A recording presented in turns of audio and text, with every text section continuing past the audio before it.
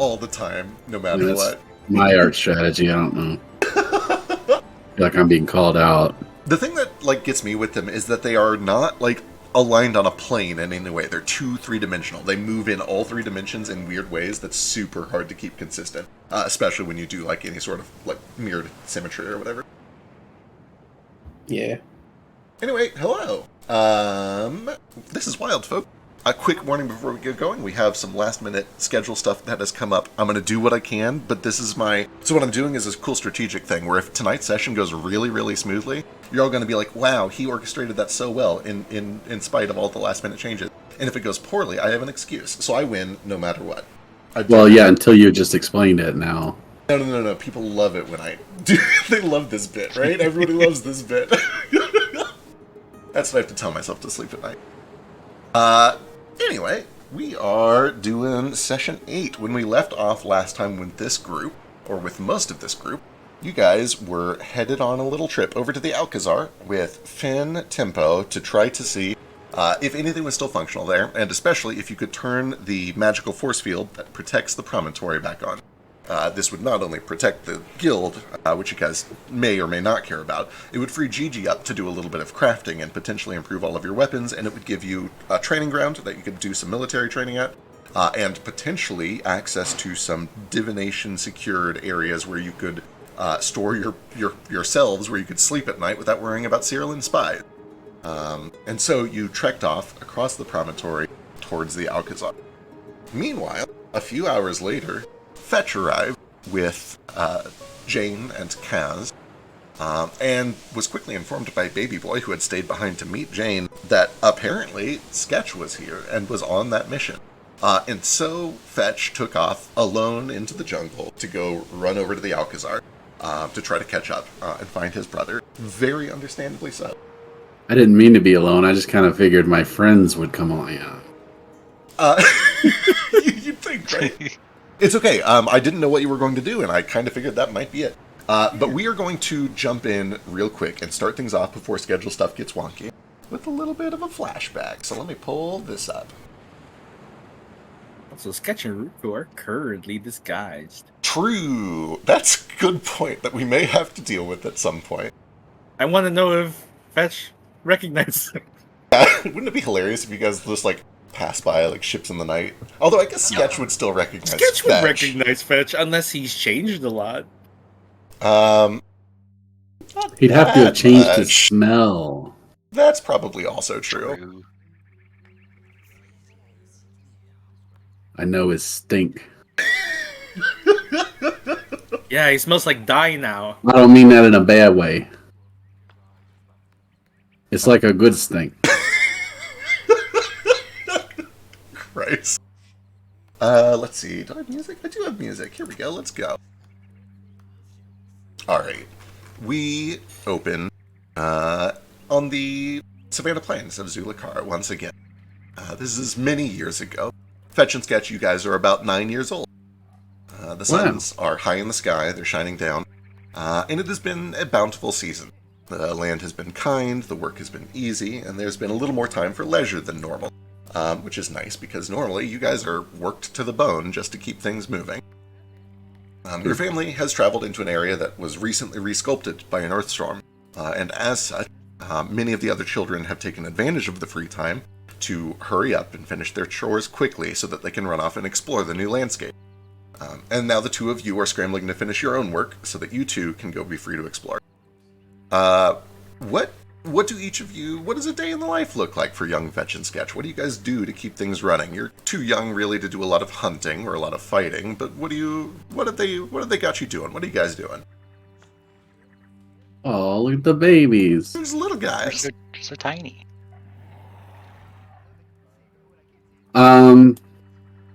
Probably find the most serious mother effer in town and then try to sneak up on him and scare him. I'm sure you certainly do. Give me a stealth check just for shits and gigs. I think these things have stats. Did I put stats into these? Well, if you didn't, then I automatically win. True. Baby cheetahs are not things, Feck. I'm sorry.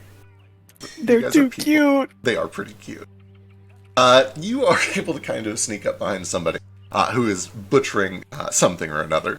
And what do you do when you sneak up behind this guy who's very tough, very grisly? I'm gonna get close enough. Because you don't win if you can sneak up on somebody to 30 yards. That's no problem. Sure. That's not a challenge. But Sure. you got to get right. You got to get as close as possible. Yeah. I'm gonna get right up there, slap him right on the butt, as hard as I can. Give me a strike. I think there's a strike built in there.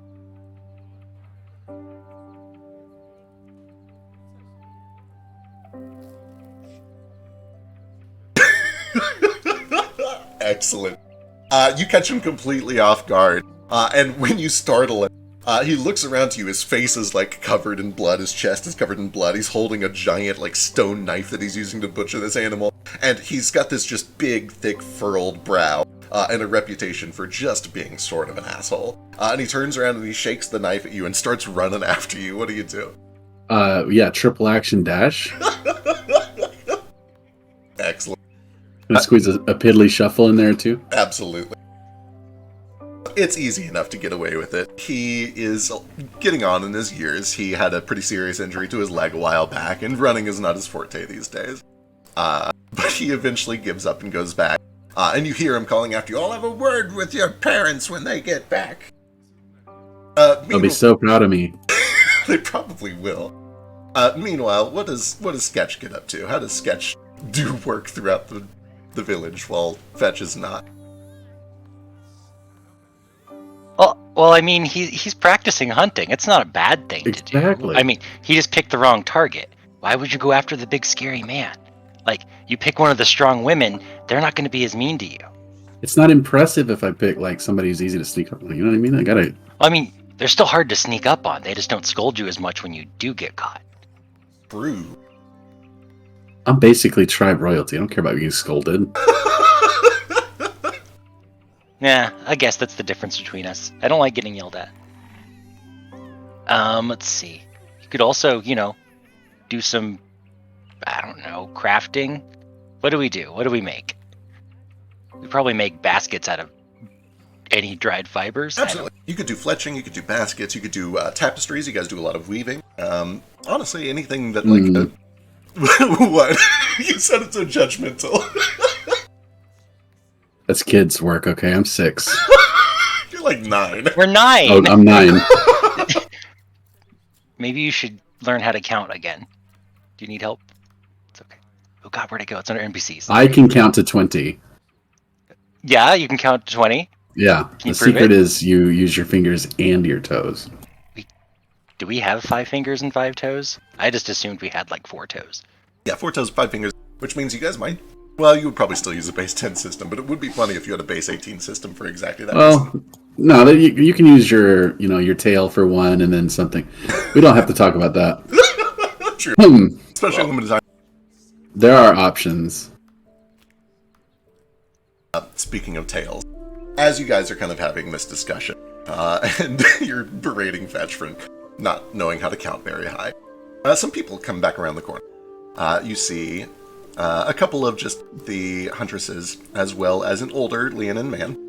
Or not Leonin, Tabaxi, sorry, I've been playing too much on Thursdays. And you can see that the man has a big old crocodile tail that is slung over his shoulder. And he parts ways with them and comes over next to you. And you see... Oh yeah, what's up? Can I lick it? If you want to run over and lick it, you sure can. I want to know what it tastes like too. As you are running over there to go try to taste it, you do see that your father, Pick, does kind of lower it down. Easy. All right, here you go.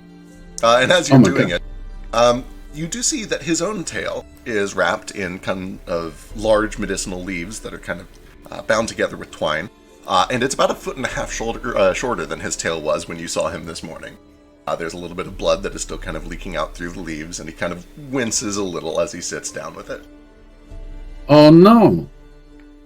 Wait, is it gonna grow back? No, they don't grow back. But you should see the other guy. And he holds up the crocodile tail. That's the spirit. Yeah. Maybe you should eat his tail and just steal it. Oh, I don't know if that's how it works either, but I intend to. You know, they say that hunger is the seasoning of kings, but today, today I think it's revenge. And he starts to pull out a little stone knife and starts carving some of the leather from the meat. And he looks at each of you. Have you got all your work done for the day? Define all. Have you gotten any of your work done today? Some of it. How much is some?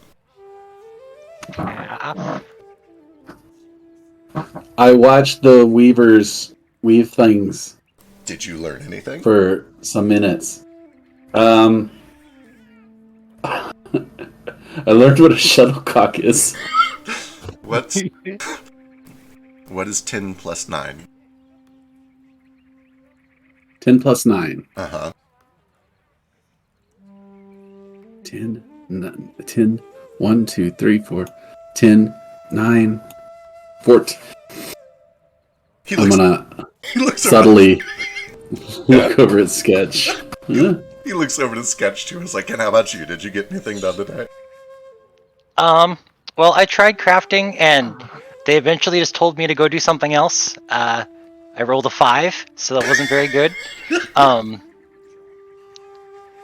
And then I watched Sketch get caught hunting, so I learned what not to do.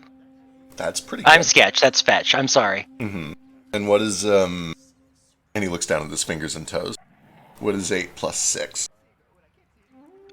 8 plus 6, you move to 14.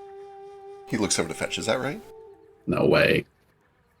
I don't know why I said that so confidently, because my int is actually a lot lower than I thought it was. Oh, that's not Yeah, bad. you got it. Alright, well, it sounds like both of you have worked very hard. Go on. There's a lot to explore. Big world out there. Don't wander too far. Body systems stay together. Be back before the suns go down. Okay. Okay. Alright, with his leave, the two of you begin to wander out. And you've heard a lot of stories. Or what do you say, if you got a thing? Let's go get our tails bit off.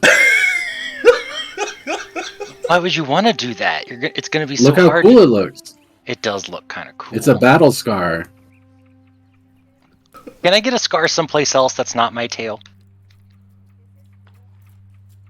As you guys begin to wander, you've heard many stories from some of the other kids who beat you to it and have already gotten an advanced start on the scouting. You've heard that to your north there's a big hill that has a large baobab tree with leaves that apparently smolder forever, like they're always on fire. To your east, you've heard that there is a river whose banks are supposedly lined with gold, according to the kids. And then to your south, some of the kids have told you that something scooped the ocean up out of the sea and dropped the beach on a big cliffside. It's like somebody took the whole beach and just lifted it up into the sky. And apparently there's some really cool fossils over there. Do you guys stick together, and where do you go? I feel like we should go to the fire tree. Or the super beach. I think the super beach sounds cool. A fire tree could just be someone caught a tree on fire. Oh, yeah. True. To the south. Oh, right. Okay, let's do it. You guys begin to make your way down to the south until eventually you reach the cliffside. And sure enough, Also- as you approach, yeah. I didn't get caught. Okay, I got caught. I did get caught, but on purpose. That Yeah, also snitching. you're right. I'm sorry. I won't do it again. Yo! Yeah, as you guys make your way to the south, you find that there's a cliff where it looks like it just literally just lifted the first 40 or 50 feet of the ocean out, and the seafloor is now elevated and baking under the midday sun. You can see that there are fossils as well as just like starfish and skeletons of fish and sharks, including one real big fucking skeleton right in the middle of the whole thing, kind of glistening under the sun of what appears to be just a massive shark. Yo, we gotta make bone spears, dude. Yeah, that'd be cool. Let's go. Yeah, super giant, ultra Like- stark bone spears. Are you can kidding? put We'll be the that- coolest. Like that massive tooth on the end. You could put like 7 teeth on the end, and it'd be like a saw. I didn't bring a hatchet. Oh well. Dude, how are we gonna get it? Can we just What? pull them out? We'll drag it back, I guess. Okay. Hang on, I'm gonna go stand next to the cliff. That sounds fun. Well, we have to look over it. Guys, I'm not Yeah, you legally have to. allowed to kill you in your flashbacks. You're still alive. It would cause a paradox. A leap! No. As you are looking over the edge there, you do hear kind of a whoop from behind you. And as you look back, you can see that some of the sand is turning wet, kind of out of the blue. And then it begins to drip upwards until a little kind of bulb of glistening water pokes up from the sand. A little... Where is he? Where's the boy? Stand behind me. Wait, I want to see. Boy, it really just does not want to let me move tokens today. It's going to be a super crab or something. It's a little water method. You can see this kind of strand of water with a couple of beady little elemental eyes of energy that kind of looks up and blinks at both of you back and forth. Oh, it's cute. Okay, watch this. I'm going to dive through it. Well, don't make it mad. Oh, Whoosh! As you dive through it, it sprays across the sand. And I need you to give me a reflex saving throw as you feel the water begin to reform around you and try to, engulf you. Hey, that's really good. Yeah, this thing begins to kind of slither after you, and you can tell, Sketch, that this thing's actually pretty upset. But to Fetch, it's just like playing tag. This thing is just chasing Fetch in circles, trying to catch up to him. Sketch, give me a nature check, if you would. okay.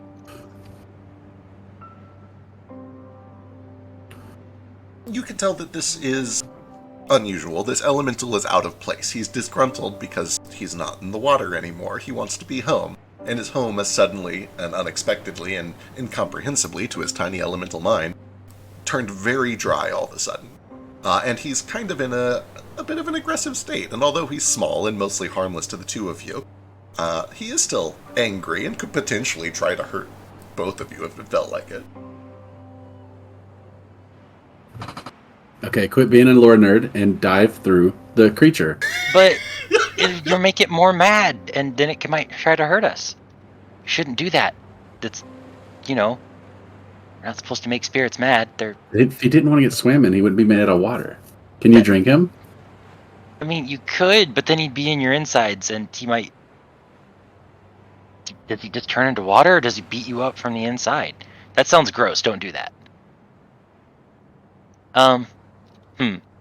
His home's all dry. Is this water at the end, down here That's now? a cliff. Mm-hmm. But there's water at the bottom. Yeah, it's a cliff down to the ocean. Maybe we can get him to jump off the cliff. Oh, we can throw him off the cliff. Can we pick him up? He's water. Yeah, you try to pick him up. Yeah, you try to playfully By the tail, transfer though. I'm not trying to get bit. and you find that it just goes right through your hand, just goes right through his tail. With that said, it does seem to kind of almost like a snake. It reflexively coils around your wrist a bit, and it kind of sticks a little bit, but it seems that it is able to sort of exert a little force on you, but it can turn back to liquid and just slip through at a moment's notice if it wants. Pull See, it my likes arm me. back. No, it's trying to stick to you. It could wrap around you and then squeeze you like a snake. Nobody's ever been suffocated by water in the history of ever. It's a drowning is. That's different. No. Can we get him? Let's try to get him in the water. Hunting tactic. I forget the name of it, but we stand opposite it and we make a lot of noise and we scare it. Okay. Yeah, both of you give me intimidation checks.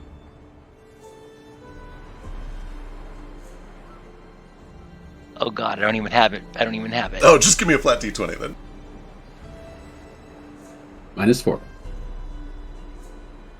For lack of shared language. Oh, fair. It's also the adult fetch sheet. Oh, it is. So 2 more, so that's a 16 and a 14. Oh, I have it. Yeah, if you double-click a token, there's a little sheet for that, dude. It's not important. It's a flashback. What is important is that both of you kind of, punch down real low and just roar at this thing. And Sketch with the 10, it seems to not really buy it very much. But then it turns to Fetch, and Fetch lets out a pretty mighty little roar at this thing. And it kind of shirks back, and it starts to edge towards the edge. There you go. Yeah, and then you jump up and down. Get out of here! You do one last jump, and you watch as it slips, and it begins to fall. And it, for a long, long time, free falls until it lands with a bloop down in the ocean. And that's the last you see of it. We did a good thing We here. did it. We put it back to where it needed to go. Right. And we didn't drown. Or lose our tails. You also didn't dive through it, so. Yeah, I kind of regret not diving through it now. Well, I get to touch it a little bit, though. It just felt like water. yeah, it was very wet. All right, let me get a perception check from each of you real quick.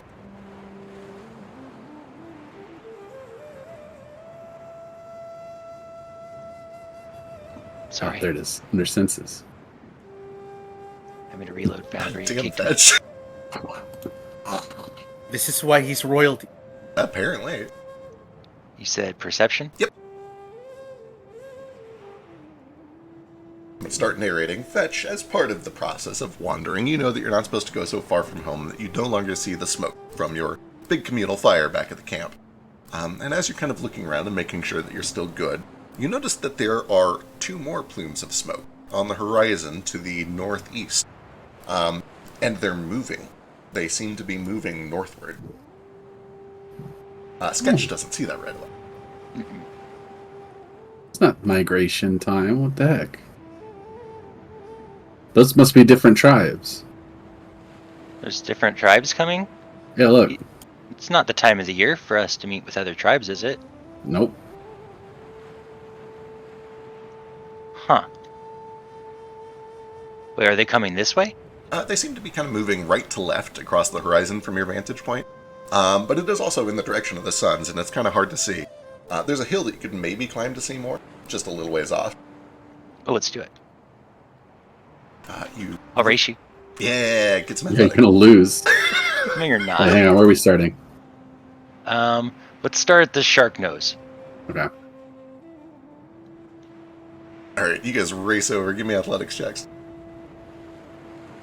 I went. No. What even is my strength? Oh, I've got a +1.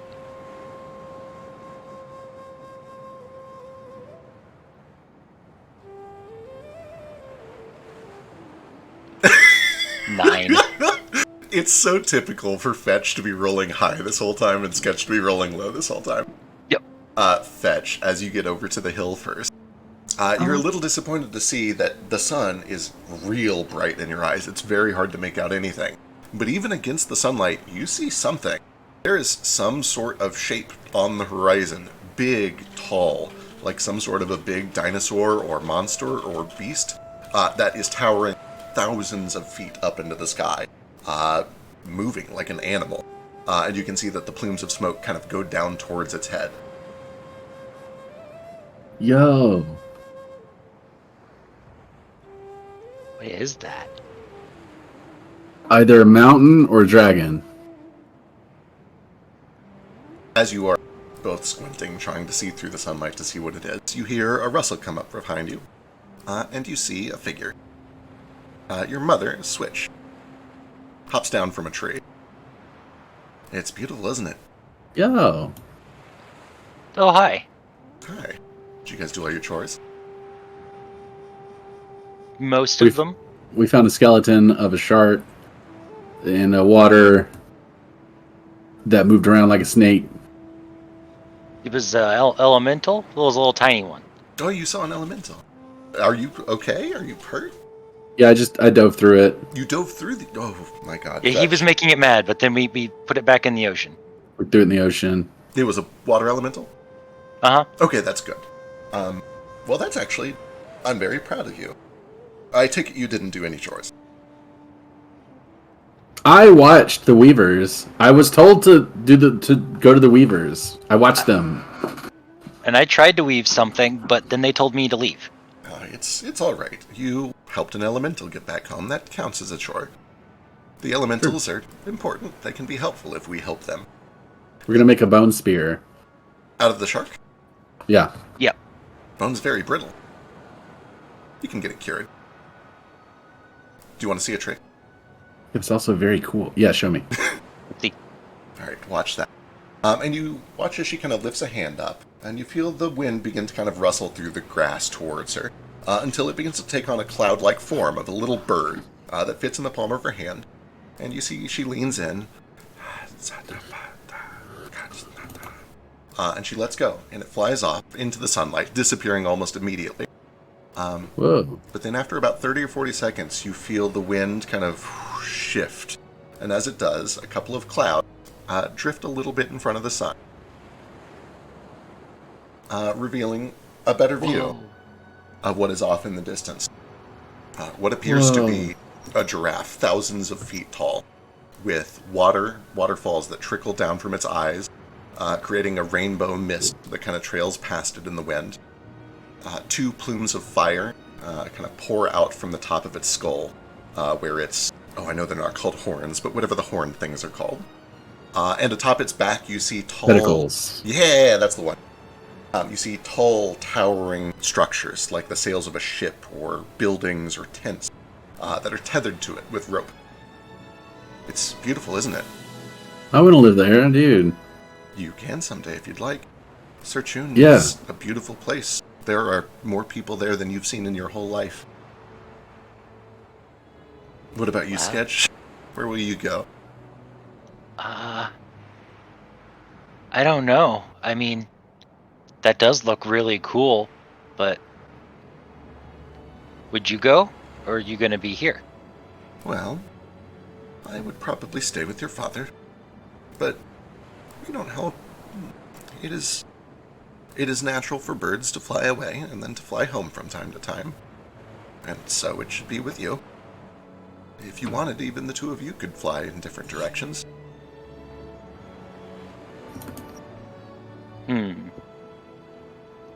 I don't know. I'd miss if we went in a different way. Different Yeah, it directions. sounds awful. Yeah. I think we both can just go there, and then we'll both be there, and then you could come see us, and we can come see you. That sounds like a plan, then. I hope it goes just like that. And with that, we will cut back to the present.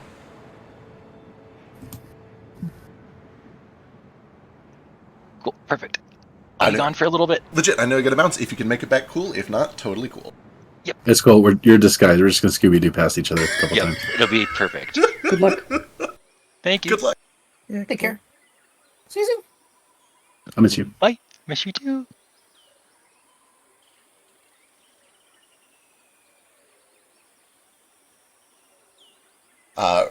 Rico, Tex, Narafi, Hopper, Branch, and Sketch, who is now on autopilot for a little while, have been traveling through the jungle for what feels like 7 hours, but has probably really only been 2 or 3. The sun is hot, it's wet, you're in a rainforest near the coast, and Finn has been kind of slowing his pace to make sure that everybody can stay up, but you can sort of read on his eyes that he's having to pace himself a bit. But he doesn't complain, and in fact he's very friendly the whole time. He occasionally drops back. He probably actually drops back to Tex first. So, where'd you get the knife? Mm-hmm. He looks to Ruko. Where'd you get the knife? I don't know. He stole it. He Wait, stole would it. I know this? I know that's between you and Tex. Max. I think it's reasonable to assume. I think Tex is actually just sleeping on our shoulder. I don't know. He's, is he... How do I put this? I'm no mage. I know very little about mages. But the mages that I've known had companions, they had familiars. Those familiars never had knives. I've never known a familiar to really engage in combat like that. Well, you can't stop a cat if you just find him with a knife one day. So, hey, Tex, where did you get the knife?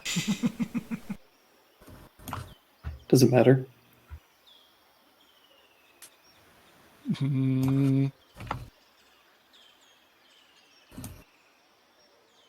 Did Fenn just hear him talk? That is up to whether Tex was whispering or not. I'll let you have it if you want it. No, he definitely wasn't whispering. You do see a grin kind of cracks. I fucking knew it.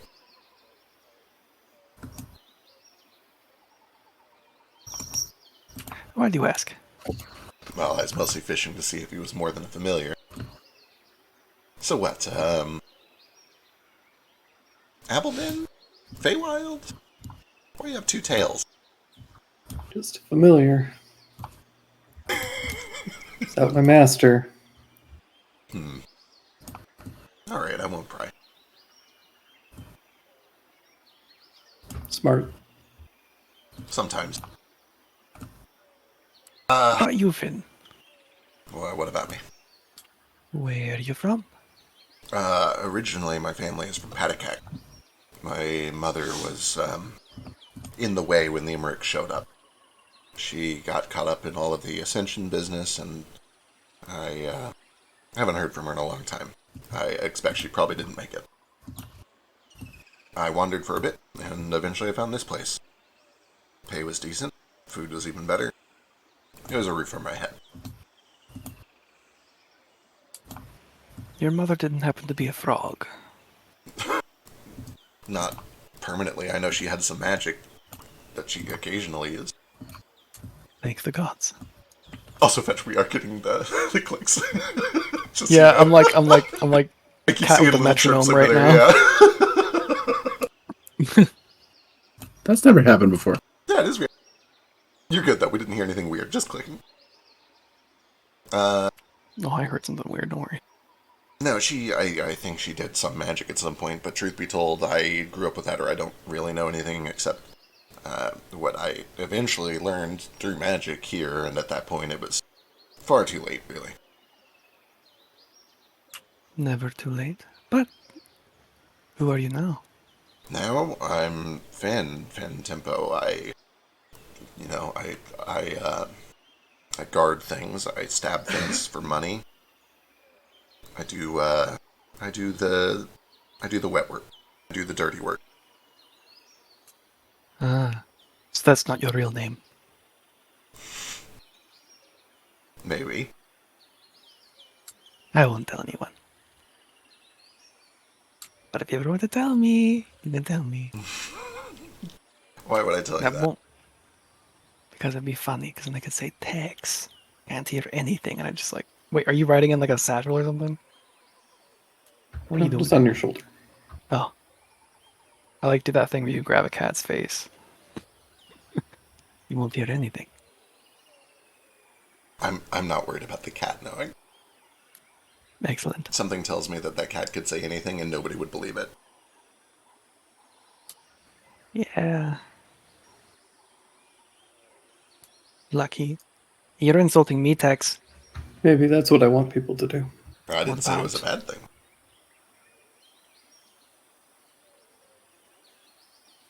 So can you tell me about what we're doing?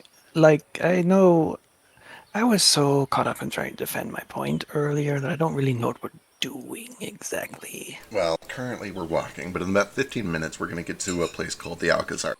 Inside, Well, yes. Is it a fortress? it was a fortress, and I hope that it still is, although I have to assume that because the walls are down, it is not in great shape anymore. So we're going to go in and figure out what happened to it, if anything is still online, or if we need to do repairs.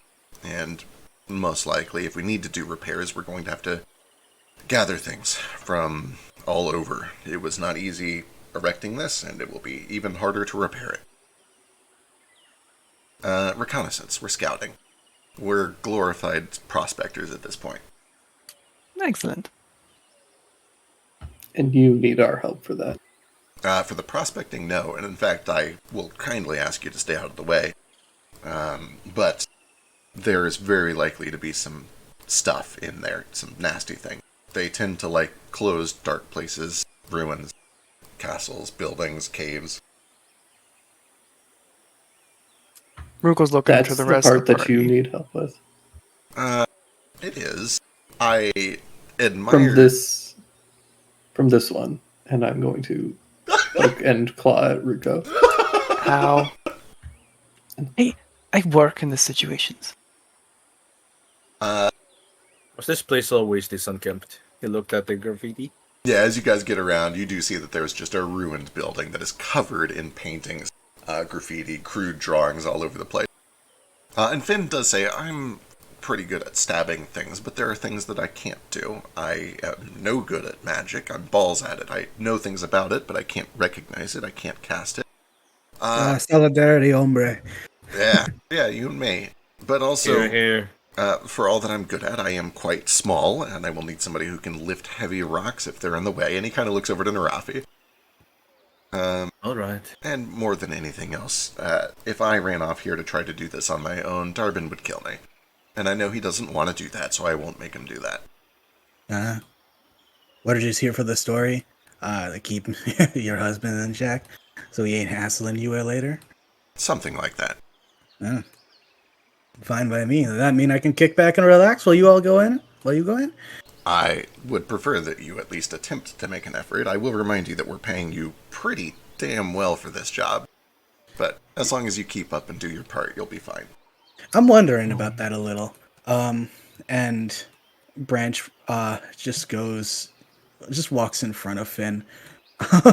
And if they're still walking, just walks backwards while talking to him. So where do you get all that money? The animal don't grow on trees, you know. Well, the noble answer, and the answer that I would like to tell you, is that we made it here at the guild. I don't give a shit about the noble answer. I want the true one. Well, it was true for a long time, but then it dwindled, and then to get more of it, we started taking jobs from Eden proper, the capital. They got a line down to you? They had one for a long time until we got sick of it. Gotcha. We Now you- we ended up getting paid very handsomely to sit around and do nothing in their fancy walls, floating hundreds of feet above the air while we watched our hometowns get destroyed. And after a while, the money wasn't worth it, so we told them to fuck off. And when we got back, we had found everything was already in ruins, the place had been looted, and the other guilds were more than happy to take our place. Live in large cush behind their nice, cozy walls. So you from here? You work for Landfall long? Yeah, 20, 25 years or so. Do you remember me? I do. It was, just a... Give me a perception check as an insight check. Give me a sense motive perception check. Also, I don't know if I have called for this from anyone yet, but now that you've said it out loud, is anyone here trained in society? Or religion? Either one would be appropriate. I'm trained in both. Well, besides you. Oh, okay. You have esoteric lore, so you might. I have religion. Excellent. You wouldn't know this right away, but if you want to do the check now, that's totally fine. Might as well get it out of the way. What'd you also tell not me to there. roll? You want it blind? Yes, a blind society or religion. Religion will actually probably be a little better. Would esoteric Oh, I work? got it. Or is Yes, religion better? esoteric would work.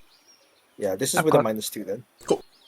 And Biscuit, you're very welcome to do it ahead of time. That way we can just kind of know what you know when you get here. Sorry, Can what I did you do? want me to roll? You give me a perception check. All right. Can I do religion as well? Yes, you can do religion as well. Ooh! Blech. This Nice, he did. It's okay. Yeah, hidden is better, but it's all right. I'm not going to be too sticklery about it. Narafi, it kind of makes sense that you wouldn't know this. Ruko. Yeah, true. Yeah, you're not even from here. Ruko, nothing rings a bell about you. And frankly, you've just been too busy with your own shit that would kind of make sense. Fetch, I'm trying to think of how you might know this at all. I think the only way to justify it for Fetch is that you probably saw it in a paper as you were traveling.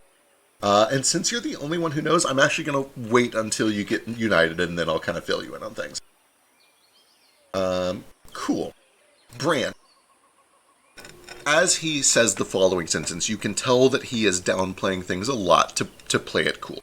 And what he says is, yeah, I remember it. It was a big deal for a while, but, no, it was a big deal to other people. We had our own issues at the time. Not that. I'm saying, did you remember me? Que recuerdas mi hermana? We did some jobs for Landfall. Wait, really? No, shit, man, I'm sorry. Darby is the thinker and the people remember. I just remember the work. It's all good, man. Probably come across a lot of people who don't come back, right? And you pass them on the shoulder. We at least try to get them back to where we found them. Is she all right? To Armana? I don't know. I haven't seen them in a while. Did you lose her here with us? You know the circumstances of my shit, right? I do. You at least. Yeah, no, that makes sense. I get it. Hmm. Well, Anyway, don't need to bring that shit up anymore. I don't like hearing about it. no, sure. I got it. But You brought it up. no, I didn't. I did not. He was the one being fucking. I don't want any. I don't need anyone knowing my shit. Okay. Uh, especially the Stop sleeping cat. screaming about it. Okay. Fine. You whatever. asked to fail you.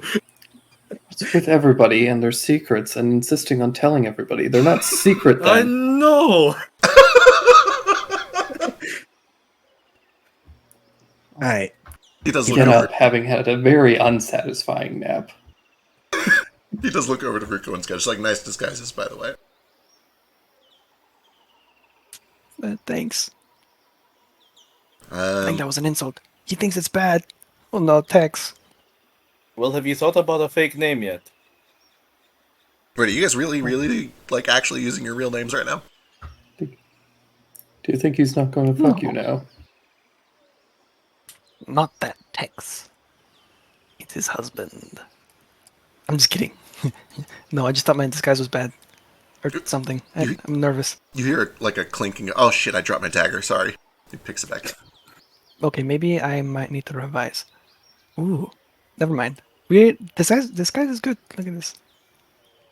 Tex, wake up. We're about to die or something. It's fine. Oh, so melancholy. You woke up from your nap. Come on, Tex. Just make sure that you Okay. run away when things get dangerous. I'll be fine. I think I'll be fine. Not if he has Things his weapon lurk out. in the dark. What's this crumble like area right here? So you can see that there are 4 turrets at the side of this fortress. And the wall of this front right run seems to have caved in, and it just opens up fully to inside. And inside, you can see that there is a kind of shattered stone plinth where a bunch of arcane sigils were carved. You can feel just a very faint humming of magic, like magic is feeding up kind of from the ground itself, basically, but it's going nowhere. It's clear that there was some sort of a magical apparatus in here that is now defunct. Well, that's fucked. Tell me about it. Who's out here tagging all this shit? Well, if I had to guess, and he kind of takes a step back and looks over to the left turret, I'd say it's probably the Dreadnought Raptors, the Weaselbridge Kids, Vistus Maximus. God, these names get worse every year. 69th Battalion. That's pretty good, actually. Yeah, that one's pretty great. Yeah, I don't know. Just guilds, stupid, dumb startup guilds that would rather poach our resources than get their own. Can't say I blame them. We let a lot of people down. They were mad. I was a mad kid once. I know what they do. So what's so different about your guild? Well, I mean, we deserved it towards the end, but early on we did good work, and early on they didn't hate us. They only got mad when we stopped serving the people and started lining our pockets to sit safe behind a wall while they were left to rot. Can't say I blame them. understand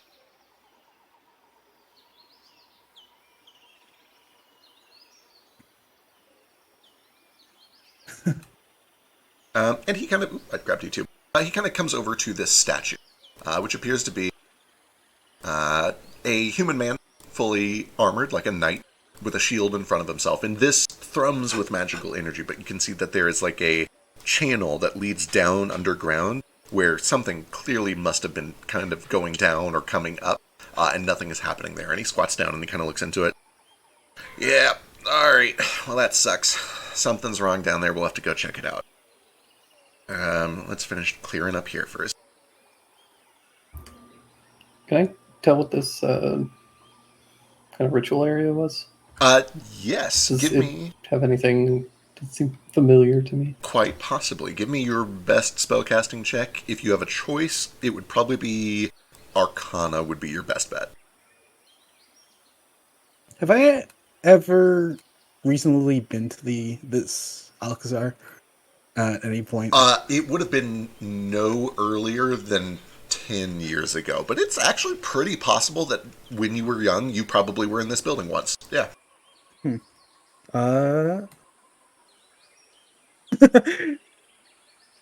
Yeah. Do I know of any would I know of any, like, kids like to fuck around and like crawl into spaces that you've never that you definitely don't want them to and shit like that? Would I know of any of that in here? That depends on how stupid you were as a kid. So you tell Fair. me how stupid you were. It would essentially be like snooping around in a magical prison. Branch and Bell like to climb on shit a lot. And generally get into places they don't like to, that people don't want them to be in. And steal shit, maybe. But yeah. You probably at least like kind of snooped by just craning your noses and looking in rooms that maybe you weren't invited into explicitly. And you would know that it's mostly just like barracks. There's what is the word? An armory where they keep a bunch of weapons. There's a conference room. Nothing that you saw was like, oh, spooky secret room. You do know that there was apparently a prison in here, which you never saw. But you also know that there was a basement entrance which you were never taken down into, and it seems reasonable that that's probably where it was. Jumping back to Tex real quick with those checks. Tex, at first you look it over and it kind of just doesn't register as much to you. But then you start to see some sigils that are a little familiar. There's one that kind of looks like, oh, that's like a forge, and that's an anvil with a hammer on it. And you start to recognize a lot of signs of transmutation, and especially sigils that you would recognize from Gigi's shop. And you look around and you start to see things that like, oh, I guess that's kind of a kiln, except it's clearly powered by magic. Oh, that's definitely a furnace, except it's powered by magic. It appears that you're in what used to be a magical smith. Cool. Nothing that reminded me of anything Weiss did. Nothing like that, no. Okay.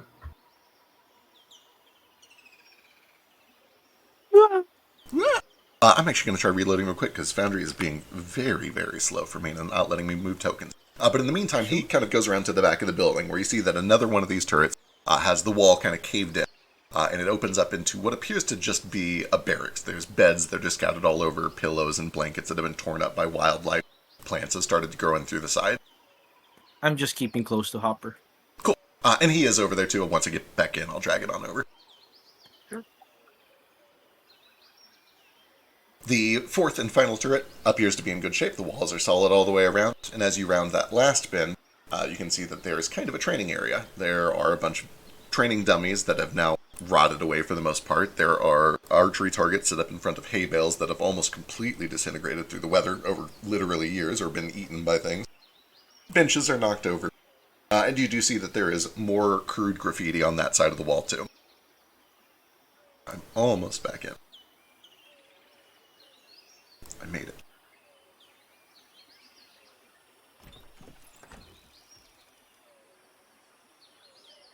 That door, sure enough, opens right up into a hallway. Neat. You letting us go in? Yeah, I mean, watch your step. There was nothing dangerous in here when we left it, but the whole reason you're coming along is because we think there's probably monsters in there. So, look carefully, watch your step, look both ways. Don't go alone. If this place was vandalized as it is, it might be trapped. Maybe. God, I hope they wouldn't resort to that, but, dumb kids, maybe. What fucking ghetto-ass kids have traps at their disposal? Adventurer guilds do. Branch just picks up a broken stone and tosses it in to see if anything goes on. Give me a perception check. Everything explodes. The whole building just erupts. My brother and I used to play swinging canaries. Swinging canaries, how's that go? It's where you set a trap where you know your brother goes to go to the restroom or wherever, and it takes you all the way to the top canopy. And you kind of just dangle there. It sucks. Oh my god, okay. Oh, Lord. It's really funny. You did that to each other, that's terrible. Well, I never Were got you them. usually the victim? Yes, but I was being watched. I wouldn't stay up there for more than 5 minutes. Mm-hmm. Tell Plus, me he more tried to about cut your me down. brother. was probably one of the more mean jokes he did, but I was trying it too, so it was kind of fair. Yeah, don't dodge the question. Tell the good man more about your brother. He comes over behind Branch to start looking inside too. He just gets this exhausted look. Maybe another time. Narafi makes mental notes. As you listen cautiously, Branch, you toss the stone in. And you don't hear any, like, scuttling or movement in response to it. No traps go off. You do see there's a door right across from you. And it opens up into what appears to be a conference room. Conference room is in pretty decent shape at first. Nothing is, like, broken or destroyed in here. Except you notice that in big, big writing across the main back wall there is graffiti for the Moresco Witchers. And as you look around a bit more, you can see that there are paintings all throughout here, and the paintings have been defaced with more graffiti. Well, We're are full we of staying ourselves, outside?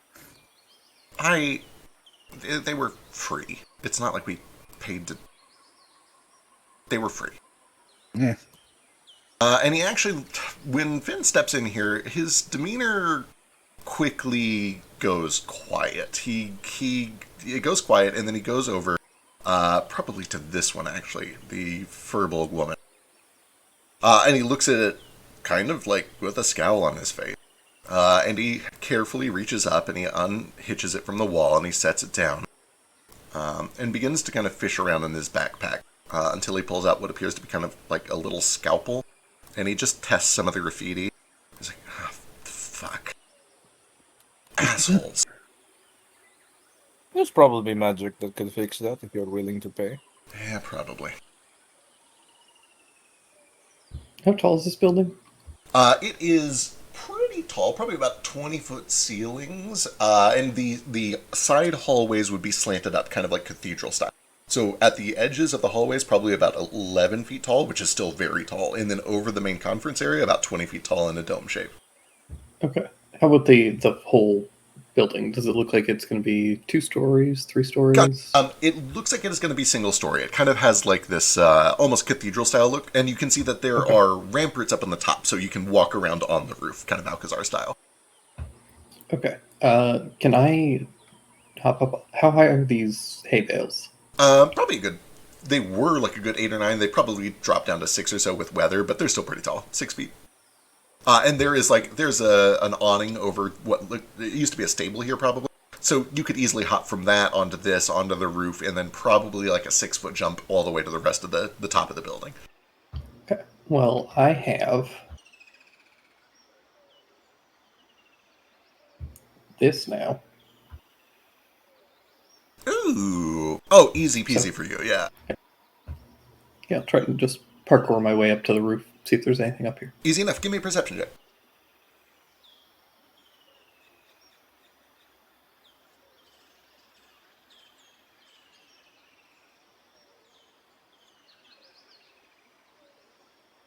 That is quite good.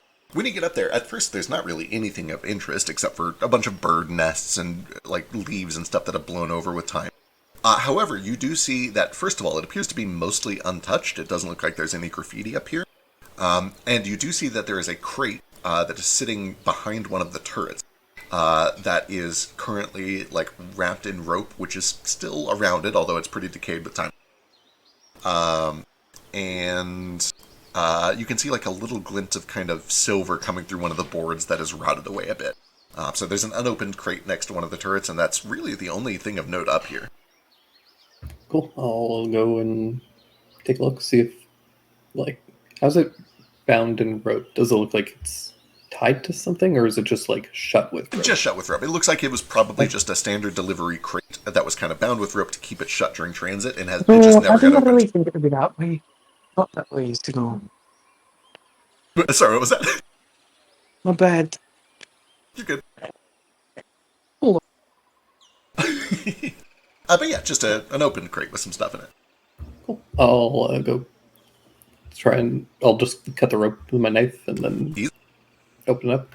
As you kind of pry it open, what you find inside are several ingots of, or sorry, not ingots, but raw, like unrefined chunks of metal. Give me. Do you have crafting or nature? Almost certainly not. No.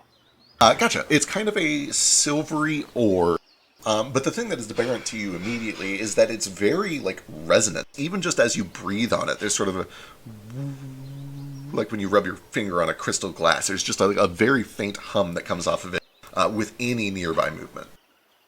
If I touch it, does it do anything weird to me specifically? What a great question. Let me go read a thing real quick. Let's find out.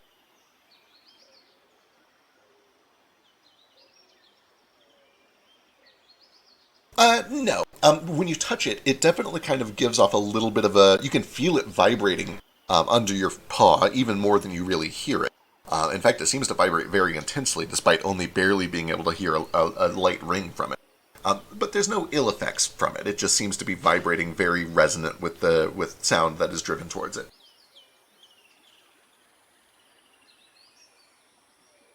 Cool. How's the roof look otherwise? I swear this is almost my last question. Okay.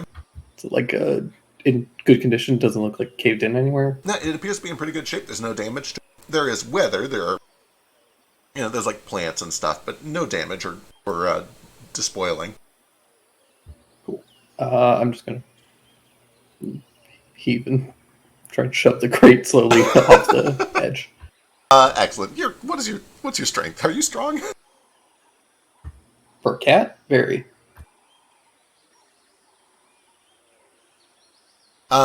Excellent. Then with some work, you're probably able to. Yeah, athletics or. Yeah, let's see some athletics. We'll see how long that takes. You know my wild opinion that all strength checks should be flat checks, but yeah, plenty. It takes a couple of minutes for you to kind of carefully push it over, but you get it over to the edge. Are you worried about damaging this crate as you push it over? It's just ore inside. Absolutely not. All right, then you guys all hear a crash as a crate full of metal ore kind of clatters on the ground. It would be over towards the front. It was near this damaged first tower that you guys looked at. And all of you can kind of hear when that happens. There's kind of just a resonant ringing that happens after that crash. I go out to Hopper. Christ, what the hell? Hopper, sorry, I'm bad at keeping the token up to date because I'm currently eating, but Hopper will be right by your side the whole time. Okay. What was that? Branch just started wandering around by himself for a bit, but I conveniently put my token in the area where like. You guys are coming from over where Hopper is right now, out front, over here. Oh. However, Branch, give me a perception check as you walk through that area. Nice.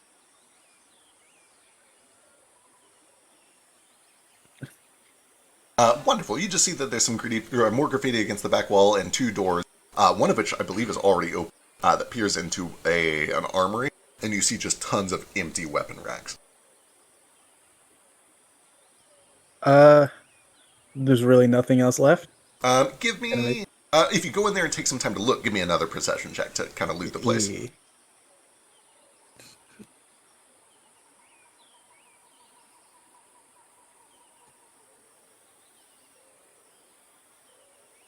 You look very carefully, and what you find are bad, old, damaged weapons that don't match.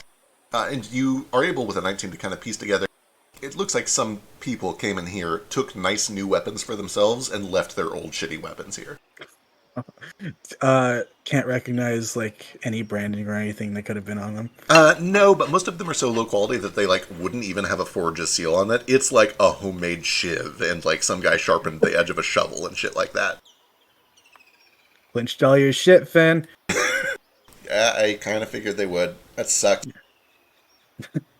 And you do notice he comes out, but he takes a little longer than normal to come out from that room. What was that? Did you drop a crate? Oh shit, where'd you find this? Meow.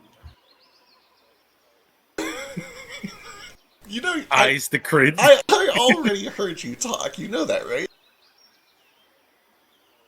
Yeah, but great. All right. What are you talking about? Tex can't talk. What? No, He's just a cow's cat. Wait, what? No, he only bitches. You guys are fucking with me. I heard him talk. Anyway, what is this? Silver? Iron? No, it's ringing. You guys feel that? Look at that. This might be magic or something. Can I bend down and touch one? Sure, And, absolutely. Can I grab one? Yeah. You bend down, you touch it, and you can definitely feel like it hums under your touch. It's vibrating. It's like holding onto something that's buzzing like a game controller. Vibranium. Yeah, kind of, yeah. Does In anyone Wakanda now. Does anyone have anybody have like a refined sense of hearing from their background or their ancestry or anything? I don't know if anyone here has like special hearing. I think everyone just has regular and precise hearing. Yep, fair. Then yeah, it's very obvious to all of you that there's something weird with this rock. It vibrates and it gives like a little bit of a Red ringing aura. noise. Read Yeah, aura. You supposed to. Wonderful.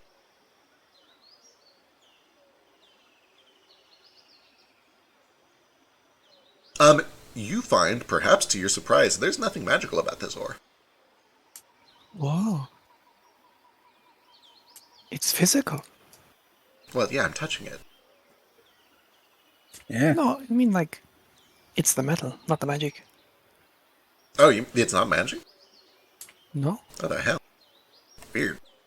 I'm sure whatever it is, Gigi will know. Did you find it in here? And he kind of like looks into the forge. It was clearly dropped. Meow twice for yes.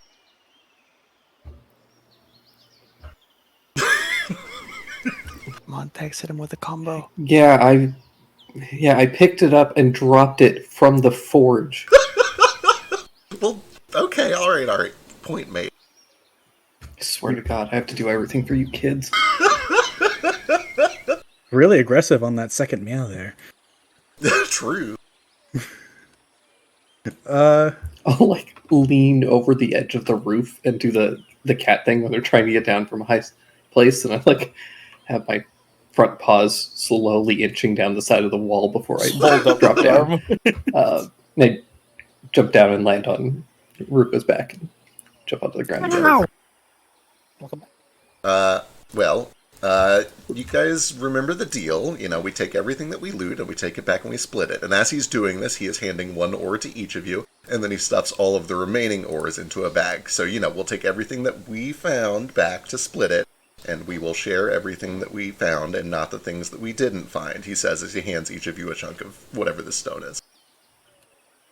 Right. Chunk of scry gunk. Sorry, not the Scry Gunk. I accidentally dragged out party loot instead of a new loot thing.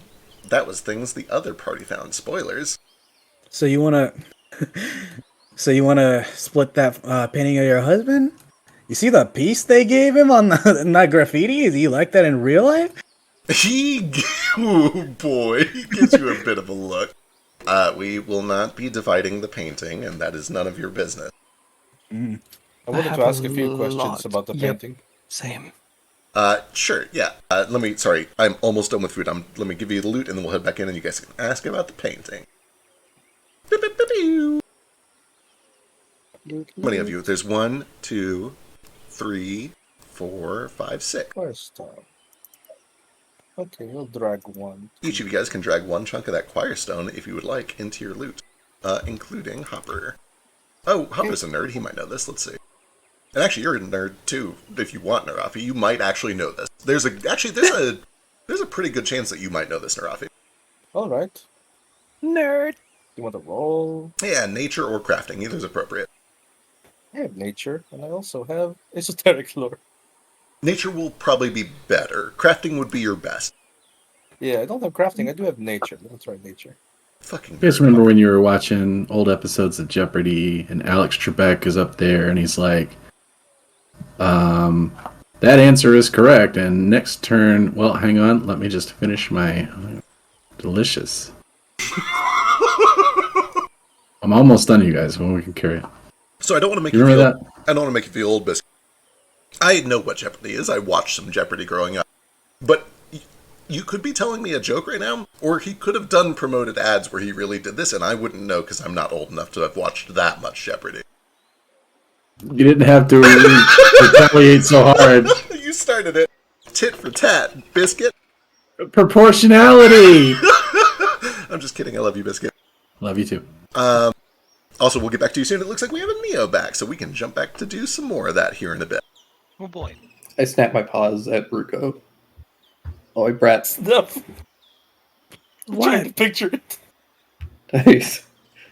Pull out the ghost hand and flip my chunk of metal over to him. That's cool. He's gonna act like he's gonna drop it. Like he doesn't get the message, but he clearly does. I drop it on your foot. Ow! Okay, God, fine. Okay, Because this you're is... so small. Sorry, go ahead. We're good. Narafi, this is actually super appropriate that we know this. This is a material that is often used to make both weapons and armor that are crafted in pairs. It's called choir stone. It is resonant, but it is especially resonant if you kind of create two pieces that are paired together, like a tuning fork. And when they are impacted near each other, they make a very high pitch, like a dog whistle noise. And depending on how you tune it, there are certain types of monsters and creatures that are like really annoyed by that sound.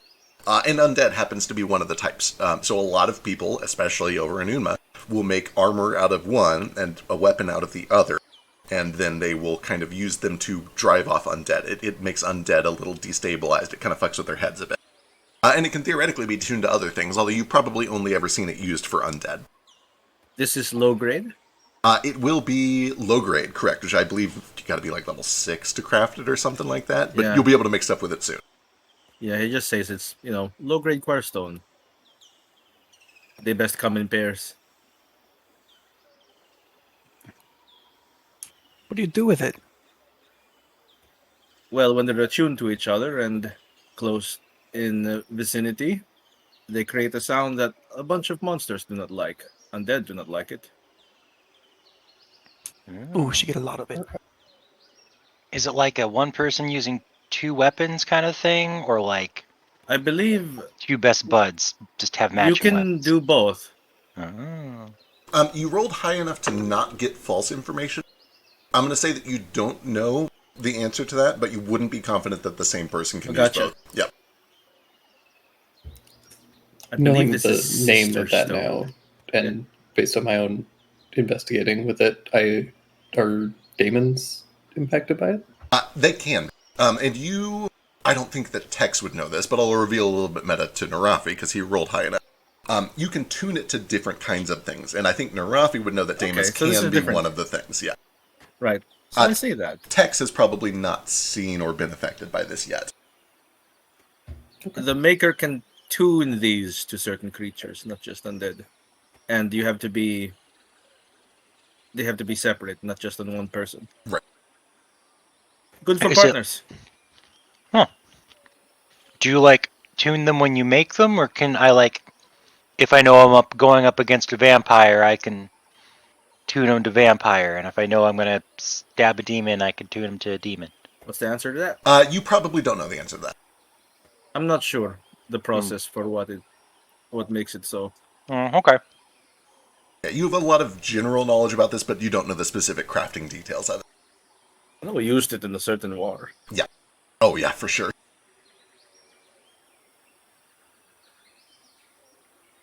Finn takes a second to kind of look over the armory, make sure that there's nothing in there he can fix. You find over here, Branch, that there's kind of just like a cabinet cupboard sort of thing. Lots of pans and dishes and old food that has gone rancid and sour. Probably smells like shit in there, actually. The shit and mildew. Lots of mold. Yeah. Not great. I don't think there was anything worth salvaging in there anyway, unless you want a bunch of old silverware. Which, you know, I guess it could be worth something. I'm sure the cat will have a heyday in there. To eat garbage? Eat spoiled food? He's a cat. Of course he eats spoiled food. Do cats eat spoiled food? I thought that was like a pigs and dogs thing. I don't know. I've never raised one. Huh. Hey, cat. My cats are The picky. room's down there. And he points at the food room. Tex, you're going to kill him, right? Maybe in time. Don't. Just don't.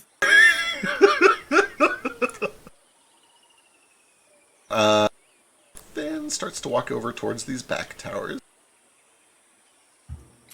Is there any food that looks yummy to me? Give me a perception check.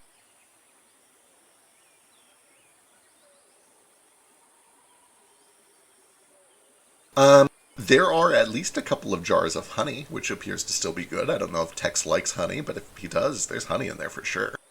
There's probably some salt that is still good if you want some salted honey. Flour is bad for sure. A lot of the other food is bad, yeah.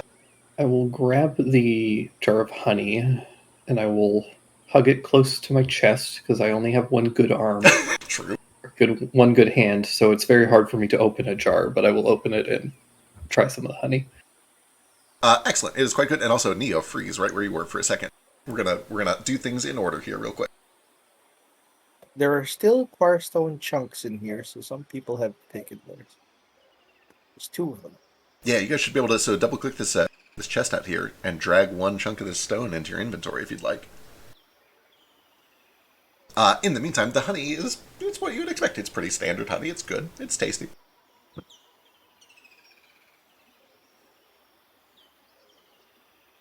What does sit, stay, good dog mean? Funny you should ask. Before we jump to sit, stay, good dog, Jaeger, what was Ruko doing? What? Don't worry about it. I don't know what we're talking about. Finn was starting to walk past this door, and I thought you were trying to flag him down. Oh man, I have so many things to ask him, but I feel like we should move on. Let's. All right, we'll do sketch first, and then we can come back to that for sure. Yeah. Sketch, as you're kind of going around to catch up with everybody, you walk through these chains, and you hear a sudden jingling all around you as the chains skitter to life and begin to wrap and twist themselves like they're just spinning wildly in place. I need you to give me a reflex saving throw. Uh-oh. Whoops.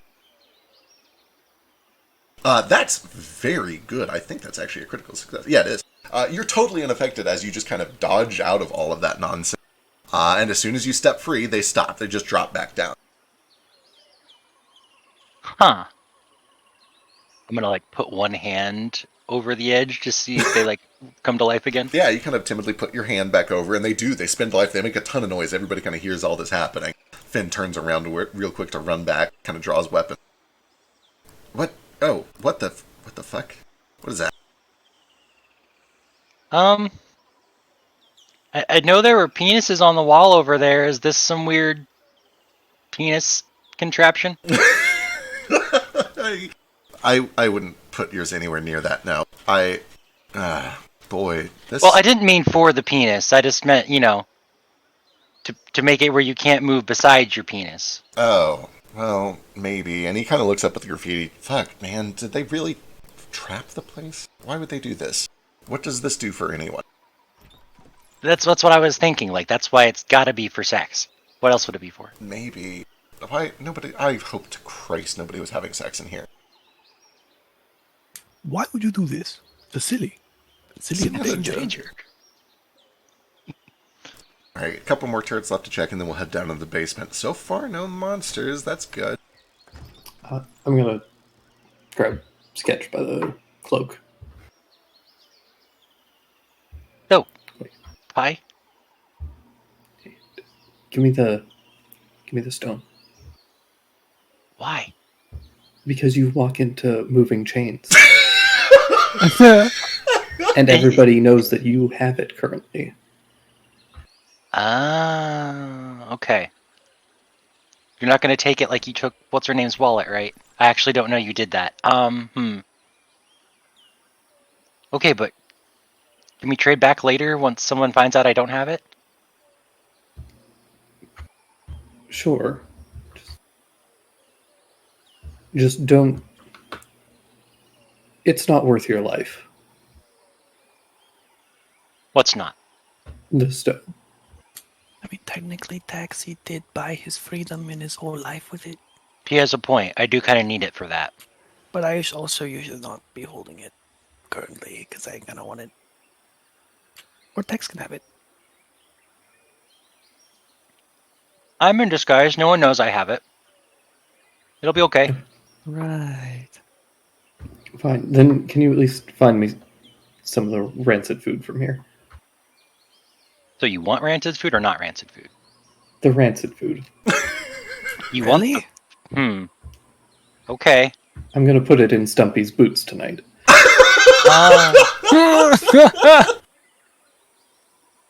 Okay. Sounds like a fun prank. Although we might eat it. That'd be gross. Nah, that's a, Tex. Sorry. No, that's a good plan. I like it. Okay, what's a fine for rotten food check? Is it like It's- survival, but It's all over. The no check required. There's so much rotten food in there. I guess if you want to avoid anything that will actually make you ill just by touching it, give me survival. yeah, I don't want to get ill. Yeah, the DC's not hard here, but you can at least, like, yeah, you avoid the stuff that is, like, dangerously black molded over. And you just get the stuff that's gross and stinky. He gets it in his hands, and then he realizes that, what is he going to do with it now? Just kind of holds it there. Then he'll go find Tex and just kind of gesture it at him. Alright, just hold it there for a minute. Then I'm gonna finish eating the honey out of this jar. The whole thing. The whole thing. Yeah, Wouldn't it's gonna even take me a ruin this while. honey. He just slowly starts looking, like shoving his face into the jar. Oh, can I have some? He gives you a real long, dirty look. Then Ghost Hand comes out and he scoops up a little honey and passes it over to you. Thank you. Tex, that sure is a lot of honey. It's really good. It would be a real shame if you just ate all of it, For your internal organs. I think you should share it a little bit more. Maybe? You can't just ask. Because you love me so much? There's another jar over there. But no, I kind of want some of yours. Okay, fine. He'll go get the other jar. I love that we've done it. We've come full circle, and now all three of them are eating, they're licking things they found in a dungeon. Honey doesn't go bad just because it's in a dungeon. True. Dungeon honey sounds cool.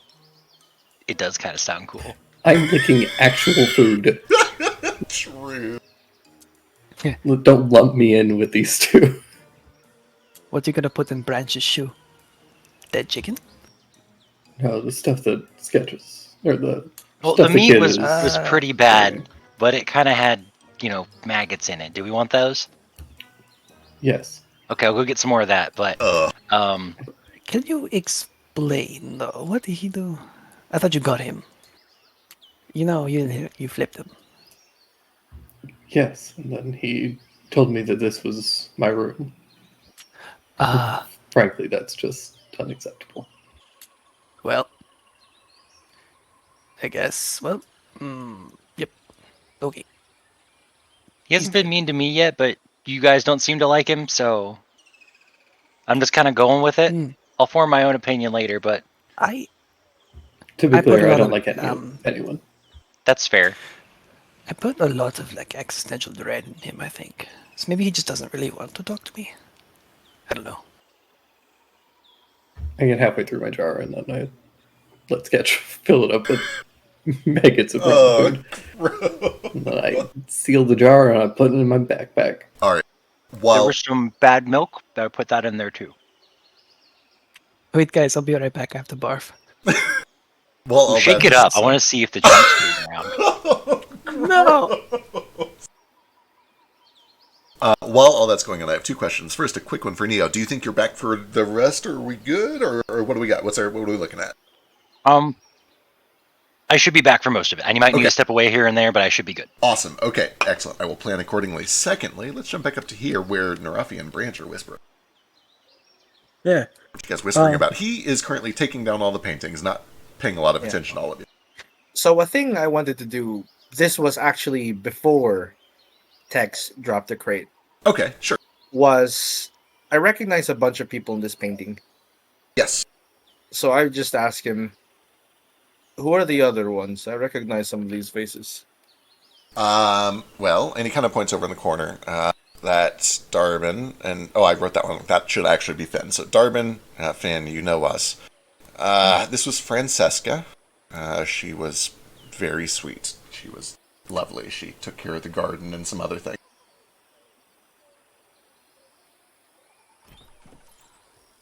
Sorry, pulling up notes. Where did this go? Francesca is the Furbolg. Yeah, nice kind of elderly Furbolg woman. That's Francesca. This is Rita. She's very clever, very kind. I think she started up at school last that I heard, but we've been trying to get in touch with her. We're not sure what happened to her. This is Harais. We called her Janaka.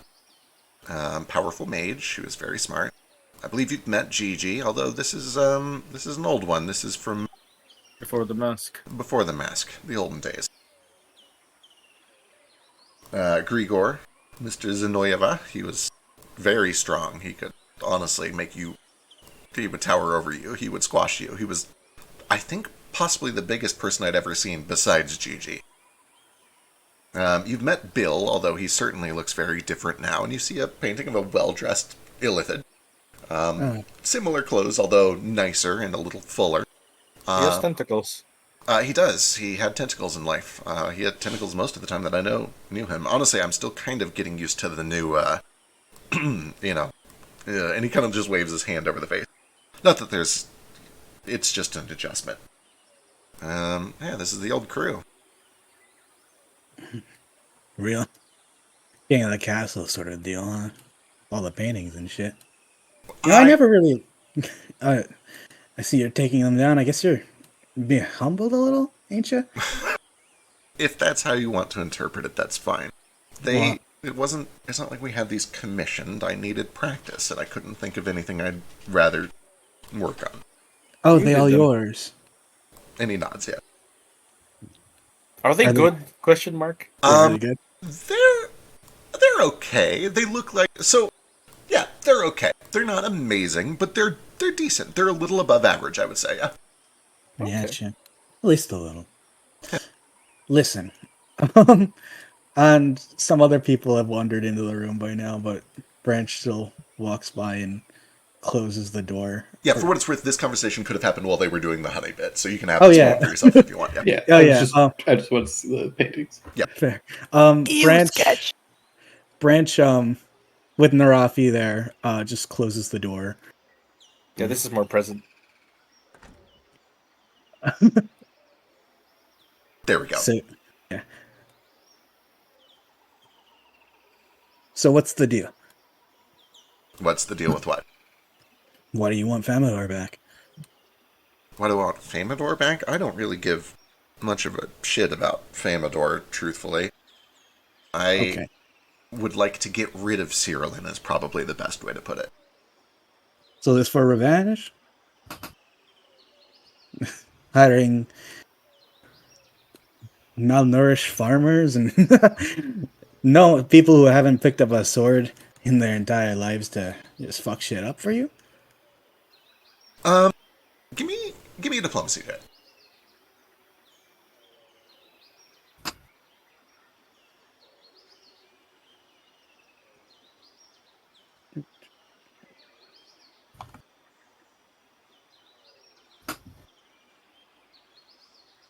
Oh, Nice. Son of a bitch, Branch.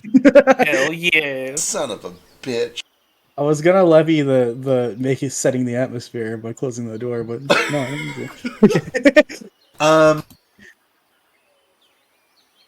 At first, he's very tight-lipped, and he kind of gives you a look. He sees that you've shut the door. He sees that you're trying to have kind of a negotiating presence here, if not an intimidating one, and maybe even that.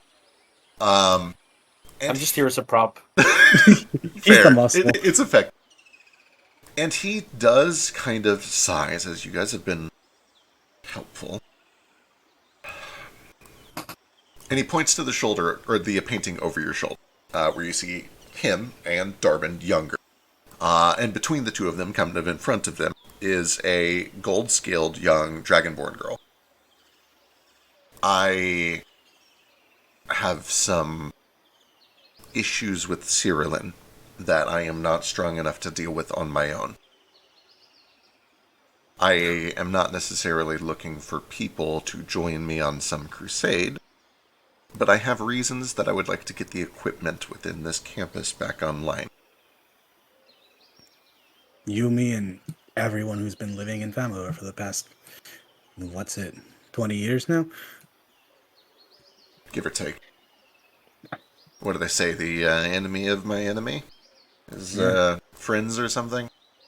I ain't even know if you're my enemy. I don't think I we just are. want to know. I just want to know if you're you plan to just use us up and toss us to the side when you're done. No, I appreciate your skepticism. That's not my way, and it's certainly not Darbin's way. If we're useful to each other, that's great. I have a pragmatic view on things, but I enjoy making real allies. I suppose more than anything else, I've been cautious about assuming that you give enough of a shit to form any sort of long-term relationship or business arrangement. For the time being, I assumed you're here for 25 gold, and then I may never see you again. Oh, fuck. Branch steps up to Finn, like, kind of gets in his face, trying to be as intimidating as someone probably like 7 levels lower than him. You're taller can than him, be. you're bigger, you have a presence, but... But yeah, and it's like,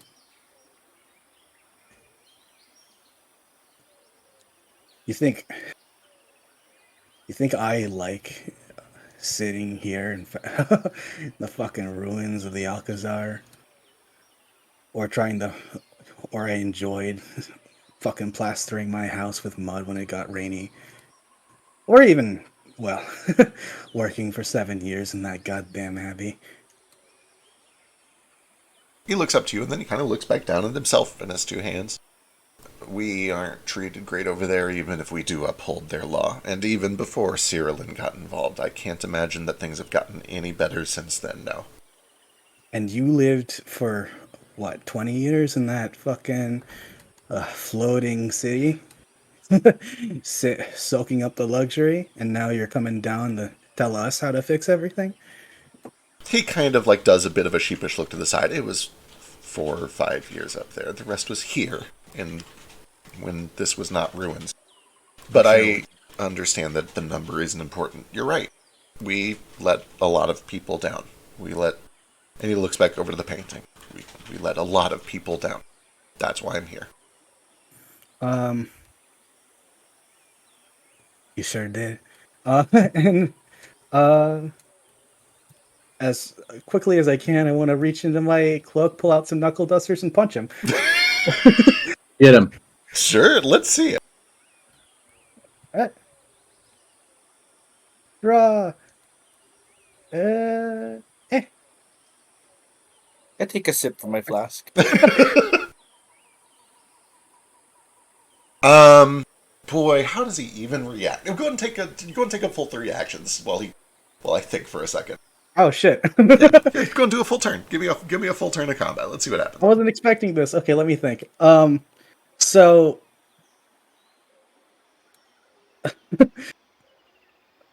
I can't use the cheat. Just wanna fucking then I guess use a full action to unequip the knuckle dusters and equip the chain that's wrapped around the same arm. Okay, that's how this works. And try and wrap it around his neck. All right, sure. Let's see it. That sounds like a grapple to me. That's athletics versus his reflex, I think. Yeah.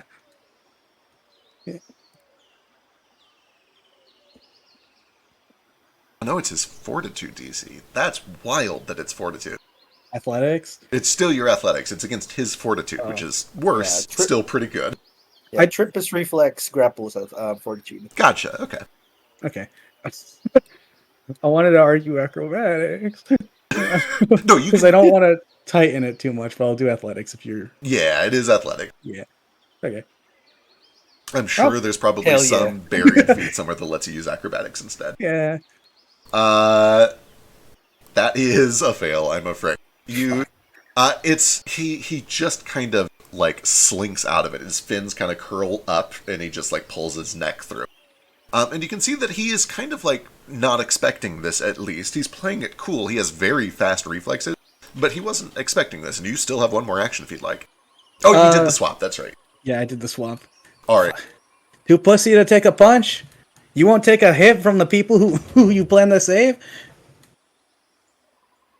I think that what he does is he's going to use one action to extend one of his hands out, and as he does, you hear a metallic shing as this blade kind of emerges from the device. I can't remember if you were one of the people that saw it, but from the device that is hidden in his wrist guard. And with his second action, he swings it towards your chain and effectively tries to hook this blade through one of the links of your chain and rip it off of you. It is a disarm. Which is athletics versus your reflex DC. What's your reflex save? 10. 10. So you have a DC 20 here. So are you using the new version of Disarm, or? Not yet. We're not going to adopt any of the remaster stuff just yet. We'll get to that very soon. I don't want to do it in the middle of a session, Right. but I know it just So launched Disarm today. is currently garbage. Gotcha. Right, it is definitely currently garbage. With that said, he might be able to crit here. We'll find out. So first action, draw. Second action, a disarm attempt against a DC 20. That is a critical. Oh yeah, that's a crit. Yeah, it's disarmed. So let's see. The chain is disarmed. And as he does, he's going to not... He intentionally lightens this, but there is a pull, and you feel a tightness around your wrist. I'm going to say that instead of the full damage here, you just take 1 point of bludgeoning damage, as he kind of intentionally pins your wrist down as he pulls the chain. And he looks at you, doesn't say much for a long time, kind of just gives you a bit of an icy stare. It says, I am not here to make any more enemies than I've already made. If you have beef, that's fine. Take your money and leave. Fucking High Castle son of a bitch. Spits in his direction. He takes it, and he lets go, and he lets you take your chain back. Since the chain's wrapped around his arm, it probably hurt like hell when it came up. Oh, probably, yeah. That's where the 1 HP came from. Yeah, that's probably where that came up. So Most I'm likely. just gonna take some time sitting in this room and wrapping it back around myself. I wonder how. Let him go. I want to see how. I had a thing for that, but yeah. I don't know if we're to help. If I Narafi, remember the last time I asked, I tried to be nice to you. it's very difficult because one arm and all that. It's now all off and like. But I find it really hard to be nice to people with one arm. Alright, as these two scenes are happening, let's cut over to another scene. Back in the jungle as Fetch is heading our way. Zoom, zoom. Zoom, zoom. Fetch, what's your pace like? I assume that you're moving pretty fast, is that true? Or what do you do as you are running towards this place? More than almost anything else, I think Fetch is extremely competent at long distance running. Absolutely, that seems So very we're going to reasonable. keep as high a pace as we can without exhausting. Love it, love it, love it, love it. Go ahead and give me a perception check then.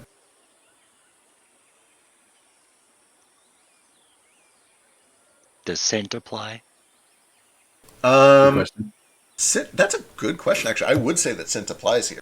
Oh boy, that is a nat 2, though. Yeah, true. I love it when the dice tell the story. Okay, this is wonderful. As you are making a good pace, keeping an eye out for danger, knowing that there are monsters around here, you suddenly smell something unusual. It smells kind of aromatic, kind of sweet, like flowers almost. And you're looking around for like brightly colored flowers or whatever this could be. And where you don't look is down at the log. And as you step over it cautiously, it suddenly springs up under you as a large creature kind of just pops to life from the foliage around. Can I do that thing of like when cats like launch themselves directly into space? 100%. Absolutely. What you see is a creature that you had started to step on that looks like a log or a series of logs that have kind of twisted together into almost like a rhino or a triceratops shape. There's a tail that is just this thick vine with a bunch of leaves. The back side of it, its body is coated in these greenish yellow, kind of dull colored flowers that are very sweet smelling, especially as the thing kind of like shakes itself free, stands up, looks towards you, lowers its head, and starts to charge. And I need you to give me an initiative check real quick.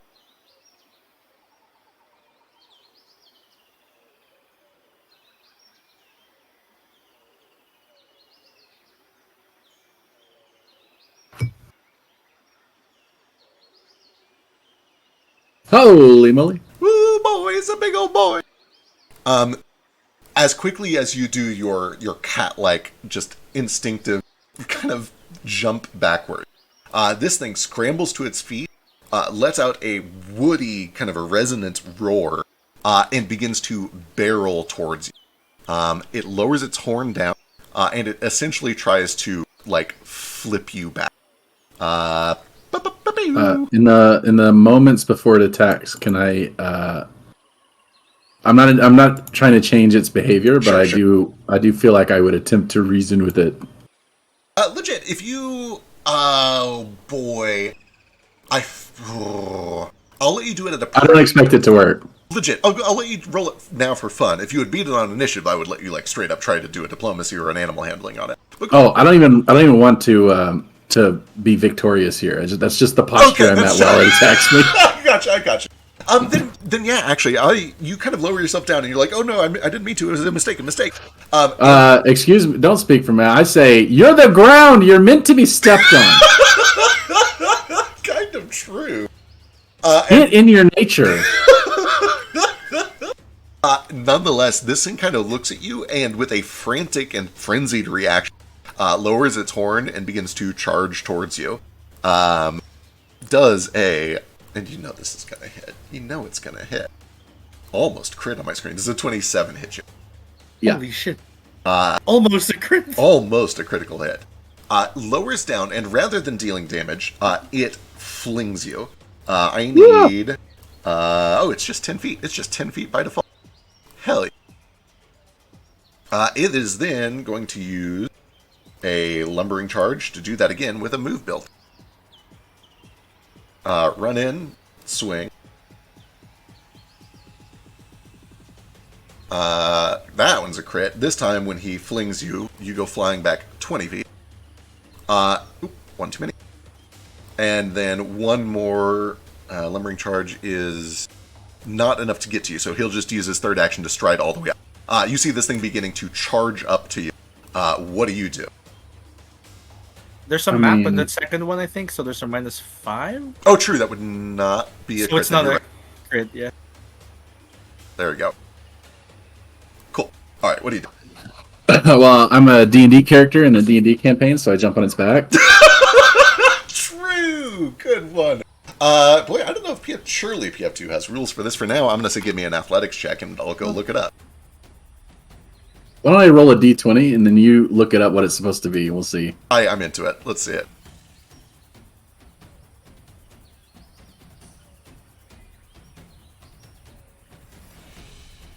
Hey! That's pretty good. Nice. I didn't find a rule immediately, so I'm just going to... What's your athletics modifier? If that's athletics, then it is +6. 22. That exactly beats its reflex save. Yeah, you use your first action to climb up onto this thing. And now I'll try to command it to go that way. Okay, sure. Is this like, are you trying to communicate with it, or are you like grabbing by the horn and trying to steer it?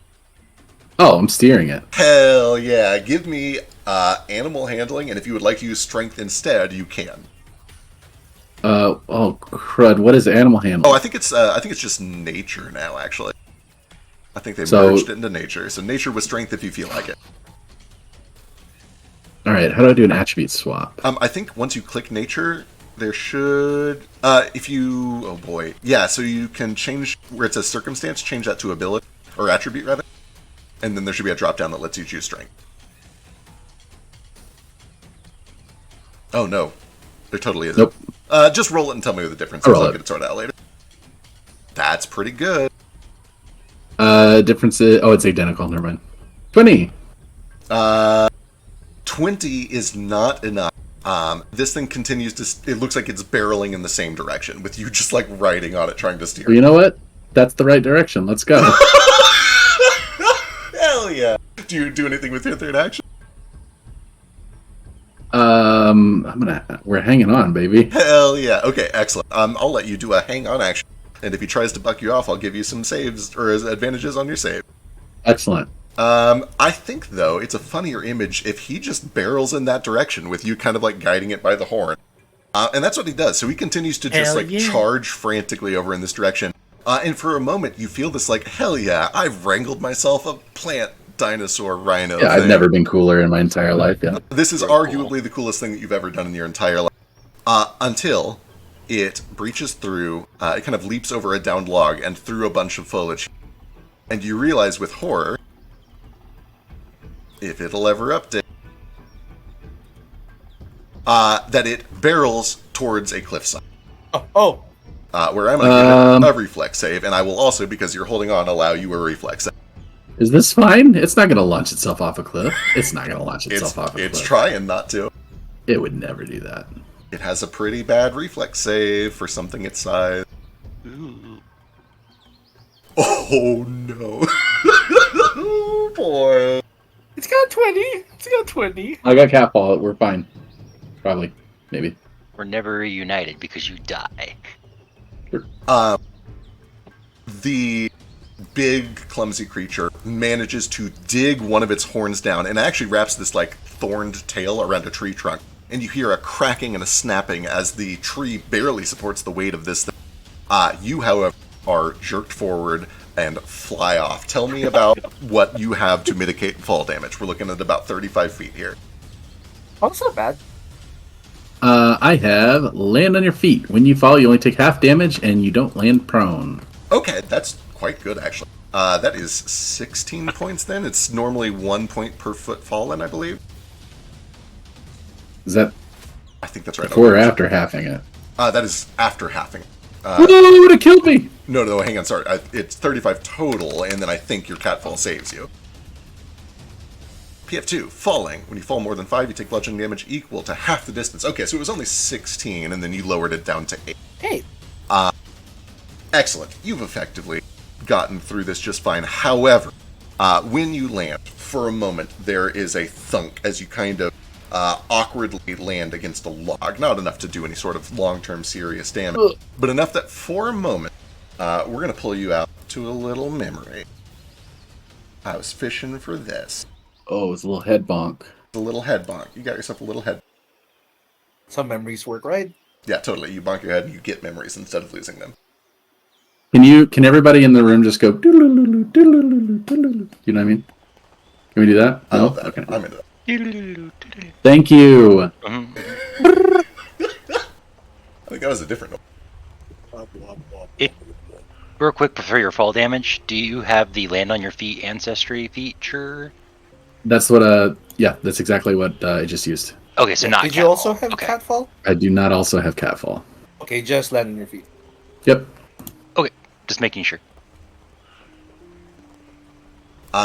For a brief moment, your vision goes kind of dizzy, and you look up and you see this big creature that is, like, clinging by its tail above you, threatening to, like, the tree's going to snap and this thing is going to land on you, and you start to roll away to get out from under it, and it comes crashing down. The tree and the creature both come looming down towards you, and for just a moment, your instincts kick in, and you start to kick yourself away, but then you feel a thunk on the back of your head. And when you open your eyes, you find yourself looking down at your younger hands once again. And this time it's just you. It's kind of a chilly, rainy day. The rainy season is in full swing. And you come up to a hill where you see that your mother is sitting under a tree, just kind of looking out over the horizon, up at the rainy cloud. And this doesn't strike you as too terribly odd, except you've seen enough of her magic to know that if she really wanted to, she could clear the cloud. And she hasn't. And she kind of looks over her shoulder to you when you come up and says, "Oh, hi. Thanks for the rain. Yeah. Did you do all your work?" No. She laughs. And she kind of wipes her face a little bit. Listen, I was taught well. I'm very smart. I was told that the work never ends.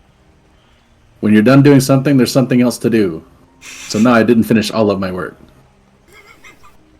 I think that if your father heard that, he would say that you are bending his lessons a bit, but I admire it.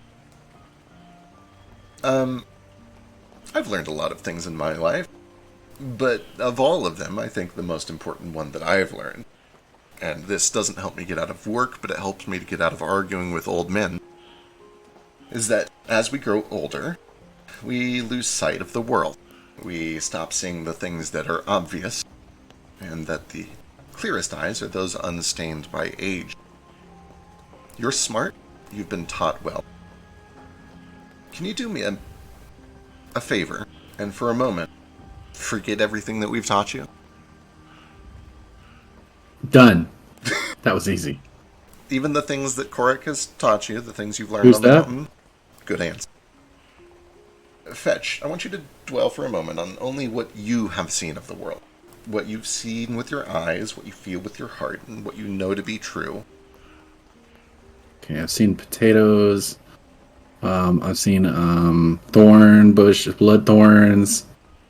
Boy, my creativity fails me. How about a prompt then? I wanted to list potatoes and then a bunch of deadly sounding fantasy plants. So that's what I've done. You'd absolutely do. And for a moment, like, you go on, and about 7 or 8 deadly fantasy plants in, she realizes, like, oh my god, my son has a fixation. He's a plant guy. Some people get horse guys and plant or train guys. I got a plant guy. No, I'm a Hey, danger stop. boy. No offense meant to Jaeger. How dare? Full offense. She does look down to you, though, and with a smile, she says, okay. Tell me this, then. And you can guess. In fact, I kind of want you to. What do you think happens when we run out of blood? We get eaten. Okay. And then what? We become the other creature's blood. Okay. So we almost get absorbed by the things that are stronger than us. Do we? Yeah. Do we see what the animal sees?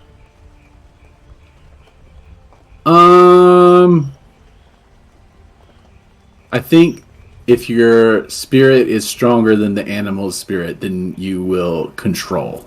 Yeah.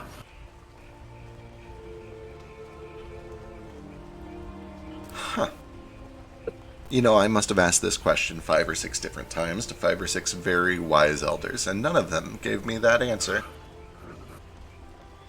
And she kind of ruffles your hair. Well, I'm going to be the spirit caller, and those guys don't. So, makes sense. She laughs, and she kind of, like, cleans a spot on your cheek where something is there, some blood stain or something. Spirit Weaver, yes, you'll be a very good spirit Weaver someday. Oh, no. I will be a very good spirit, but I will also be the first spirit caller. Oh? Well, sit down. Tell me what your spirit caller does. They're like spirit weavers, but bigger. Bigger? Yeah. Bigger spirits. The spirits are bigger. Okay, they don't Yeah. physically get bigger. I mean, that too, yeah. She sits down beside you. And what are you going to do as a big spirit caller? I'm going to make the river stop moving. That's impressive. Why are you going to do that? So we don't have to keep looking for one. Huh. You know, I hope you make it. I hope that's right. I hope you stop the river from moving. I'll do what I can to help, for as long as I can. Thanks. Can you make lightning strike? Yes, but you have to do your chores after, okay? Okay, I promise. Alright. She holds out her hand, and Oh, you that watch rock right over there. That rock? That's really Yeah, get close, Fetch. No, the one in that one. Okay. Way over there. Alright, Yeah. cover your ears. Okay. And she holds her hand out, and she begins to whisper to the wind, and you watch as a bird kind of flutters over into her palm. She leans in and whispers, lets it go, and you watch as it flies up and up and up, and then there is just a flash of light, and a bolt of lightning strikes down right in the center of that rock, nearly like shakes the ground, blows you off of your feet, and she looks at you and smiles. Is that good? All right. I'm going to look at a nearby lizard and say, Hazar Physizar, and I'll kick it off the cliff. Fetch! That was What? nice. What did that lizard do to you? I'm trying to catch you did it with the bird! No, you don't use your feet and your body to speak with the spirits. You use this. And she kind of grabs your hand and puts it over your heart, and this, and she puts your other hand kind of beside your mouth. You have to be nice to them. You have to find out what they want. I thought that lizard wanted to be at the bottom of the cliff. She looks over the edge, and she sees that the lizard kind of like skitters to its feet and Yeah, starts it's to fine. run off into some brush. Yeah, maybe you were right. What did I say? The untainted eyes of youth. You probably more right than I am. Yeah, it was an instinct. And with that, we are going to pull back over to the ruins for a moment, where Ruko and Tech, you see that Sketch's nose is bleeding. Sketch? Sketch's nose is bleeding. Oh. What? Thinking of hentai again. I feel like they were trying to do their special handshakes where it's just a bunch of slaps, claps, and like craziness sitting down here. His nose just starts bleeding. I'm like, Is it snap, clap, then hop on one leg, or does the hop on one leg come first? no, just focus on the hands this time. You do Okay. front of the hand, back of the hand. Then you do Stop 5 thinking times so this way. hard, you're gonna Oh. have an aneurysm. Hey, your You- nose is bleeding. See, there it is. Are you okay? Oh, Have you guys been playing front hand, backhand? Yes. Nobody? Okay. I don't know. Key and front hand, Peele. back hand. There's Get 30 some different culture. ways. Damn. I don't know what it is either. Oh my god. Okay. Something people We did in probably 70s. played it, but we didn't call it that. I don't think it had a name. I just thought it was the weird sloppy hand game. Oh, that's called Salappies, I think. Yeah, Okay. I think that's just slapping. Also, The slappies. Sketch, give me a fortitude save. Yeah, sorry. You're good, you're Okay, good. Sketch. We'll see if I'm good. Nice. He'll just wipe the blood off, look at it, and then lick it off his thumb, probably. As you do, more and more begins to trickle out, faster and faster, and Sketch, you feel yourself getting lightheaded. You feel yourself starting to drift. Oh, I really did try too hard. This is an aneurysm? That's not great. No, How do no, you it's stop an just mold. aneurysm? How do you stop mold from growing in someone's brain text? Okay. Oh, jeez. Wait, are you supposed to lean your head back or not? Is that the bad? You're Yeah. not supposed to do that. Wait, just lay down. Breathe. Controlled. Careful. Slow. Think about your body. Are you okay? What do you feel? Oh, he's dead. Oh, not standing either. One of these is correct. Now I'm dead. I'll start running over towards Hopper and everybody else and start pawing at the door. It's about this time that Branch, your conversation with Finn is happening, and then you hear scratching at the door, and Hopper's like, hey, excuse me, I think the cat wants in. Are you guys quite all right? Narafi, Mr. Narafi, sir, are you okay? It seemed like you wanted a moment in private, and he opens it up. But there's Oi, the kid's dying. Go fix. yeah, they start, or at least Finn starts to run out. All right. I'm trying to just get an idea. I'm not doing anything to him. Give me Branches. a medicine check. Yeah, Gonna stay there and take the time to put the chain back. understood. Alright, Sketch. Just deep breath. Uh. Slow. As you encourage him to slow his breaths and to lay back and to kind of recline his head. No, don't do that. Your nose is bleeding. What the hell are you doing? Not all the way back. No, sit on a chair, lean forward, pinch this side of your nose. Do not inhale the blood. Spit it out. But I need that. Not on the floor. Well, can I just drink it? No. It'll go back in that way. Sketch, with multiple points of conflicting advice, what does Sketch do? Lean back and drink it. No. Lean back and drink it. You're not supposed to lean back. Okay. uh, You know. He'll just hold his nose. He'll probably do a mix of all of it. He'll hold his nose, but he'll definitely keep all the blood in and stop spitting it out. So nervous here. I got to keep it in there. If I lose all of it, then I Viewers, get eaten. we're not professional experts. Do not do what any of the characters do. When you get a nosebleed, just say, Yep. There's been so much bad advice. Fetch, give me another fortitude saving throw. You start to feel blood literally like backing up and pressurizing in your head. And with a 13, eventually you have to let go. It is starting to hurt.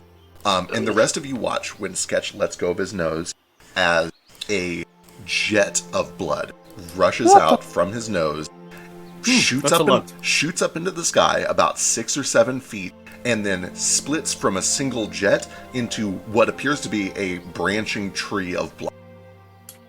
Sketch, this is about the last thing you remember for now. Is this sudden plume of blood just bursts up. That token is the wrong size. Allow me to fix this. Just show him your dick or something. Is this audible? The blood is not audible, but there's a commotion going on out there for sure. Yeah, take a peek. You come around the corner and you see what appears to be essentially a tree of blood that is bursting up from Sketch's face, writhing around in the air, and then you watch as it suddenly slaps down on the ground and begins to stretch, like Stretch Armstrong. This strand of blood that wraps towards the front door and begins to slither and slither off, presumably into the jungle. This strand of fine blood connecting Sketch's nose to wherever it's going out in the jungle. What the Yo! That Sketch? is odd. What the fuck is going on? What is this? Is it another trap? What happened? Esoteric lore, please? Absolutely, please do. Can I do Damon lore? I'd allow it, sure. This could be it looks demonic as hell. Funny enough, I don't have any. You could do religion. Yeah, religion would be appropriate here. There's multiple angles to get towards this. I think religion would honestly be the best, but all three that have been mentioned would work. I'm just sad I don't have any special lore skills associated with my, vigorous, deep background. Did you take the special thing that makes lore skills better this level? I forget. Yeah, Lore Master's Etude. How does this work? You do. You have a new composition spell that could help everyone here if you'd like. Yes! Do it. Hit that. Go to your spells and hit Lore Master's Etude. Etude? Etude? I thought it was etude. Etude! Damn etudes. Essentially, as a reaction, you can give somebody advantage here. So whoever you would like to give advantage to, go and cast that spell, and they get advantage. Now Rafi's into some weird shit. Some weird Just shit. throw it at him. Rafi's best bet. Do you want me to just re-roll that one? Yeah, go and give me another. Sure.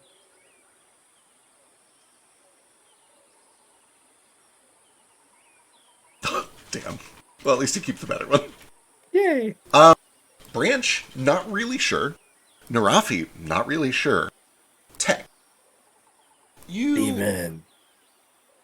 have a wide array of experience with a colorful cast of associates. Some of those associates... Oh! I love that sound.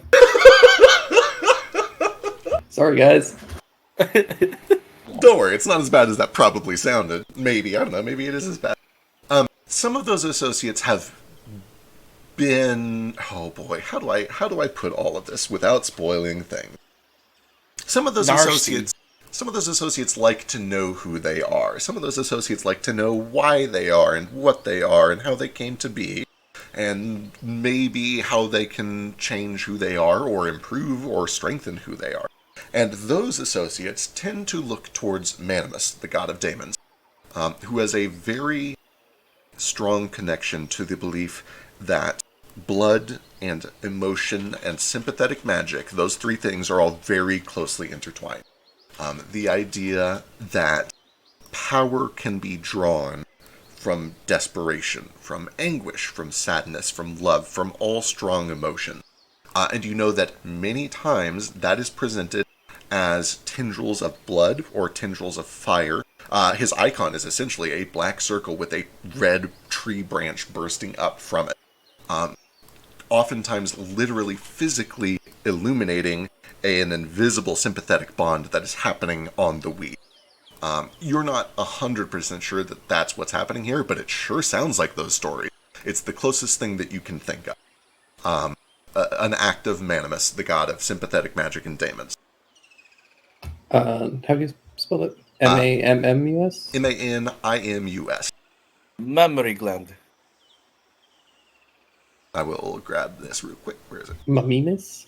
M-A-N. N as in ninja. Watch it. You watch it. All you Midwesterners saying ends with E's in the front. Ian. Manimus. Oh, it's like Animus with an M. NBA.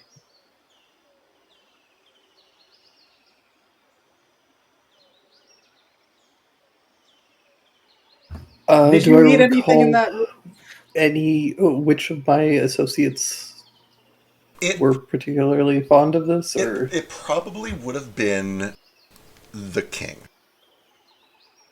Seems like the most likely to have told you what he had found on this topic. Okay. And you, almost all of you and your associates are vaguely aware of this, but there's kind of like a solidarity in not giving a shit or considering yourself independent, and in some ways he supports that. Manimus is very much a god of you be your own thing, you control your own destiny, you are detached from other people, you are not empowered by anything but your own raw strength and emotions.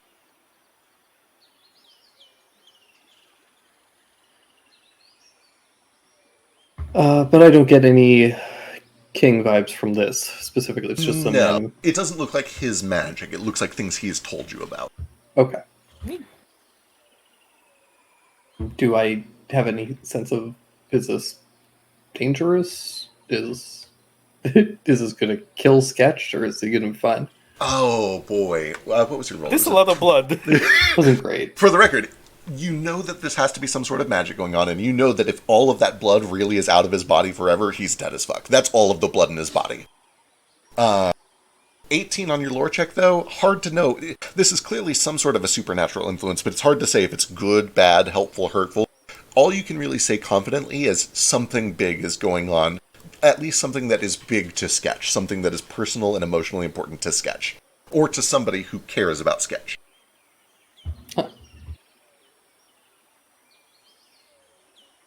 Cool. I get onto the table. I don't tell anybody any of that, and I just watch. God bless you, Tech. It's some kind of tree, he says. What if we cut it down? Why would you do that? It's coming out of him. We have to put it back in.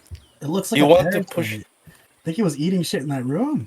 Oh my Mom. goodness, who else Yeah. ate anything in that room? Yeah. You're covered in Branch. honey. Your namesake that compels you to fix this problem. Me?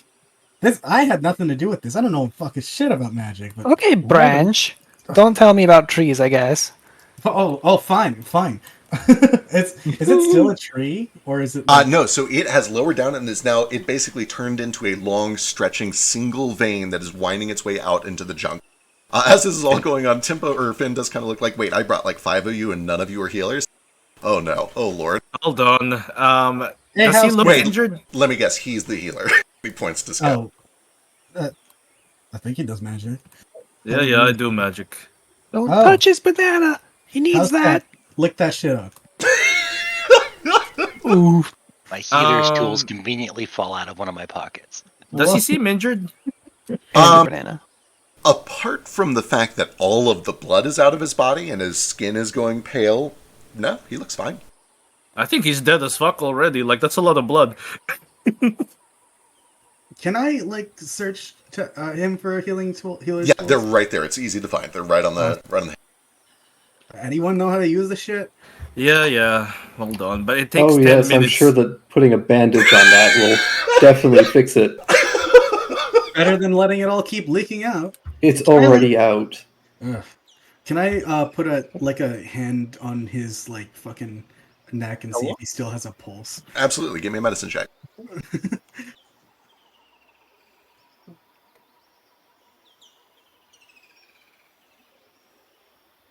You ain't got any better ideas.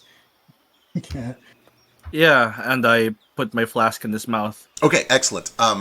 I need you to give me a counteract check with your occultism. Is that what thaumaturgy uses? Is it occultism? Charisma. Charisma. Give me a charisma check, and your level is 2. And let me go look at the DC. I'll do my class check basically. Yes, perfect. That's great. So it's just a +7. I guess I could give you guys a little hint. He thinks Tex. Yeah. That's What an quite actual good. I also do a second action to use Root of Life on him. What is that? It's to specifically keep them from dying. It also gives him a chance to counteract all persistent shit on him, and the DC is lowered to 10 instead of 15 for persistence. Creature immediately stabilizing the creature's no longer dying, and unconscious at 0. Okay, excellent. And then you restore. Go and roll your healing. The heal is just a flat 6. Okay, excellent. 6 points. And then let's see. Branch was doing a medicine check. You're essentially just checking for That's a pulse. his. Yeah, that's it. All right. There you go. Several things happen here. Branch, you initially lower yourself down and begin to just feel for a pulse, and nothing. It feels so still. It feels eerie. It's like he just out of nowhere dropped dead.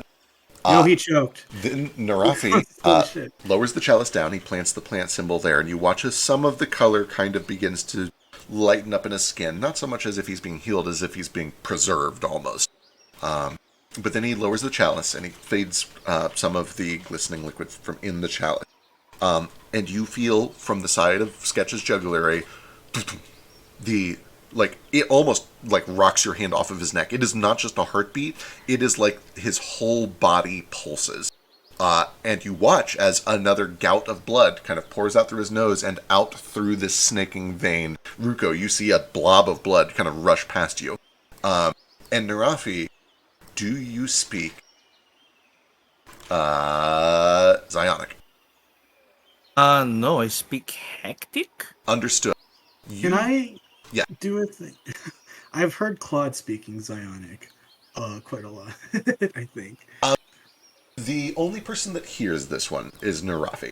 Narafi, you hear just a choir of voices in your head, otherworldly, like woodwinds in the distance, like the air itself is trying to sing to you.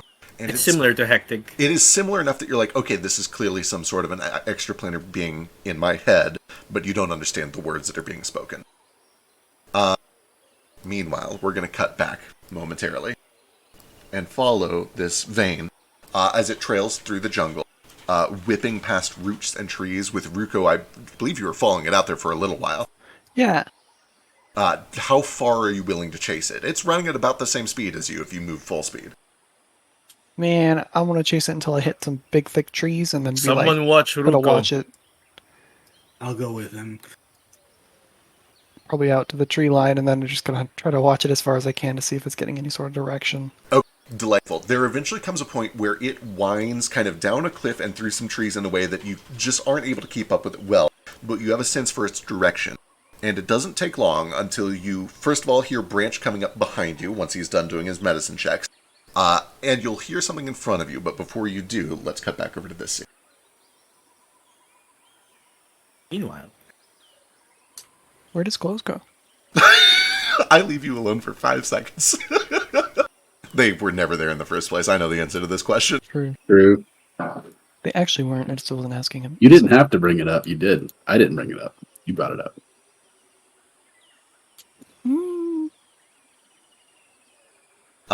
An undetermined amount of time has passed, but we see that this creature is down in the ravine with Fetch, who is still in kind of a daze, not quite all the way unconscious, but clearly stupefied a bit. I understand that you have plenty of health. This is mostly for show. Oh, I'm not. It's chill. Yeah. I'm into it. The creature is watching you cautiously. Although it has no eyes, it simply has this wooden face. And we hear some rustling from behind it. And it begins to kind of rustle its leaves in a way that almost sounds like it's trying to speak, although it can only rustle leaves. And then you hear a couple more pairs of rustling leaves behind it, as a pair of little guys Baby. come out behind. And they kind of poke out from behind and look cautiously at this strange creature that their mother has fought off. And they, adorable! timidly, they go over to the river and they begin to lap up water as their mom basically stands guard over you to make sure that you're not a threat to them or a danger. And as you start to come to, this creature kind of looks down over you. But then from the corner of your eye, you see it. You see, snaking through the jungle, this trail of blood. It gets You're to just like the lizard, right? You just wanted to get to the bottom of the cliff. I understand the vision. The heck is that? It starts to lower its horn like it's about to fling you again, like it doesn't want you anywhere near it and its baby. But then this little tendril kind of drifts into the water, through the water, kind of spreading a bit in the water. And then this thing stops and it looks down and it looks to the blood and then it looks to you and it kind of gently brings its face closer and sniffs your forehead where you can see there's just a little cut over your eye. Sniffs it. Okay. All right. Mama creature. Okay, chill. I'm not trying to eat you. You're a salad. I'm not interested. What is this?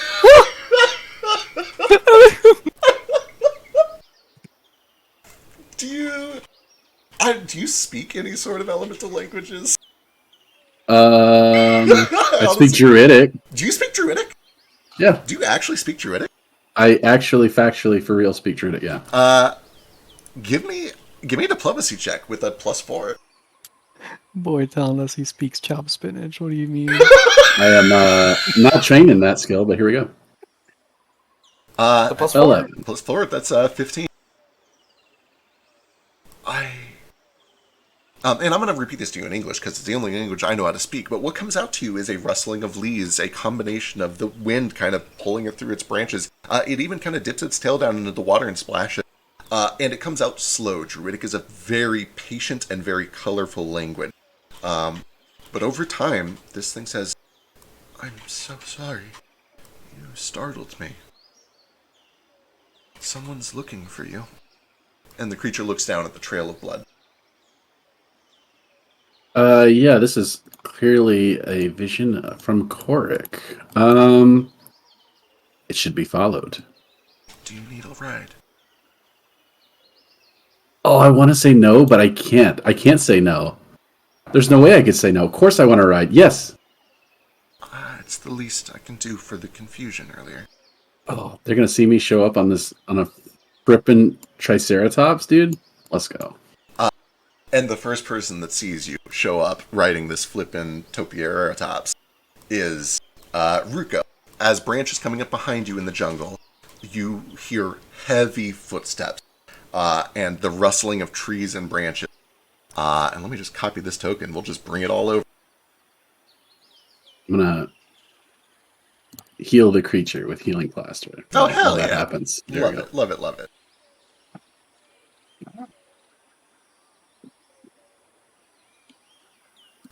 You watch as something is so large it's pushing the trees aside as it kind of lumbers through the forest. And then you watch as the blood trail that you followed begins to recede and recede, as if it's accompanying this thing, winding itself back up like a rope or a fishing line. And you watch as this emerges. Oh shit, Branch! There's a crazy motherfucker on an herbisaur! It's Sketch again. His blood reformed into another version of himself. At least I think that's what they taught me in a religion class. That can happen. What are you doing, Branch? Get up the tree! Ruko is clawing up the tree. uh, are you good at climbing? No. Branch like gently pats you down, is like this, and then proceeds to climb up the tree with no effort. Which is Yeah, Don't- usually that's cool. Don't climb the tree. She'll knock it over. It is a bit of a risk as she tries carefully to avoid, trampling the things that these other people are on. And during the walk over, she's moving with a bit of speed, but she is kind of sauntering. This is fast for her, you imagine, but you could have been here 10 minutes ago. But she said, I've just been so ornery lately. My home was so beautiful for a time. But Oh, you're in the wrong place, honey. You should travel east. this has always been my home, though. I don't know if I can. Oh, Do it for your kids. uh, They're not going to survive here long. can I hop off the tree onto the back of the thing? you can if you want, yeah? I want to. Yeah. All right. Can I drop kick him out of the air? You can certainly try, yeah. I guess, Branch, if you're trying to be sneaky, give me a stealth check. Otherwise, you just drop down and I'll then be fetch. sneaky. All right, Yeah. yeah, give me a stealth check. It's going to be hard to land behind somebody on a horse without noticing, but it could happen. I can see it. Yeah. We're doing anime shit. This is Pathfinder. The perception DC is 18. 11 will not do it. So Fetch, you obviously see Branch kind of drop down behind you. This person you haven't met Branch before. Yeah, a stranger drops down behind you on this creature that you're riding. What do you do? Drop kick him? Not if he's already landed. It's only worth drop kicking if he's in the air. You can catch him midair. You definitely see him in time to do it midair if you want. Well, also I don't want to make a bad impression. I'm gonna leap off the creature. I'm not gonna drop kick. I'm gonna tackle. We're just gonna leap off the creature. I'm gonna catch him and then land somewhere else. Excellent. Behind you, this creature kind of lowers down to all fours. Is this your friend, or should I? And she kind of like snorts and raises her horn a few times. We need that guy's blood back. The fuck you doing with it? They're probably food, but they might not be. So just to be on the safe side, yeah, just pop. Yeah, maybe not. Just hang out. Very well. Your friend, by the way, and she looks over and you see that this bloodline is continuing to recede into this building, this ruined old Alcazar. Yeah, this is more important. Let's see you guys. That Whoa. As this is happening, as I hear the stomping outside, I'll just look to the rock and say, "It's here. It's here. Whatever's looking for him." Oh, I'll draw my weapon just in case. Fetch as you come around the corner. Draw my sword too. Hang on, before I come around the corner, I need to scream in my most intimidating roar possible. Hell yeah, let's hear it. Catch his name. That's all I'm gonna do. Just Goddamn. Goddamn. You hear a creature in just a terrible roar calling out Sketch's name as they kick down the door. Fetch, as you come around the corner, you see 3 armed people with their weapons at the ready over what appears to be the dead, bleeding body of Sketch. What do you do? Why is that guy naked? It's Sketch's evil fucking clone. His blood made him. Fucking get him. I'll kill every last one of you. As this tension is happening, Sketch, you feel a warm embrace. You feel life drawn back into your lung. You feel dizzy and lightheaded. You feel the opposite of a nosebleed. You feel the blood, the vitality of your body being drawn back in through your face. And your vision is red at first as you come to, but you blink a few times. Notably, he doesn't look like Sketch. That's true. He doesn't look like Sketch, but he smells like him Oh, at least. that might not be so aggressive, actually. Oh yeah, we smell him. We established Where is he's- he? He's got the stink. Yeah. Sketch, you Good wake, He's stuff. up, also covered in dye smell. It's fresh. Good. you wake up and see the Sketch. What do you do? Huh? Fetch? Is that you? Am I dreaming? This doesn't kill make them. sense. Stay Oh, down. No, that's him. No, it's okay. It's okay. They're friends. I don't know what the blood was about, but I think it's all back in me now. He looks down. You We'll two talk later. know each How other. can you not know what it's about? Is it not obvious that we know each? I guess you don't want to assume that. Yeah, I didn't want to assume. It's No. Korik leading me to you. He could have given me a warning, but I'm glad you're here. I'm gonna stand up now. Christ, he's delirious. He thinks he's in with the clone. I took a bunch of drugs and saw a vision. It led me to you. Oh god, he's an idiot yeah. too. Oh, that sounds cool. I'm glad you're finally here. Where have you been? It's been, but he just realizing what's happening, he's gonna run over. Yeah. Still covered in your own blood, and a Yeah. little bit all over Fetch's face too, trickling down his eyebrow. For the Wow. first time in almost 2 years now, you see each other. Big hug. So, Big hug. Sketch, listen. Yeah. Our parents are alive. Oh, good. Thank God. Do you know where they are? I couldn't. Oh, good. Oh, no. I mean, I've been worried about it for a long time. That's great. When I worry about things constantly, it just. I guess that kind I of. told you they would have survived. Of course they survived. I Well, don't know of where course they they are. did. I wasn't that worried. They're mom and dad. Oric showed me that they were alive, and he showed me how to find you. Did he show you how to find them? No. I guess we'll have to find them still. That's fine. That's why we're here. Well, not here. Well, really. hang on. What did the vision say? West, past the sea to the west. But I've already done that leg? No, I didn't travel west. I traveled north. So I feel like I know where they are. Yeah, I feel like the vision showed me to go west. Finn does kind of try and... A god sent you on this missive that you've, forgotten? Yeah, Okay. But you two do... We're chosen. We're twins. So I was really high at the time, so the details are a little fuzzy. Okay. Alright. So you're not an evil clone, though? Like, for sure? Oh yeah, No. I am. Oh, no, yeah, I'm not. He looks back and forth to the two of you. you came first, so I would have to be the evil clone, right? Is that true? Yeah, they're definitely related. Okay. But usually the evil one's the stronger one, so that's me. But the evil one came first, so I'm your. We're both evil. We're both evil. Both evil, That's the alright. only Nice guy. explanation. Yep. and the Okay. nice guy comes last, right? Is that how it goes? You triplets, Think so. listen. Did God, I you give hope him so. his blood back? It's mostly back in there. I felt it go back, but other than Like- my Like clothes. slurp back into you? Yeah, did it go back inside him? Yeah, you guys watched as his blood receded back in through his nose, yeah. Well, That is Christ. so unsanitary. You got a lot of Yeah. like. Yeah, I debris picked up a lot of and dirt shit. and some leaves and stuff. A couple of bugs. Just put Yeah, I some don't dirt. feel great. It'll be fine in a few minutes, probably. Gotta let it circulate and clog my organs. He came tamed in That the doesn't beast. matter. You're here. fucking You're here. salad. You're so here. So, I don't want to interrupt if you guys need a moment. I'm just gonna go check the basement.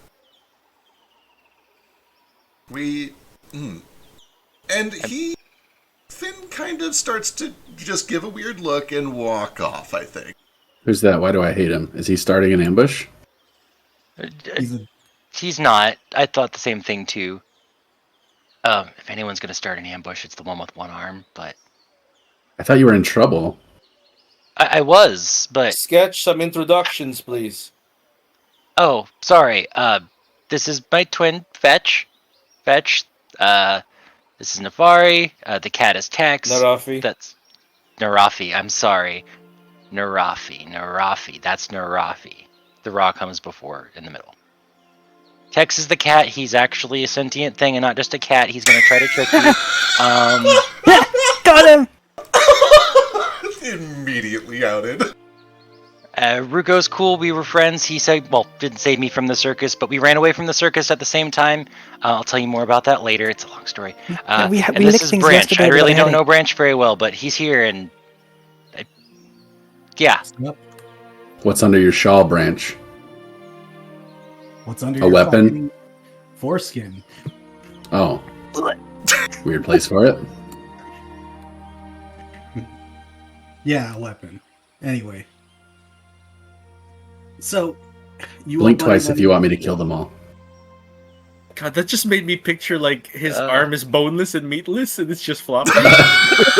Oh. Whoa. Weird, rubbery.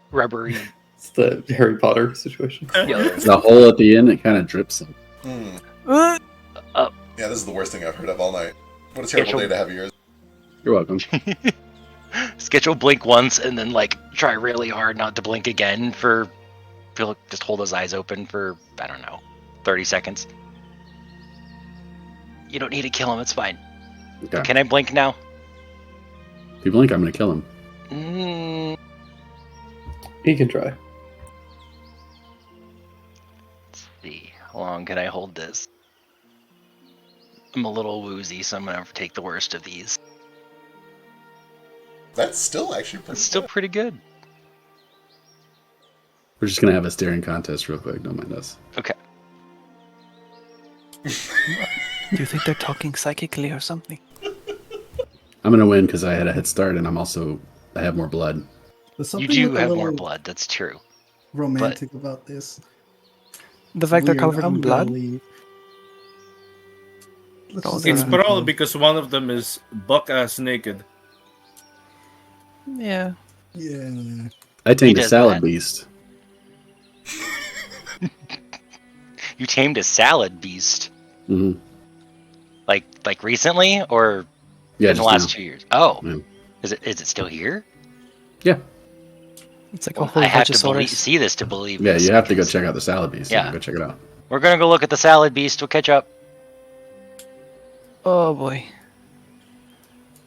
Guys? I licked it. It tastes mostly like kale, but it's also really sweet. Ooh, sweet's good.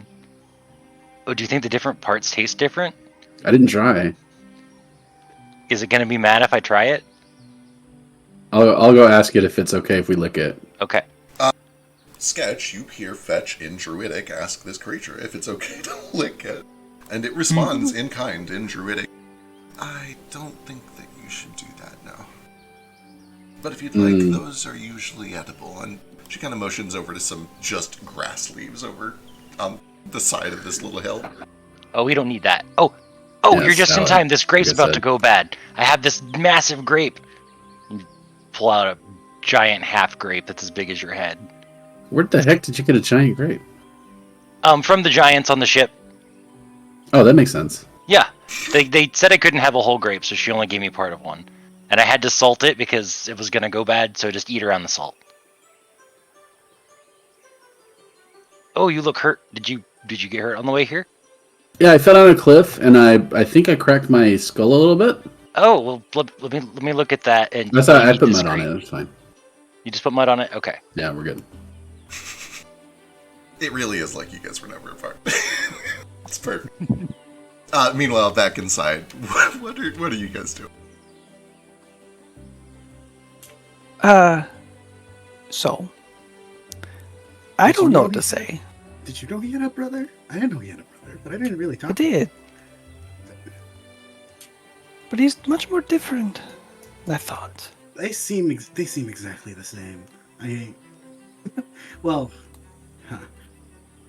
they got similar attributes at least. I mean, they are Time will twins. tell. Hmm. I wasn't expecting a tree, for one. Oh yeah, the hell that. Can we examine that situation again? Yeah. Which one? Did anyone else hear that? Here, Here, what? When he expelled that second bit of blood, there was a sound. I couldn't place the language. It sounded close to hectic. If it was hectic. It wasn't hectic, though. Could I roll to figure out what language it was? Yeah, almost certainly. And this is actually very easy. There's only like 3 possible answers here, and it's easy to tell them apart. Yeah, what do you want me to roll? Oh my god, just a perception check, like an insight check. You could do religion if that's better for you. I'll do perception, I guess. Here you go.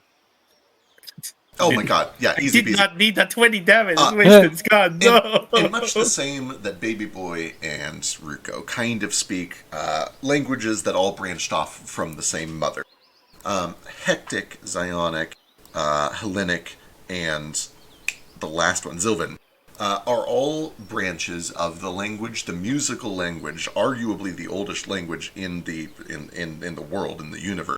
The language of the gods, the language of great sympathetic spirit. They speak a multitonal choral language, and if they are pleasant and concordant, it is almost always Zionic, and if they are discordant and dissonant, they are almost always Hellenic, or their lesser versions, Zilvan and Hectic, respectively. You know without a doubt that music, although it was in a strange and sort of alien voice, was beautiful. It was a beautiful series of chords. It was without a doubt Zionic. It was a language spoken by either a Zionic god or one of their messengers, one of their angels. It was on pitch, so probably Zionic.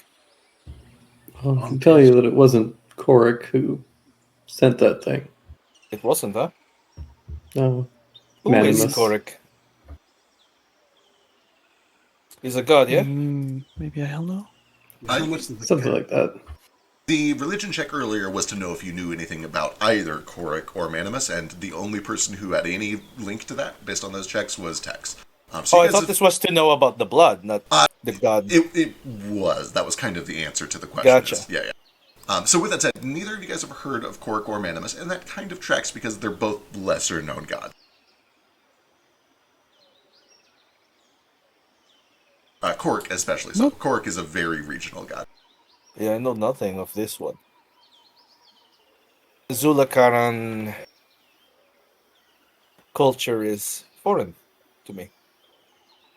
That's where they from, Zulakara. I believe so. That's what they say. You know anything about? You just said it was foreign. Yeah. No weird customs or anything that we should know about, though.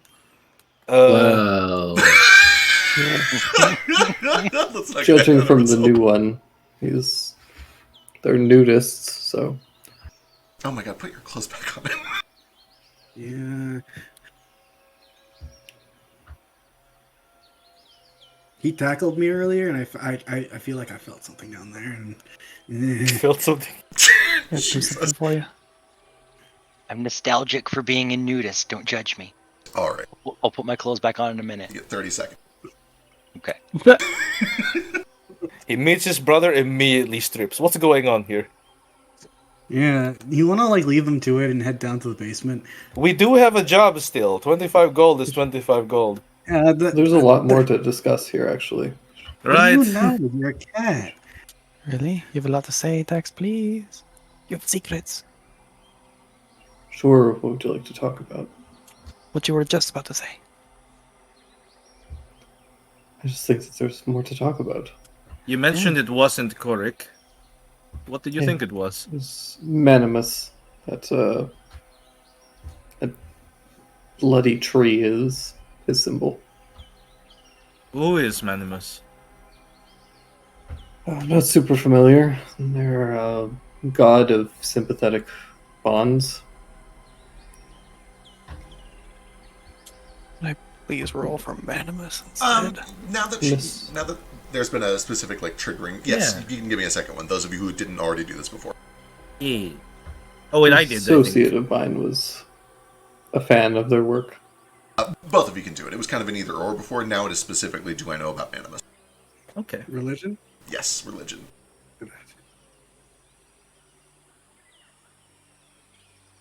Branch probably still never heard of Animus. Rico probably still never heard of Animus. Pretty sure. Pretty sure. Unless you would like to use that lore skill again on yourself, which you totally can. I would. Do it. I have a whole Spirit Weaver thing going on. and Absolutely. I apparently have Do it. nothing mechanical for this. Yeah, so you have 2 Depressed. focus pool points, and you can use that once per focus point, and you get a focus point basically every 10 minutes of rest. So you can do another one right now, and if you wait 10 minutes, you can do it again. Yeah. So just go and cast Lore Master's Etude and give me a reroll. You can do it. Okay. You know what's really funny? Natural one. I believe in you. At least in this one, you take the better. It's not necessarily the worst. A fortune. It's It looked like a 1 on my screen. I It didn't sure realize it was did. 7, yeah. Oh, speaking of rerolls, we've been going for quite a long time. Let's get a hero point. Each of you should have one from when we started. Another one for fetch, and another one for sketch. A third one for text. And let's do a fourth one for branch. I love the naming schemes. Does that mean I could use a text? hero point? If you wanted to, you could use a hero point as well. You know what? I'm mad, so yeah. Oh no, I'm sorry. I lied straight to your face. Lore Master's Etude and Hero Point are both fortune effects, so you can only use one or the other.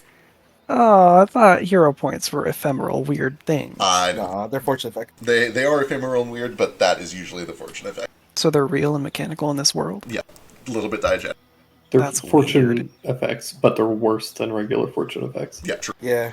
Anyway, you have a hero point for later. And this is not terribly surprising. Again, Manimus is not a super well-known god. It kind of tracks that none of you would know this.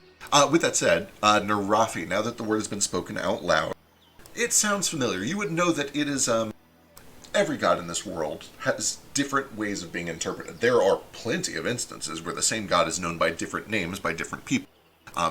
Manimus is the name that is used for a god that is closely associated with sympathetic magic, yes, but especially the daemons that are produced as a result. When great emotional events happen in the world, it literally creates magical energy called sympathy, and if enough of it is made all at once in the same place, it sometimes turns into a little spirit. And that spirit can either turn into a little monster, it can inhabit an item, it could become a ghost or a specter. It develops a mind of its own that is birthed from whatever that strong emotion was at the time. And Manimus is the god that has been attributed to oversee all of this, to facilitate it happening, to encourage it happening. Manimus is a well-known enemy of Aedra because Manimus wants people to raise daemons and gods all the time. They love it when people make new gods. And Aedra is very much like, hey, you cool your jets, like, take it easy, stop raising gods all the time. Perhaps Manimus was responsible for the events of 40 years ago when they raised that god.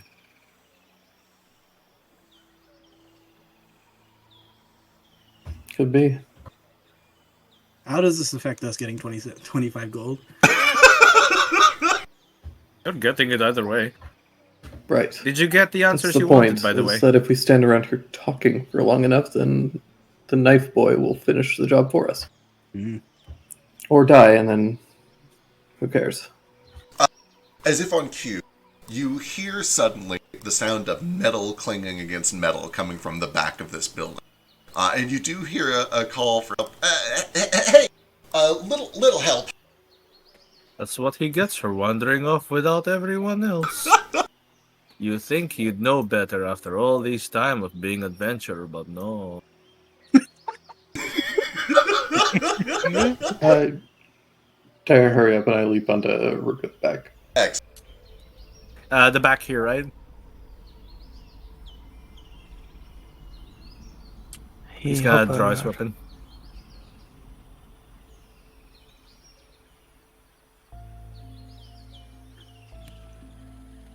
There are stairs. There are. Hang on, I'll pull you over here in just a second. Oh, I forgot. I'm totally here to do a job, and I should probably do it. You know how Mom would get mad at us when we didn't do our chores. It's kind of like that.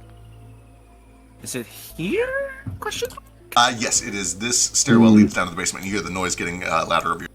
Notably, as you pass through that room, you do see that one of the portraits, specifically the one with Finn Darbin and the golden scaled dragonborn, is sitting there, and he has kind of already started to put some, degreaser on it. It looks like he was starting to work on this, and then he went downstairs for some reason. Okay. I love Branch's combat pose. Same. It's real good. I mean, I know that's weird to say because I drew it, but it was his idea, I swear. Hopper. Yeah. Oh, yeah, sorry, I need to drag him over there, too. Mm-hmm. Yeah. I just assume he's with us. Yeah, he's with you. In the back. Hey, Hopper, real quick, what do you know about this place, this geography, and this locale? Because if this is an ancient castle, we might be facing ghosts, or we could be facing... He just goes on and on. Yeah. He, I assume, starts flipping through his book, and it's like, okay, I don't know if now's really the best time, but I do also know that these people used to do all sorts of work throughout Famador and even throughout Eval Eden. This place was once famous because they had one of the most secure jails in all the world, and I assume that it was right down those very stairs. I heard That's not settling. Yeah, there were all sorts of really bad people kept in that jail. Yeah, really pissed off ghosts.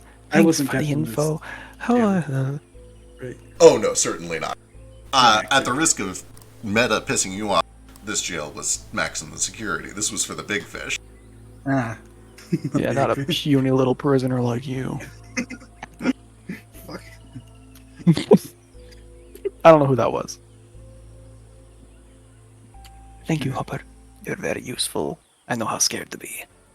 I strive to be useful at all times. As you guys rush down the stairs, you find what appears to be a little dungeon. I need to drag your tokens on. It is black for everybody. Here we go. Bring. I can't see anything. Oh, there it is. You guys can kind of position yourself anywhere you want by the stairs. Oh, there we go. Oh no, my token. I got you. There you go.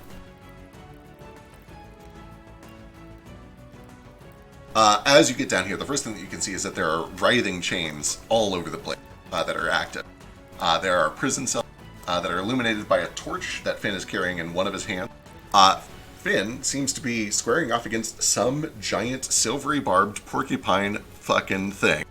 And you see that there are other smaller ones that had scurried away from the skirmish like they were afraid until they saw a bunch of you guys come down. And now, feeling that they are like in a corner, many of the smaller ones begin to lunge towards you. And we're going to roll initiative. Oh boy. Boy. Rust Bunny. Here goes Rust Bunny.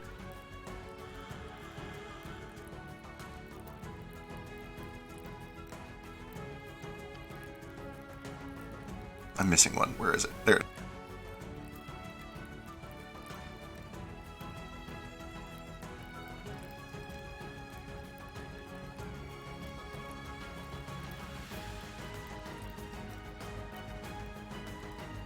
I forgot how to do it again. Right-click your token, hit the cross sword, and then Got it. Yep. How does rolling other things for initiative other than perception work again? I think that on your sheet, Wow. there's a drop down in the middle left that will let you change it. Yeah, but like, how can you check? When can you change it? If you were sneaking into battle, you can do it. Okay. I would allow it here. You guys were coming down the stairs. They weren't aware of you coming in. Can hold back, like hide back a little bit. Yeah. Maybe they think everyone came in besides me. Yep.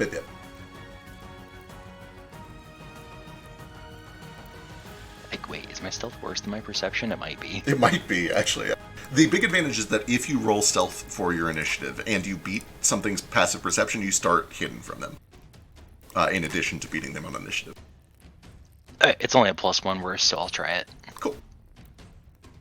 Granted, I only rolled a 15, but...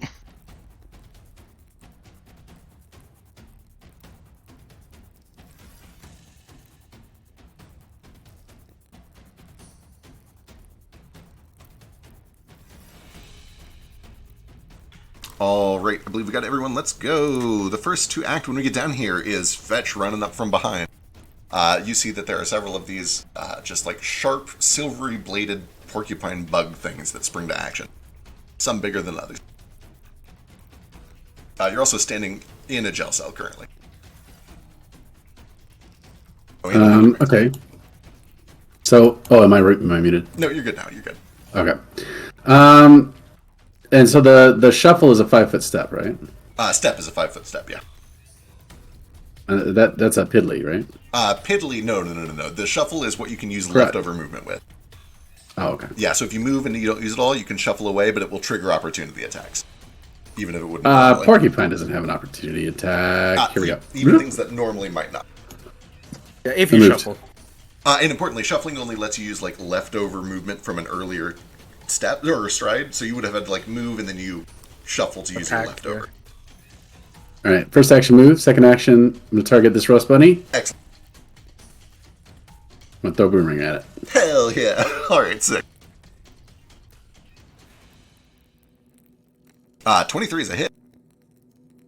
There is a resounding clang as the boomerang kind of slams in at the side of its temple. There's a cracking of bone against flesh. Now I make an additional strike without map against the secondary target. Oh, sick. Within 10 feet. And I believe that Rust Bunny kit counts. Absolutely, it does. That one is a miss, unfortunately. Well, because the boomerang missed, I will catch it. Hell yeah. Oh, it's got like the returning thing. Fucking sick. So you still hit that first one. Give me some damage. 8 is good. 8 points of bludgeoning damage on that big rust, which kind of tracks you as you run away and then fling a boomerang at it. Anything else? I think that's 2 actions, right? No, that's me. That's the coolest thing I've ever done and ever will do. It was pretty cool. All right. That brings us to the big rust bunny that you just hit, who's standing right next to Ruko. But it did see you fling a boomerang. I think it is actually going to chase you down. That seems worth chasing. 25 Not feet me. around the cage. Do you want it to attack you? No, you said Ruko. Oh, sorry. Now I'm scared. So it runs around. Fetch to fetch. Stop it! You can't even use a boomerang. You don't have hands. With its second action, it is going to kind of rear up on its front leg and basically fling its entire body at you. Oh, Tex goes before it if that helps anything. Oh, sick. We'll come back to Tex after this one. Yeah. Misses by 1. With its third action, it will try one more time with Map. That one is a hit. As the spines pierce in, you take 8 points of piercing damage, and an additional... Oh, that's only if it grabs you. Never mind, you didn't see any of that yet. Don't worry about it. Okay, cool. That is all of its actions. That brings us back up to Tech. Cool. What does the what's the basement kind of look like as far as like the ceiling and the wall structure? It is still a tall ceiling, but definitely shorter than upstairs. I'm going to call it an 8-foot ceiling. The structure is sturdy, although there are bits of like superficial brick that have caved in. It looks like there was a deeper layer of, it actually appears to be like lead or metal plating behind all of that. And that appears to be very sturdy. No, like wood rafters or anything up there? They would have wooden beams to support the floor upstairs, yeah. Is there any kind of like, are there any sections that I could get up onto? Oh, absolutely. You could either like jump this desk onto a shelf onto the beams, or you could jump up this cage onto the beams. And I'll draw some beams up there. Yeah, I'll jump up on the cage, and I'll use the stride and jump up on the cage and up onto the rafters. Hell yeah. That's all 3 of my actions. All right, sick. That'll bring us to 2 of the kit. Oh, there's not an easy way to rotate. I'll draw it in a second. Anyway, you're on some beams. Yeah, I don't need to know the exact positions or anything. It's fine. Legit. This kit and this kit are both going to run over one after the other towards... We'll do the first one towards Nara. This one is small enough to just slip right through these bars. It is tiny, so it has to get all the way up in your... This little one kind of looks like a naked mole. It doesn't have the full spines of its adult self. With its second action, though, it kind of leaps up onto and just starts kicking and slashing with its tiny little claw. Does a natural 20 hit you for a critical hit? Natural 20 hits. Wonderful. Please enjoy 8 points of slashing damage, but more importantly, I need you to give me a fortitude saving throw, because after he continues to kick and claw through you, you feel this horrible itching sensation, and you look down and see tiny little, nearly invisible, hair-like thorns all along the wound. And they itch like crazy. They itch Natural two. so bad. That itches. You become sickened 1. And then it's going to use its third action to kick you some more. That one is a miss, however. Then the next one is going to run over to Ruko and try to do the same thing. No. Whoop, whoop, whoop. Suck it up, Buttercup. Second action, slashing kicks. Miss, and with Matt for the last action. Big old miss. You are not having any of that shit today. That brings us Dancing to around this thing. one of the young ones, which is going to come over towards Brant. It doesn't know that these chains are bad. It has to do a dexterity save. As the chains activate, it just makes the save. So it is unaffected, but it will then use another last bit of its movement to get out of them, realizing that they're shitty. And then it's going to try to stab Brant. Do it. They have to be in the space? This one is just small, not tiny. Okay. 25 is a hit. For 8 points of piercing damage, and you see a couple of these quills are kind of lodged in, and they're cold. They're cold to the touch. Third action, it is going to try one more time with Matt. That one misses, and that brings us to Sketch. Sketch, what do you do? Cool. How does off guard work? I don't know how to even get off guard on things. The easiest way is to flank. You have to be directly across from one of your friends. So, yep, right there. Like step here? Absolutely. Okay. This thing is now off guard to you. Cool. There are other ways to do it. You can knock him prone, but that's the easiest way. Okay, then I'm going to strike with my good knife. That is a hit. Cool. Let me target for the damage.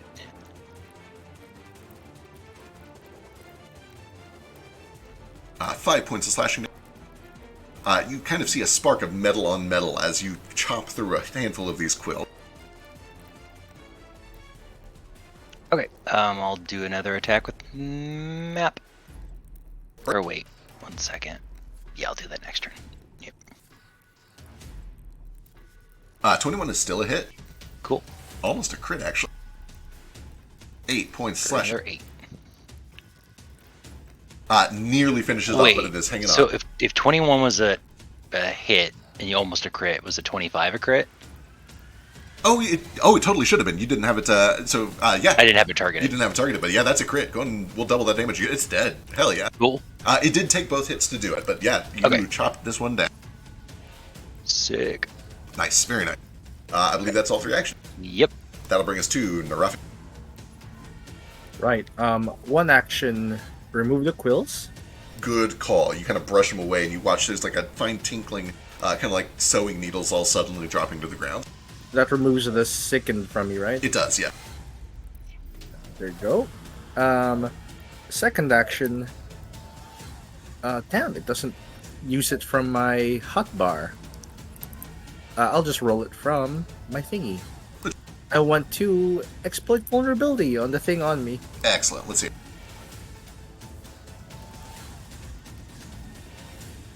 It does not seem to roll it. I'll just roll it from here. Standard DC for -1, I think, is 13, but I'll go check. I don't have a -1 right now because I'm no longer sickened. Sorry, this thing is level -1. Oh, okay. Still a fail, even against a -1 creature. If it fails, I can still use Antithesis, it looks like. Yeah, personal antithesis on it. Cool. We're learning. Or I'm learning. You probably already know this. And then I'm gonna attack it. Alright, let's see. With a compass. 17 is a hit.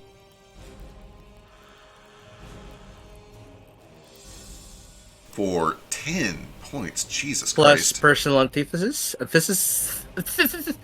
Which is, I think, just 2 damage or whatever. Is it the Implement's Empowerment, or is it a different 2 on top of that? These are different. Wild. The Implement's Empowerment is already in there. Sick. The personal antithesis is completely different. It's basically a weakness I give it.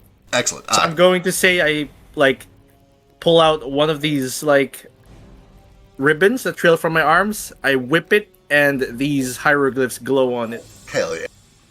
And my weapon glows with the same energy. Woo, love it. And what you probably see is that these glyphs are related to, decay and especially rust. And you watch as the little quills that were starting to form on its skin rapidly rust away, and then down into its bone, and the whole thing just kind of crumples in on itself and drops. Notably, personal antithesis only works on one creature, whereas if they all had a weakness, I could have put mortal weakness on them. Gotcha. That makes and it would affect anything with the same weakness. Hence personal. Anything else? No, that's 3 actions. Love it, love it, love it. That brings us to Rico. Oh boy. There's this little thing trying to attack my leg, right? Sure is. He is kind of skittering up your side, trying to just rub these awful thorns into you. I have a name. Wow. Okay, Haruko is going to, he's got his, whatever you call these, his S-staffs out. He smacks into action once he starts dancing around this little thing. He pulls it out, it starts just spinning around like a windmill, but real fast. and then this magic starts to just emanate from it. He's like chanting something, humming something, like weird Mongolian deep sounds you barely focus on in combat. Hell yeah. And this color and flashes starts beating, pulsing through the room like a drum, like a timer, a metronome to get combat in order. Inspire courage, trying to synchronize. Everybody keep Hell up. yeah. Everybody can drag that onto themselves. And I'm gonna inspire my own courage by smacking this thing. What the heck is it? Perfect. All right. I think I get this too. Whatever this is, plus whatever's. You don't need it if you don't want to use it. You just hit on your own. Excellent. Just barely. Give me some damage. Okay. 2 points of bludgeoning damage. Which actually for this little guy is a considerable hit. You hear just a little Right. as it kind of squeaks in pain. One more time. I think I can do that. Absolutely. Right. You'll just Courage. have one map. Yep, one map. Map 5. Map. Oh, this is a map 4 and -8. Oh yeah, it might be 4 because you have 4. an agility weapon or an agile weapon. Come on, I can roll higher than this. I will remind you, you have 2 hero points if you want. We're getting pretty close to the end of the session. You know what? Yeah. Do it. I don't want to trick you into using it at a bad time, but it seems like an okay time. No. Oh, wait, I'm sorry. You are flanking this thing with Tex, and 2 bumps it up to 15, which is its ace. I'm Hey. Oh, I lied straight to your face. He's on the rafters. I lied. That's a miss. I'm sorry. What about with Branch and that rock? No, not with. You are flanking with the rock, but the rock doesn't flank with Rock you. is I'm a hard afraid. place. True. It is a hard place. You've got in between a rock and a hard place. Well, the Okay, rock and your okay. squishy, so. All right, that's 3 actions. I believe that brings us to Bran. Yeah. Real quick, how do I do it? Click and drag the fucking. Yeah, so if you you should be able to just drag the spell effect Inspire Courage onto your token. If you scroll up to Whoa! yeah, there I you did go. that like 3 times and it didn't work until you said it. It's like when your mom is looking for something in the fridge and it shows up Yeah. when she goes there, but not for you. I don't know. But that makes me mom, and I'm not okay with that. That's how Yeah. mom found my sex Thanks, toy. Mom. Anyway, In your Oh. in the fridge? No, in my bag. Oh, okay. he was using cucumbers. Anyway, what are there like rusty bits of sharp metal just Hell lying yeah. around? All over, Hell yeah. all over down here. Ranch is gonna kick that shit up, and then try doing like a flying kick at it to launch it at the big guy right Love there. it. That sounds like an improvised thrown weapon to me. Mm-hmm. And I'm one action to like actually kick it up with panache, and then yeah. Oh, I was saying, okay, yeah, if you're going to dedicate an action to kicking it up instead of taking the free pickup, I'll let you get Panache for that for sure. I guess give me an acrobatics check to do it. Hell yeah. Panache almost always has some sort of a check associated with it.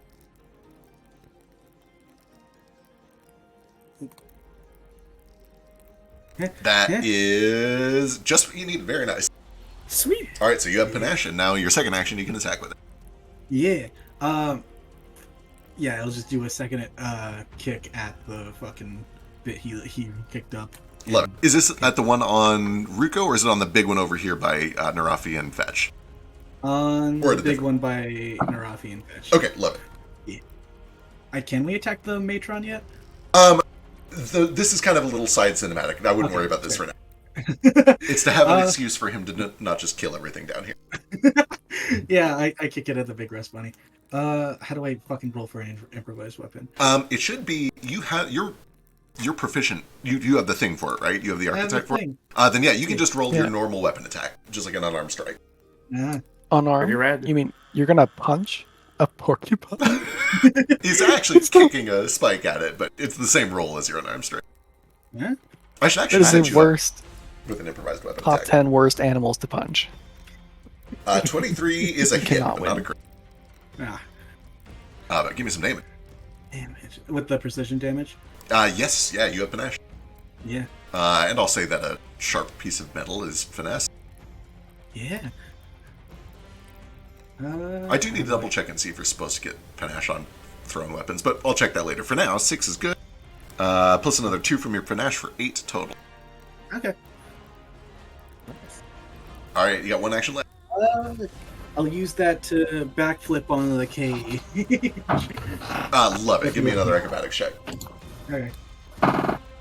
Can I get sword panache if I do that? No, you sure can. Damn it. Well, I'm just gonna do that anyway because it's funny. I'm into it. Also, technically, this should probably be athletics, but we'll see what happens. Actually, that would fail even if it was acrobatics. So yeah, you try to do a cool flip with your third action, The corner. Yeah, let me go see. There might actually be a thing that happens. What happens on a failed climb? I think you just don't climb unless it's a crit fail.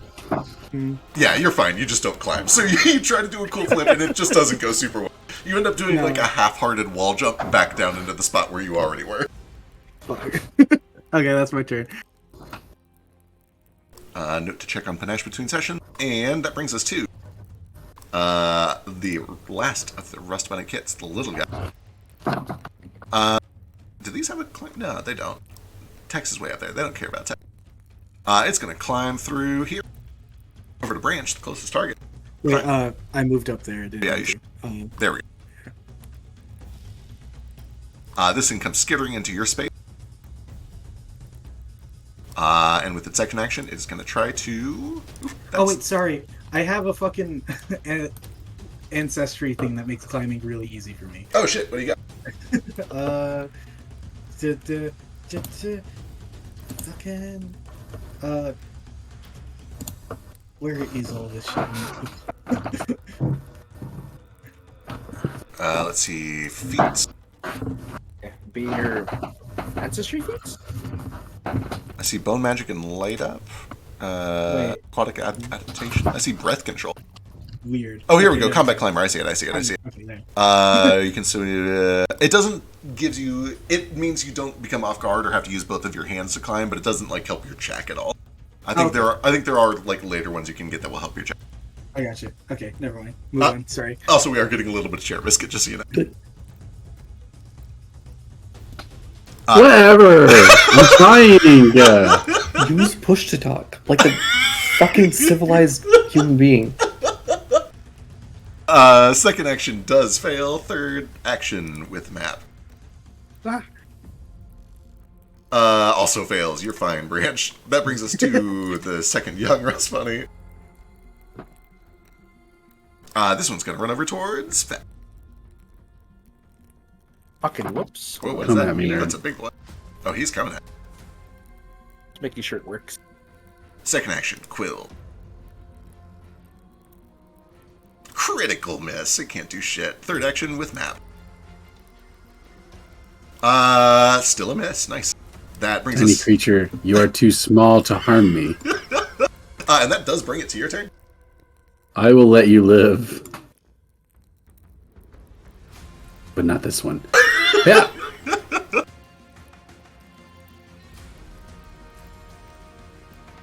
Yeah. Oh, no. Sorry, that was on the big guy, the one north of you? Yeah.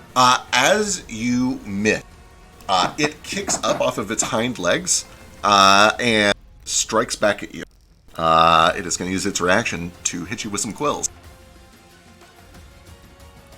It also misses you. It's back to you. Second action. Now I'm going to do a snagging strike. Excellent. So make a melee strike, and if it hits, it's then off guard. Good luck. Which should help Sketch out. It sure should. Map 5.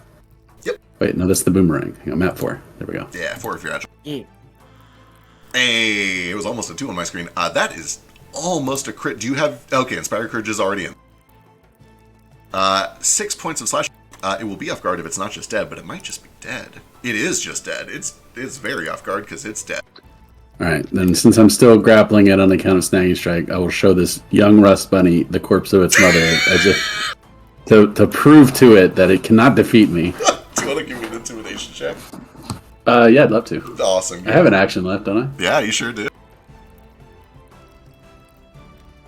Demoralize action. Nope. It seems to be well accustomed to death. It does not seem to mind. That will bring us to Tech. Action to drop prone. Look over the edge. It's like, keep it up, Brat. And that's my turn. Incredible. Very text behavior. Let's see. That'll bring us to the little one that is on the brat. Let's go. Wow.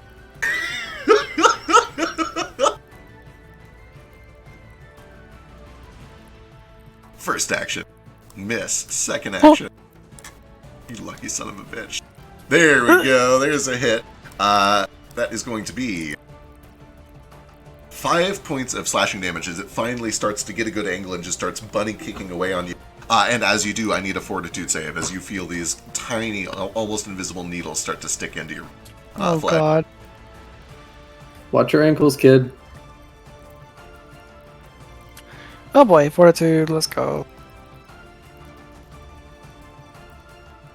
Oh, this is a save. Look at that. Okay. Sure is. Fortitude! I think you can even just click it over in chat if you wanted to. That's way easier. As long as your token selected. That's a fail. These needles stick in and you just start itching all over your rib cage where it is kicking. And then as a third action, it's going to kick one more time. Ooh. Oh, it still misses. Very nice. Alright. That brings us to Sketch. Cool. First action is going to be to move or stride. 1, 2. Oop, not there. 2, 3. All right. Then I'm going to use my remaining 2 actions to cast a spell. All right. Sketch is going to build up the lightning from the air again. It'll shoot down his veins and out his fingers, and we're going to hit both of the. We're going to hit the young Rust Bunny and have it bounce over to the matron. All right, excellent. Let's see. This is a reflex save from the little one. Yep. That is a success for half damage. And the big one. 3. Also succeeds for half damage. 3 points of damage to each. Yep. Alright, excellent. There is a That's all flash and a zap. This one takes a little bit too. And that brings us to Narafi. Right, Have there's you- one right here. What? I'm sorry, we already saw Sketch cast magic before, right? Yes. Okay, sorry. Carry on, Narafi. I believe so. Another exploit on this Rust Bunny kit underneath friend here. Alright, let's see. I love the idea of you guys just like standing around Ruko as he fights a little baby like gerbil, basically trying to train him. It's got thorn. Ooh. Yes, they're very spiky. Oh my gosh, they're so itchy. That means I just get You get a bunch of stuff for that, right? a bunch of stuff. Yeah, here's what I get for a critical success. I'm just gonna copy paste that. Yeah. Weaknesses, none. All of their resistances and weaknesses, that's none. They have no immunity. Unusual weaknesses and vulnerability. I will tell you, so the little ones don't really have this, but as they grow older, they gain the ability to reflexively strike back when creatures miss them, and they can only do I saw that. Right, they can only do it if they are not caught off guard. So you would know the closest thing they have to a weakness is make sure you flank them, because then they can't react as well. This one is flanked, technically, between me and. True. Yeah. It sure is. Let's see. It does gain mortal. It does gain personal antithesis, which is 2 plus half my level, so it takes an extra 3 damage if I hit it. Perfect. I'm gonna hit it with a Kopesh. And it is flanked. Hell yeah. 18 is a hit. For 30. Branch, you see Narafi come in with the Kobesh and just masterfully carve this thing without touching you. For 9 damage. Let's see, 6 from that and another 3. I think the 3 finishes it off. I have one more action. I'm gonna take a sip from my flask and give myself 4 temp HP. Good call. Alright, that brings us back to Ruko. It's not dead. Okay. It's not. You can do it, Ruko. You can murder. Well, I'm gonna keep up my inspiration. Let's go. He keeps spinning. He's trying to hit this thing. Hell yeah, you These can do it. twirling blades. Everyone's so inspired just to see Ruko do something. At least there's this pulse of light. There's a feel to the air. Absolutely. It is worth mentioning, although Ruko is not as trained at hand-to-hand combat as the rest of you, he is very rhythmic and in a way that is almost like a rowing captain that kind of helps orchestrate movements. You guys do feel more fluid when he's doing this. Yeah, I got my ass beat by a bunch of different trainers. Yeah. I know how to pretend to be them, but I don't know how to actually do what they're doing. we keep making fun of Ruko's weaknesses and not pointing out that he's actually quite good at the thing he's good at. Cast the spell, Ruko. Okay, Do the thing. Can I do this? Can I is it too close to do this?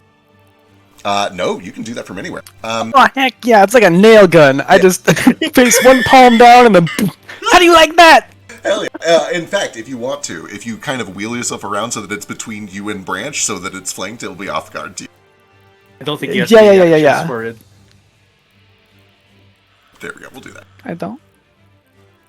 Oh, you used one action. This cantrip is 2. Oh yeah, that's okay. true. Yeah, Then that's yeah. right. Okay. So I just stand here and I bolt it. Alright, hit that You attack get button. 2 cheats. True. Oh, don't need it. Perfect. Roll that double damage. Do it. Oh my god. Is that double? That is That's max. 12. Almost max. That's doubled up to 12. Yeah, you just fucking... I mean, tell me what it looks like when you obliterate this thing, as everybody is kind of like watching and waiting to see what you man. can do. So he's spinning his blade, this S-bladed staff, and he kind of turns it to the side, puts it to one hand, still twirling it, and he just like dunks this thing like it's a nail gun, just nails it to the floor with this magical bolt. Absolutely. Stab me with your stupid needles! There's just... when this thing goes flying down, and then little bits of metal just go flying all over the place as it scatters and crumbles. That just leaves the one little one that is harassing Fetch, and it looks like Finn is mostly done with his little cutscene fight over there, too. That is all 3 actions. That brings us to Rand. I kid, that was pretty alright. And then I just casually saunter on over to this last roast bunny next to Fetch. And then get on the floor while raising one of my feet, a hand like on the floor for balance, and to try and like flip it over, and then just bring my heel down onto it to like crush it. And that's how I'm gonna fucking... Where is it? I need to remember where I put my... that's how I'm gonna justify this, and just precision damage. Love it. Love it, love it, love it. Heck yeah. Right. You ain't gotta be too flashy to kill these things. They ain't worth it. So before you roll the attack roll, since this is a finisher, up at the top where it has that checkbox for finisher, if you click that, it'll add the damage automatically. Oh yeah. It's not letting me check it. Shit, it might only do it if you have panache on yourself. So go ahead and roll it manually, and we'll deal with it later. All right. Or if you want to put panache on yourself real quick. I can't remember if you have that on your hotbar yet. I do. Yeah, drag that onto yourself, and then there we go. Oh. We got it. It's working. Nice. You did it. Excellent. Now roll that finisher.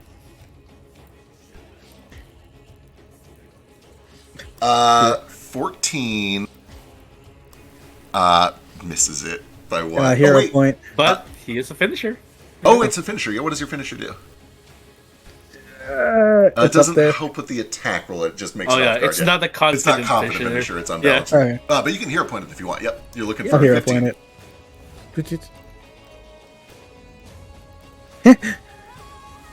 Huh? There you go. That's a hit. So you deal the damage. You get bonus damage because it's a finisher and it is off guard. If it survived. Yay. Just a D4. Yeah. So I think if you click the damage button, it should do it automatically. Oh yeah. Shit. I think it'll even build in the finisher damage. Yeah. It sure did. Nice. 9 points of damage. It is still just standing. See, they ain't worth magic. Anyway, I believe you have 1 action left. That was your. I had to move to get here. And Oh, okay, gotcha. Yeah. All right, that brings us to the Rust Bunny, the still standing Rust Bunny. Well, we're already in position. Let's just do some quill. We're gonna do one on fetch. Quill. Missing Miss. one on branch. Yeah. Sly. Too slick. Oh, not too slick for that. Not too slick. 4 Ow. cute little Minimum points of damage, piercing thankfully. damage. And then we'll switch back to fetch for the last. As this thing is just kind of frantically trying to scramble and survive as best as it can. Still missing though with that last one, and that brings us to fetch back at the top. I said I'd let him live. That's fair. Do you want to like grab it and release it into the wild? Is the matron bunny dead, or Yeah, what happened? to that fight will effectively end as soon as your fight ends. So it's however you want to do it. Yeah, let me grapple it. All right, I will warn you. Grappling a sharply quilled porcupine will be hard, but you can absolutely try it. That'll be athletics versus its fortitude DC. You're looking for a 15.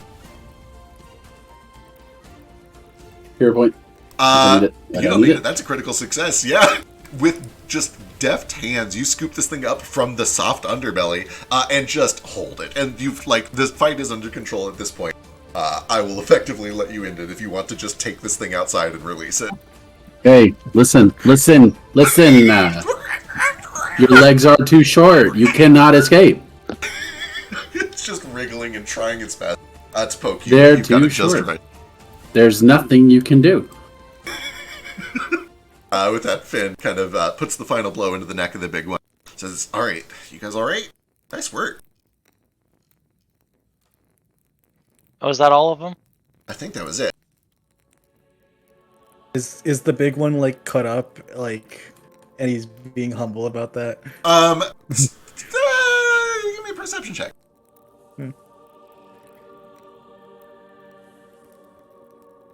I have to give it the international symbol for dead. There we go.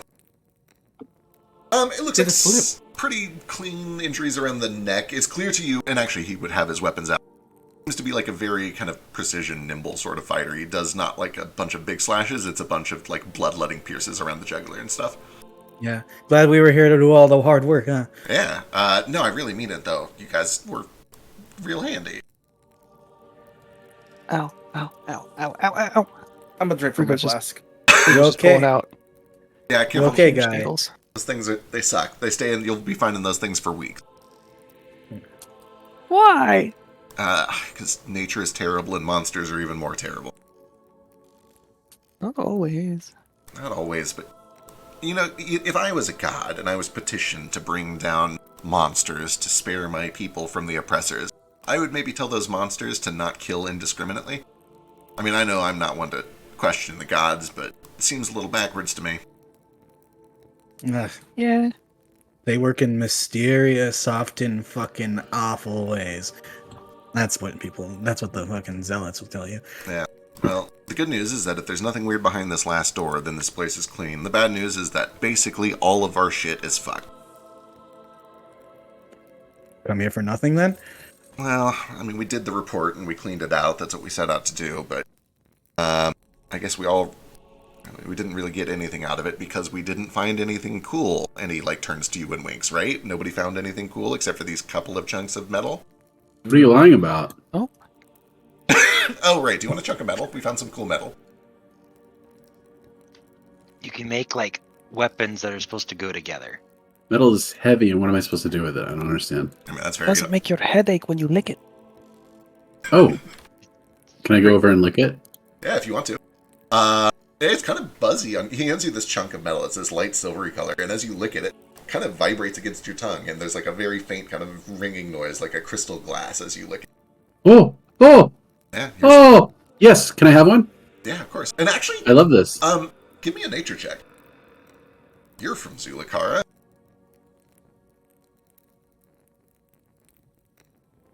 Uh, 19's quite good. You probably, when you were a kid, you probably found a little deposit of this once ever, and were like, oh, this cool rock is here, and then 3 days later it disappeared. So you probably at least come across this at one point. It's just a What? big. Hang on. It disappeared. Well, it changed. The Earth swallowed it back up. Oh, okay. And you've been an adult in Zulakara long enough to understand if you mine it up and make something with it, it stays. But if you leave it in the ground reclaims it and the Earth storm changes it. My God, Yeah, I love that makes this. sense. It's like, every kid likes to lick a battery just because it's a thing and it hurts. I've never done that. Well- What kind of stupid kids do that? We've gone full tribal. We've gone full tribal with this. There's just a vein of battery licking goodness, and everybody's like, "Ooh, you gotta lick that shit." I love this. If you asked me to guess the one person in this room who hasn't licked a battery, never in a million years would I have guessed that Frisk is the one who's not licked a battery. Yeah. Same. The only Frisk one is with a definitely survival like- instinct. That I haven't is either, just for not what it's true. worth. What? Really? Yep. Okay, well, next time you come over, we're licking Yeah, 9 go volts. buy a 9-volt. Yeah, I have 9 volts. We're licking 9 volts the next time you come over. Oh It's not, oh no, it's fun. no! It is. I would But have it's so guessed, shocking. Probably tomorrow, by the way. I would have guessed Drake. I would guess that Drake has never licked a 9 volt. Of course not. I'm not an idiot. Oh, It's not dangerous. No, of course. This it's is not. It's where- actually not even painful. It's No, just kind it's of just tingly sour. and kind of sour. We yeah, see, like tastes yeah, good. we see Drayton. I look at the camera and say Americans. What the? what is this Americanos? What is that? All right. Well, I'm gonna take an hour or so to write down everything that we need. It's gonna be a lot. I get the feeling we're probably gonna have to go to Octima to get another generator. Oh boy, this is gonna be a lot. But job's done. We'll get you back. We'll get you paid, and then you guys can do whatever you'd like. I'm sure we'll have more work when this is all said and done. And he kind of looks over all of these ruined devices. But if you just want to take the money and split, I totally get it. It's the glowing shit over here. This used to be the Shield maker. This is not the shield generator. Or yes, I'm sorry. This is the shield generator. This powers, and you can actually kind of see a little bit of daylight coming up through the tunnel into the statue. This is what powered the statue up top that generated the big barrier ward. This is the bulwark generator. And it is missing this part right here. And he kneels down and shows where some sort of a magical object is clearly missing. We needed the keystone. There is a bulwark keystone that should go right here. I have no doubt that those low-life scumbags stole it because it's very valuable. Why aren't you going knocking down their door and taking it back then? That is probably what's going to be on the job board tomorrow morning. Mm-hmm. Attacking other guilds. Right. And for that reason, I don't know if I should be the one doing it. You seem pretty good at attacking from behind. Well, it's different when your face is already known to everybody. I'll just change it. Just gestures at the two disguised people. What, you think I can just change what I look like? Anyone can with some paint. You think just because I'm You like got a a lizard folk man, I can just change the color of my scales or something? With the Can't paint, yeah. Yeah, I totally can. Check this out. What? You don't even need paint? And you watch as his scales kind of change to a dark, ruddy brown. And then they flash back real quick. But I don't like to do it if I don't have to. Why not? Because reasons. I shouldn't tell you. Don't do that in front of Ruko. It can only get so hard. Oh, I can do What? something. I can do shit like that too. Watch. What do you got? Let's see it. Flashes his foreskin arm. No! Don't call it Don't that. do it with your. His forearm skin. Yeah. Ooh. Ooh. Oh, that's okay. You glow a little. That's like the opposite, but that is really cool. Now check this out, and I start doing disco flares, and it makes the the after image of myself appear as I do it. Can I do it? Ah, with the you're a chest? raver. Absolutely. Gotcha. Let's see. Eh.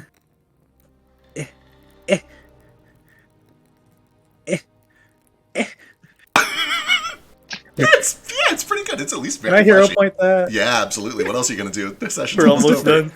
I want a 20. That's pretty good. 19's pretty solid. Yeah. I gotta Dancing admit, around. that is pretty cool. Yeah, it's genetic. I ain't know anyone else on the planet who has this though. So I don't know if this is racial. You don't know if your people just glow. You're Aw, Madre or Padre? Battery. That's Yeah. It taught me it. Some like magic in our bones, apparently. That's all I know about it. Huh. Interesting. Mine's not magic, I just, that's how it Seems works. pretty magical. If it was magic, it could probably change all of it, but, I can only do so much. Wait. Well, Can you blend in with these walls? I mean, a little bit. I can... Listen, okay. A little bit.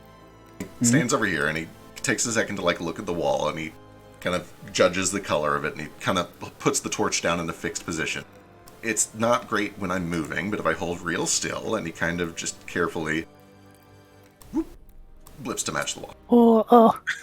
And is it obvious that he's there? I can still see your clothes. His clothes, yeah. Well, yeah, it doesn't do anything to the clothes. So you have to be naked for this to work properly. Yeah, I don't know if it's gonna work. You gotta... No, I'm just kidding. You close your eyes, which kind of defeats the purpose of what most voyeuristic perverts would use this for. Yeah, okay. All right, you get why I don't normally tell people about this. Anyway. I don't understand why you would scorn such a natural gift. Disadvantage yourself even further with your clothes. It's actually an obsession your people have. I am not one to knock practices. My understanding is that back where my parents were from, this was quite normal. Any motions to you. I will warn you, you're not going to want to go into Famador like that. I've been warned about that before. Well, consider this one more warning. Yeah, we've seen lots of your natural gifts today. I ain't a Justicar anymore. I ain't gonna book you. Others might. I'm not going to tell you what to do, but they do tend to frown upon not wearing clothes. I'm not frowning. But yeah, you should still do it. Mhm. Just saying. He doesn't look exactly like Sketch, right? He looks exactly like Sketch, with the exception of one eye. Right.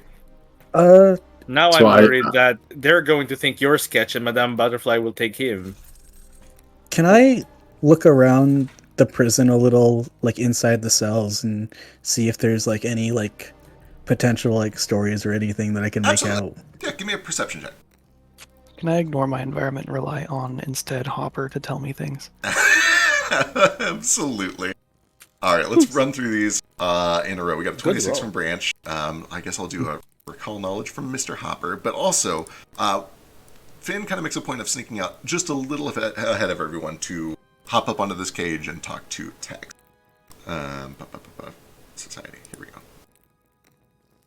And he's quick about it. He basically hops up on the cage and he looks at you, and he kind of starts to stow his weapons, and he says, "So you're not the kid's ward. He's your ward."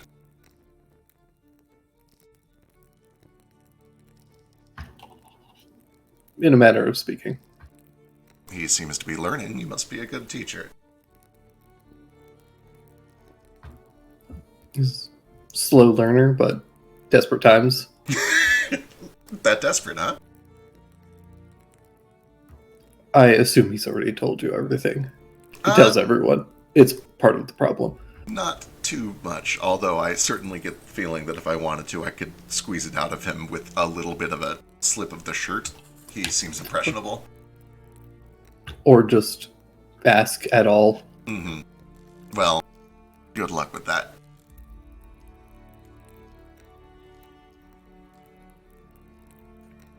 What kind of people did he keep down here? As you're looking around, they're all... So the first thing, and this is probably actually noteworthy because, you're coming from Cyrillil-controlled Edusite background. There's no skeletons in here. There's no dead bodies. It's not like they left anyone to rot in these cells. They're all empty. They even appeared like the beds were made and they were cleaned up and let go. The impression that you get is this place was fully emptied before they abandoned it. As such, there's not any valuables or really even any identifying features down here.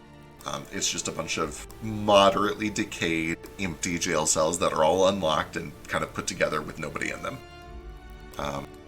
It does kind of occur to you when you come over toward this thing.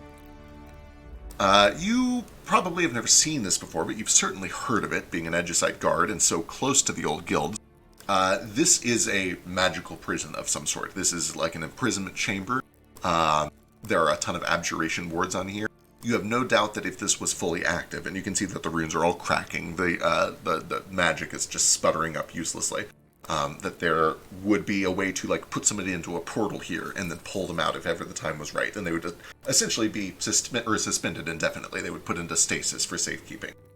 This is where the real dangerous guys go that, you know, they, like, killing them is not good enough because they don't want their ghost to be able to talk to people. They don't want people to be able to summon its spirit from the afterlife. These are for the people that are so dangerous that, like, even death is too much freedom for them, so they trap them instead.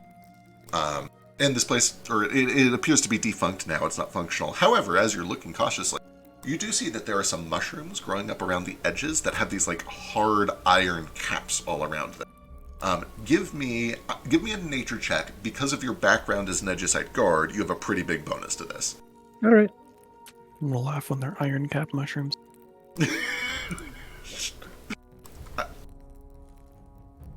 Question: Has it been 10 minutes since the end of the fight? If you wanted to, yeah. Some time has passed for sure. Yeah, people have been looking around. Yeah, you guys have had time to like talk and stuff. Yeah, after he drank from his flask at the end of the fight, he checks it out. It's filled back up with essence. He walks over to like Branch and kind of puts it up into his mouth. Drink. This again? Okay. Yeah, drink. Swallow. Swallows it. Yeah. Regain 6 HP. You know, you're like a mom like that, right? You bring the fucking syringe in and inject it straight in your mouth. Straight into the mouth. That's not how syringes work.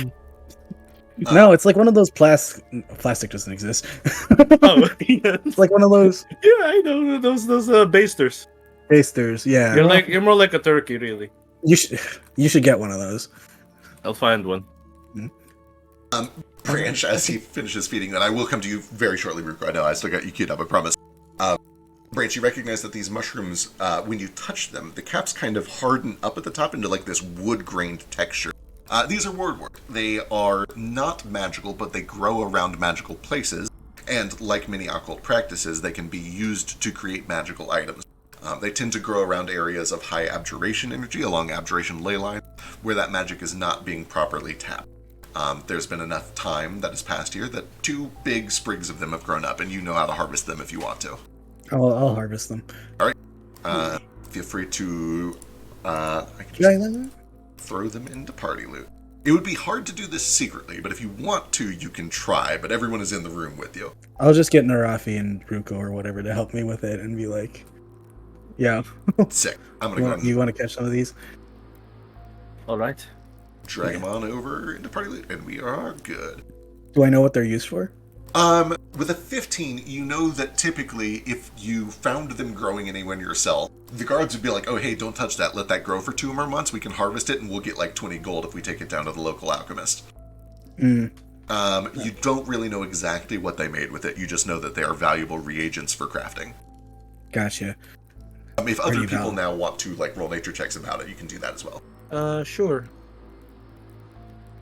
Yep.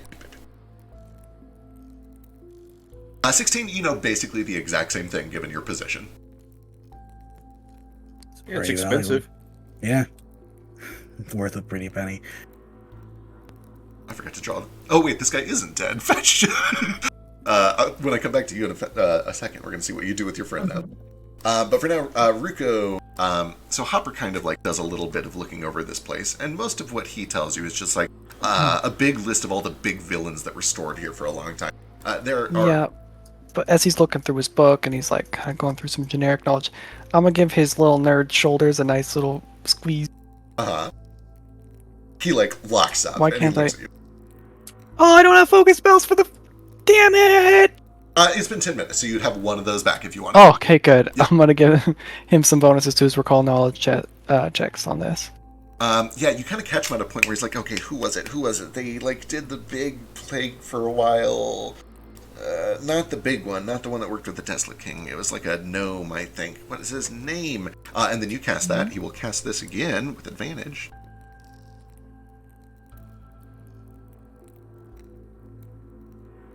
What was the old one actually for you? Let's see. That is an improvement, and actually that bumps him over the threshold.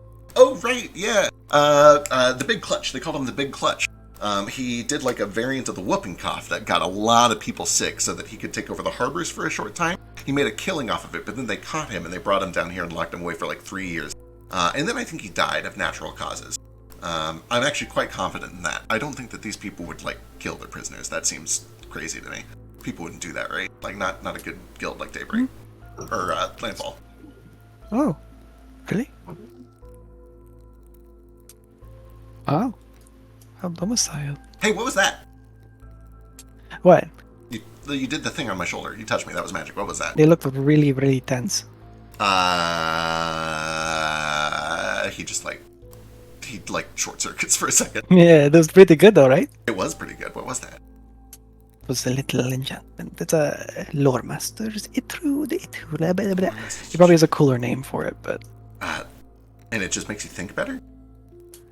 it's like my enthusiasm for the stories, my rapid unfolding imagination. I don't know. It's like it jogs your brain. It makes you think. It makes you go down tunnels. It's true. You are real easy to talk. I didn't realize there was magic involved. Now that makes me feel a little differently about it, but it is like different in a different way, not in a bad way.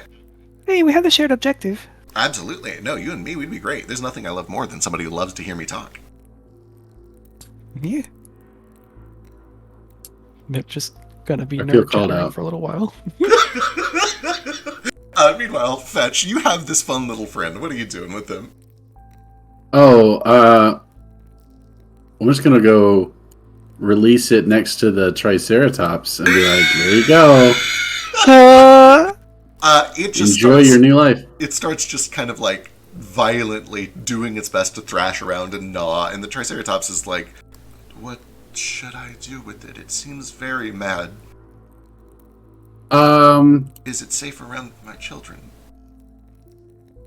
No, it'll kill your children, so you better kill and eat it. It just kind of, it's okay if it's not yours. No. It just lifts up one of its big tree stump feet and just kind of sploop. Tiny creature, be honored. You now live as part of this magnificent salad beast. It kind of like scrapes its hoof off a little bit. There's a couple of quills that it takes a second to get out. I'm gonna continue to wander and see if I can find somewhere for us to stay. Yeah, go southeast. Southeast. Towards... Okay, I'll try. Thank you. Okay, I give it a kiss. Wonderful. It goes off on its way. Let's see. Who was up next? I think that might have been all that we had queued up. Anybody else have anything else they're doing here? Oh, I also want to ask if you knew anything about special prisoners. Anything fancy about someone real scary being held somewhere? Boy, with a 20, he certainly would know some of the big ones. He would know that there was the plague guy, little. He's already forgotten the name, and so have I. But the gnome who was doing the fake plague to take over the docks was stored in this magical cell for a while. And they eventually kind of moved him out to a normal cell, and then he died of natural causes. He has suspicions that maybe it was like a, I'm not going to live the rest of my life in jail sort of scenario, but he's confident that it wasn't like a mistreatment thing. It's like a Jeffrey Epstein thing. Yeah, exactly. It just happened. The core of what Ruko's trying to get at is what this place is destroyed. It's not functional. Was there anyone here? When it went under, did they have to release anyone? Right. Boy, what a good question. Let's see what he knows. With a 20, boy, would he know anything in a 20? I think he doesn't, and I think it's in Hopper's nature to just be like, hey, Finn, was there anyone in here when it, zzz, And Finn looks and says, I don't think so. In truth, we had that installed as a precaution, but we didn't have to use it very much. Wait, you went on adventures. You caught the big bads, you put them in these cages, and you just, lived here? You're like, hey, look at you, you're in the prison, haha. Well, not me, personally, but we had a warden, we had jailers and abjurers working around the clock. Yeah, we were Oh, man. We were in operation back in the day. If I had the opportunity, man, I'd put that wolf in there. He'd be so sad, be so good. Right, Tex? The wolf. I'd rather just kill him, You should But- but tell. that's just me. I'm gonna go over and I'd start kind of licking it. Ruko's leg. Ow. He'll Finn. get infected. Okay. A little How come the sandpaper on your. one You trained You him well, find- Ruko. you find the one time to be nice and it still hurts? How do you do this? Can't fight Thank your you. nature. Finn kind of looks at Tax and he saunters over here, really putting on a show. And he leans back with his arms crossed next to Ruko and he kind of like unbuttons the top of his vest. Who's this wolf you're looking for? What? Doesn't matter. I don't know. I just thought maybe, I could help a bit. And he starts unbuckling around his wrists and rolls up the arms or the sleeves of his shirt. Oh man, I guess I've just forgotten so much. I Oh guess yeah, I you just were can't. real helpful just a couple minutes ago. He smiles and he looks down to Tex. Okay, you've been teaching him. Nicely done. And he starts to walk off. Ooh, what was that?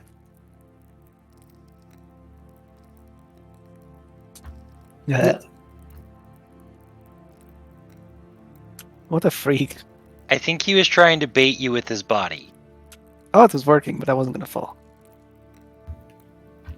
So it was working, but it wasn't working. No, because he's faking it, I could tell. He's not the one going to be doing the baiting tonight. True. God! I don't know what you mean by that. Branch lifts, just offers Narafi a high five. Oh! Damn, I got a heat flash in real life. That one burns so good. He fist bumps the high five. No, palm Oh, spread. other way. Hit. Yeah, like that. All right. How do I have less arms than you and I know how to do more of these hand tricks? Okay. I don't do hand tricks. Branch would like to, at least, pull Narafi off to the side a little. By the way,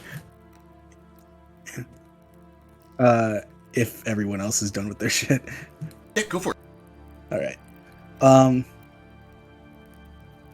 Yeah. Maybe having you as the muscle might not work that much, considering you did fuck all when I was trying to talk to Finn earlier. You're doing pretty good. I didn't want to get in your way. I think he got in our... I think anything I did probably had no lasting effect on the fucker. Well, did you get the answers you wanted? No, nor the I got lots. satisfaction. What? Yeah, lots. Pretty exciting. What did you get out of it? Well, I know I can kick your ass. Burn. Fucking savage of the party. The real one. Yeah. About that. I'm pretty sure if you keep at it, you can kick his ass back later. I don't know how. I ain't fucking good enough at this shit. Give it time. Anyway, I'm just asking. You think you can forget what you saw in there? What did I see? Atta boy.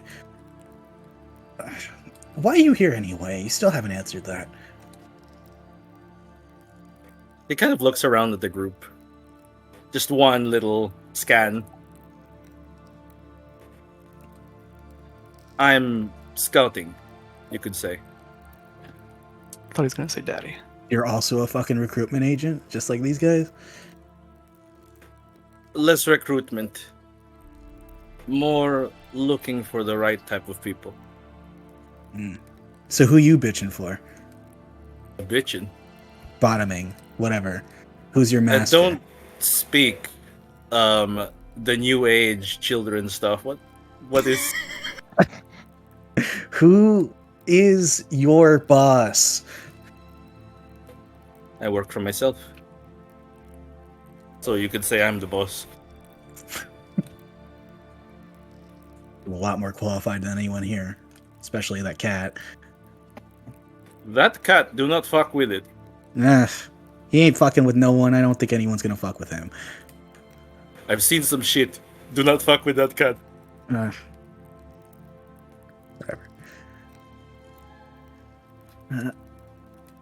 Tex is currently got his leg fully outstretched, doing cat lick.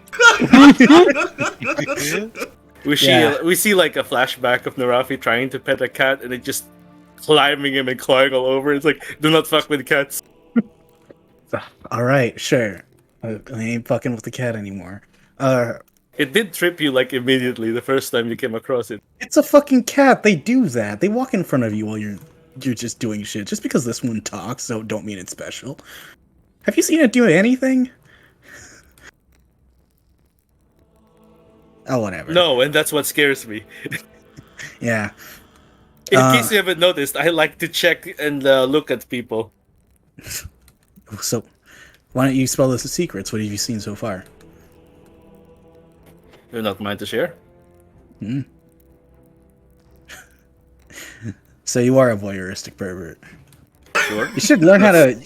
You should learn how to do the thing that he did if you really want to get this done. But stay away from my tent if this is your intent. I think I've seen what I need to see. Alright. Okay, fine. What do you get out of me? What's your reading?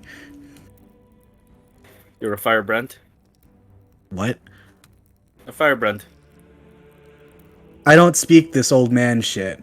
Can you dumb it down a little? All right, hold on. He pulls out little notebook, and he flips through some pages. You're a rebellious spirit. You like to start fires. Metaphorically. Everyone here is into fucking astrology, ain't they? What's this from? What's the source of it? Just observations. Gotcha. Well, at least I know you have. You basically picked fight with everyone you've come across, including me. I'm just saying, like, it's not hard. That was some friendly bouting. I have no problem with you. I think you're pretty cool. You handed me your gun. I enjoyed it. All right, sure. So we I'm cool? just saying, it's still a fight. So we cool? Of course we're cool. All right. Kiss. Can I see your gun again, by the way? He just hands it over. All right. You're going to have to show me how to fight the way you do. Why's that? It's less predictable. Oh. Gotcha. I was thinking about, as much as it fucking pains me to say, I want to learn how to do that fucking disarming shit that he did to me earlier. Thanks for helping with the chain, by the way. It was fun watching you try. Yeah. Whatever. Do you want my help next time? I genuinely don't know. I don't even know if I'm going to be sticking around for a while. But I just want to figure that out. Are you? I genuinely forgot what I was going to ask. If you want anything out of me, feel free to ask. I don't think I have the right to ask you for anything just yet. Sure. Morals and fucking ethics, the trappings of any good person, right? He does finger quotations when you say good. Yeah. Any good person, single finger quotes. Just wanders off now, probably. Just with the gun. Yeah, with the gun. He's gonna fire it off somewhere. Yeah, I'm gonna take it to the fucking woods and start shooting at trees to de-stress. Have fun. It's like 8 rounds in it. All right. Anybody else have anything they're doing down here? Just weirding out Finn. He eventually kind of is like, I really can't help you if you want. Whatever you're comfortable telling me. That's what I'm curious about.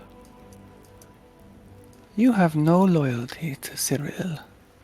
Quite the opposite, in fact. I kind of want him to fuck off forever.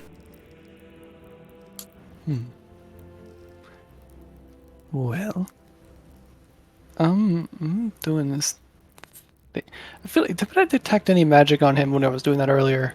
Detect magic.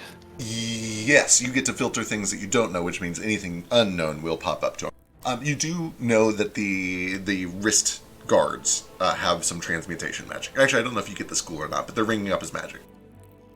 I keep forgetting that in PF2 you don't get the school automatically. But yes, his wrist guards are magical. Okay. Trying to make sure he's not doing a whole, the other fox, the many tails, that deal. Oh, yeah, nothing like that. Although you're smart enough to know that illusion you don't detect unless you are casting at a higher level and then you counteract it. So if it was illusion, it could potentially fly under the radar if it was strong enough. Okay. Oh boy, I'm having second thoughts actually, because this guy's a big deal, and if he's too big of a deal, then he's gonna kick us out, and we're all gonna die. Something on your mind. What do you know of my brother?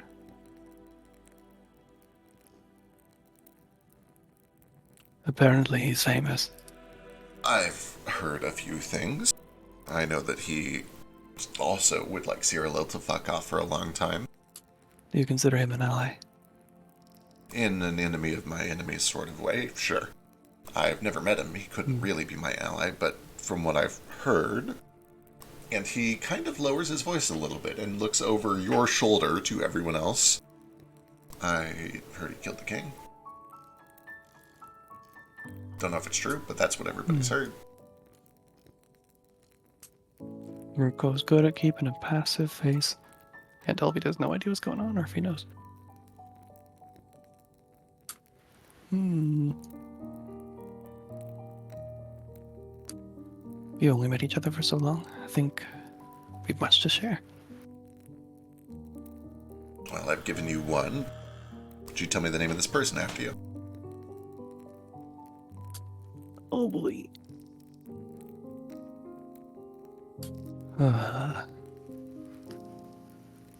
Who is the queen's dog?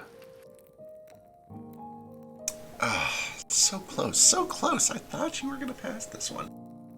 Lucian, really? I thought you were going to pass this one. I was being sneaky. Stop telling me secrets. Come on, why would you tell me that? Why would you tell me that? Because you know the magnitude of the problem. I I think not knowing the magnitude of the problem is how you get blown up, or you lose fingers, or you get stuck in the bog. I gotta tell you, that's not your biggest problem right now. And he kind of like opens his eyes wide, and he like very quickly flicks his eyes down to your pocket. You looking at the what? You don't currently have it, but you have a reasonable suspicion what he's talking about. Yeah, I get it in French. I was just trying to make sure he wasn't talking about the other cold iron thing. How many people have you told that to? How many people have you told about that besides Gigi? Gigi's even worse than you are, by the way. So, congratulations, you're not the worst. Yeah, he's friendly. We've told, of course, Sketch, because we were chased by him. With Sketch. I did outrun him for a little while. For a short time. Felt pretty good. And then Tex, of course, knows. Other than that, I think it's just us four.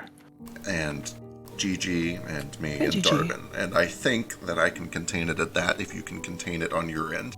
Or if your cat can contain it for you. Oh, he doesn't tell anybody anything. It's so hard.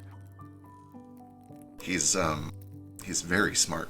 I don't know where you found him, but he's very smart. You should stick with him. He's great when there's not other people around. Oh, does he have is this like a face? Does he get all like soft and cuddly when it's just the two of you? Oh, no. But he seems more like that. Okay. But other people around him, he gets more antagonized, and he gets, social. He does his air quotes. And then he's just got more reasons to be more pissed off. But if he's got a good meal, and I've shut up already, and I'm asleep, and he's asleep, he's so nice. Interesting. Alright. Well, I kind of tried. Anyway, for real, stop telling me things. I wait until you know you can actually trust me, but I'll do what I can to make sure Gigi doesn't tell anyone. For the record, I don't want to slander Gigi. He told the two of us because he trusts us, and I think it was probably the right call. But, Ruko's eyes go to, weird cat slits for a second. He like tilts his head a little weird. He's way more focused now. Trust is a How come I dangerous. shouldn't I tell you some things? Well, first of all, because knowing things mean that it can be interrogated or have magic used on me, so I don't want to know things that are unnecessary. And secondly, for your own good, you shouldn't be sharing secrets all willy-nilly. It's dangerous. We've come to the one place where there are actual capable individuals. The one time in so many months traveling on the road solo. Do you doubt your capability? Oh, first of all, yes, I'm getting old. You should have seen me 20 years ago. It was incredible. But secondly, I don't doubt my capabilities so much as and I mean this with respect, you seem nice. All of you seem great. I have my own problems. And if we can help each other, that's great. I think we would make a good team. But just as I'm not asking you to swear any sort of allegiance to a guild, I have to be careful not to make everyone else's problems my problems. At least, not yet. You know? I deeply respect that. But I've gotten the one big thing off my chest, so now you know, kind of keep a blade a little bit closer, hopefully. Maybe. Now we are in the clear. Stick around for a while. I think we can find things to be useful to each other for. But for real, stop telling me secrets. You too. Looks at his chest. Can I start like walking along the walls of the prison? Absolutely. And I just start kind of like pulling at some of the bricks with the ghost hand to see if there's any like loose bricks with any like stashes. Ooh, I dig it. Give me a perception check.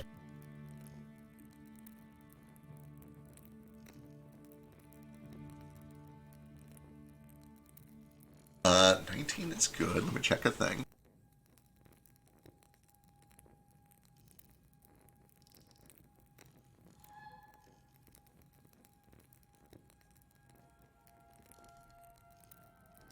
You find several bricks that kind of come loose just because of structural damage. You do find, and I hate to disappoint you like this, there is totally a secret compartment that was behind this desk, but there's nothing in it. It looks like it was emptied when they abandoned the place.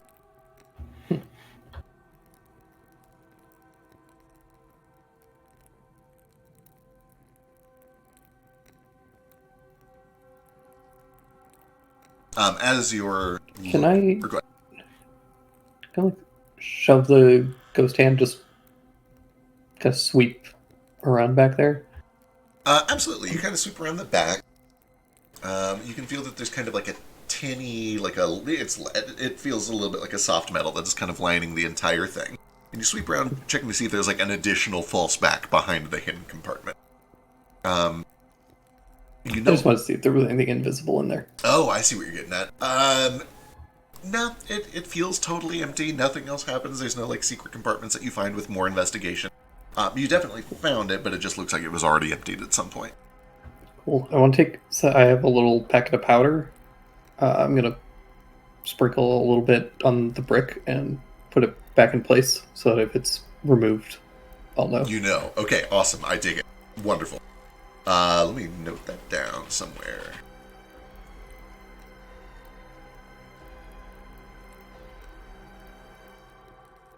Back vigorously pretending to take a note. No, look at this. Don't make me pull my text file up on stream. Wildfolk S8 the Alcazar.txt. Go ahead, do it. Oh, text. Pull it up. Let's see it. That's what I thought. Got him. On stream, I'm getting sketch pants. Fetch. Look at that. Eat that, motherfucker. Don't give him pants.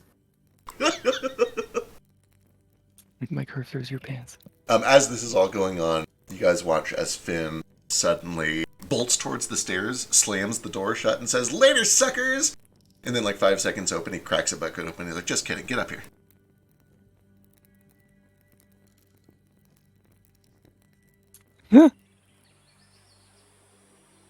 Damn it, Finn! I actually thought you'd leave us.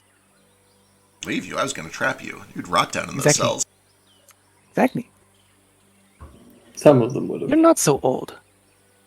We'd break out eventually. You might. All right, we should get back. Sun's getting low. We probably got 2 hours before it's dark. We don't want that. I'm gonna go over. Follow the gunshots to find Yeah, Branch. you guys find Branch just shooting into Yeah. the woods out here. No, he remembered there was a fucking training route area and is shooting at the mannequin, the like true. disgruntled mannequin. Oh, Yeah, you fire a couple of shots. Give me a couple of attack rolls just for fun, real quick. yeah. Oh wait, I don't need to bother with the ticket. Can I actually have the gun so I can roll the attack rolls for it? Sure, I'll send it to you. All right.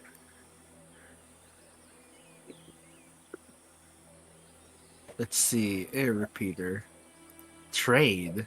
Players. There's an RPG dummy that like, pops up numbers when it gets hit. I hope. I'm waiting for the attack rolls to see if he hits it, yeah. Yeah, Or I there you guess go. how well he hits it, I should say. Draw. And Branch is definitely doing more than just shooting at it. He's trying to do gun twirls and all that. Excellent, Kelly. Here, I Yeah. sent you one magazine as well, so you can select. All right. Air repeater, no ammo.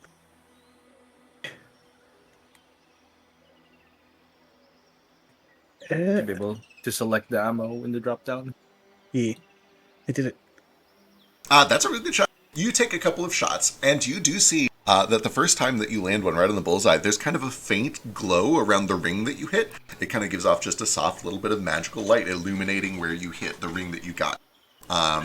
And you do watch that the second or third time that you hit, it starts to like, it's like fading, it's crackling, the magic is either damaged or worn out or low on energy. But it does appear that at one point in time, these things really did register hits magically just to kind of help improve training.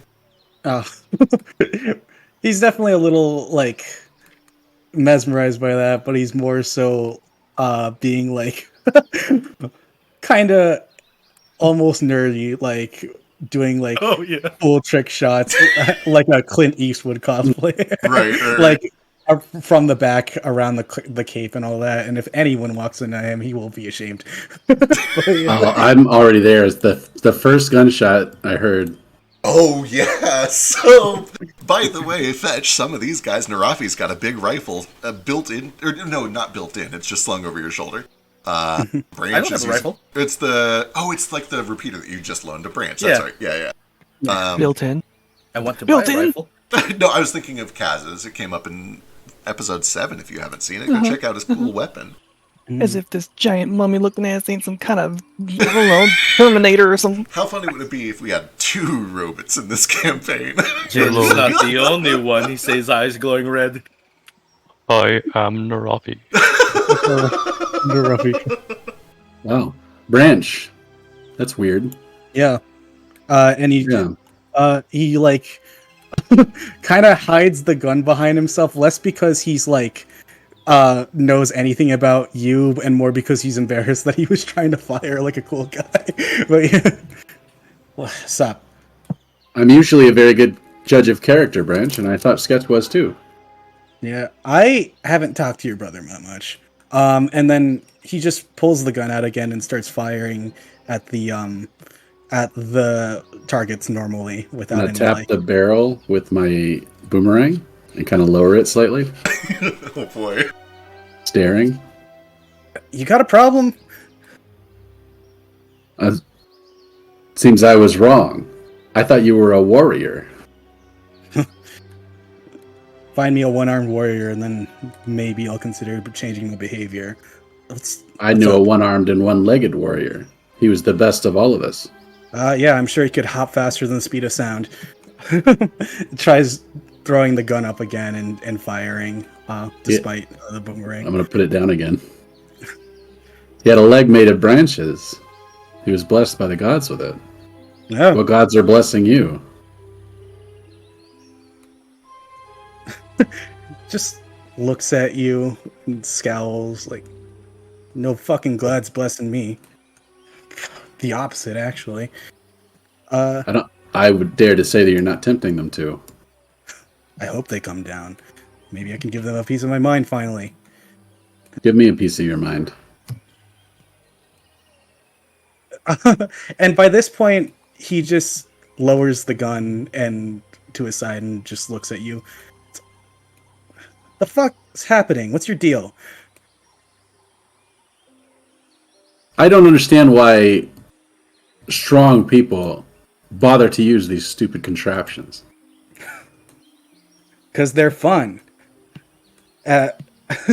Starts waving it around in your direction. What? Do they scare you? You don't got them where you're from. We just got them. Awesome. Then you know how fucking nice it is to actually feel strong for once in your life. If you were to take an intelligence and memorization test, but the answers are written on the wall behind the test taker, and he's not aware of that. You cheat on the test and get 100% perfect score. Do you feel smart? Absolutely. Why play by the rules when someone's already got the answers laid out for you?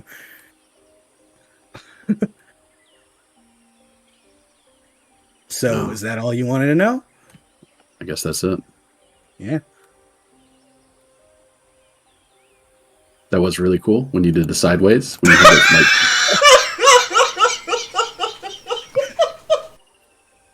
it, Branch just gives him a bit of a nod and is like, thanks. You want to try? Just No. gotta do it like, yo, what's... But I will throw boomerangs. No, I'll throw hatchets. I have a hatchet. I thought we were about to watch Fetch fire a gun. I was going to lose my mind.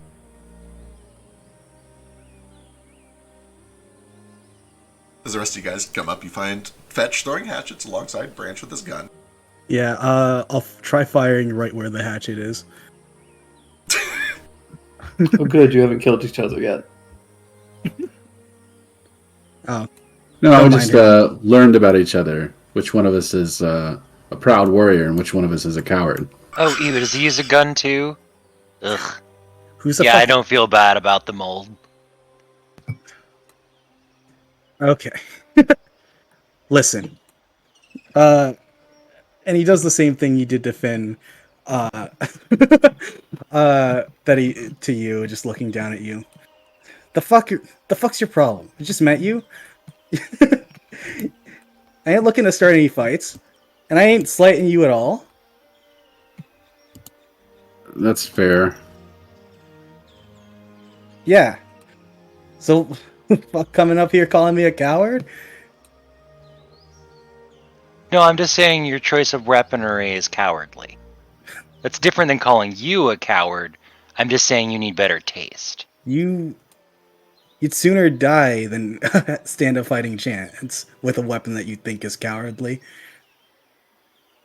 If I die like a coward, I'll end up in the coward's heaven or whatever. If I die like a man fighting with real skills like a warrior in battle, despite my disadvantages, despite having lost an arm perhaps, then I will be noticed by the gods. I will shake my fist at the gods and force them to notice me.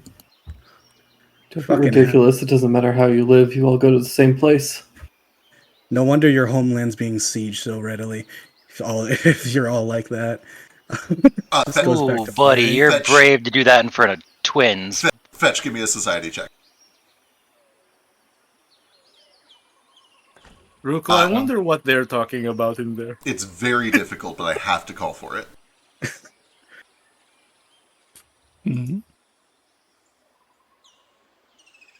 Doing where? The training area. Wait, did you say sketch or fetch? Fetch. Crap, this was a terrible idea. Hang on. I know, I'm sorry. It's probably nothing, but I have to at least call for it since he said something. Oh, I was talking about the names. Oh, we should not have made them sense. Society? Yeah. I don't even know if you're trained. Nope. Okay, yep, carry on, sorry. Alright. No, I'm just marching off. I just look at Tex and shrug one shoulder. Your last line has offended him greatly. We had it coming, but still. Fetch will remember this. Yeah, I need to make a list of everyone in the party I've pissed off so far. Hey kid, But- you want to go piss off somebody? Sure. All right. Can Branch and I head into town? Yeah, absolutely. If you'd want to, Finn would be like, or do you do this secretly, or do you like let people know you're going? Well, like, would going into town, is there like a natural point where we could like break off for a little bit and go do that? I don't know like the geography as far as where we are situated. So the reason everything else. let me pull it up. The reason I ask is it would be about sundown by the time you got to camp, which means if you walk all the way back to the city, it'll be about an hour after sundown. Which is fine. It just means you're walking through semi-dangerous parts of the jungle at night. With that said, you would be at least in the first wall by nighttime.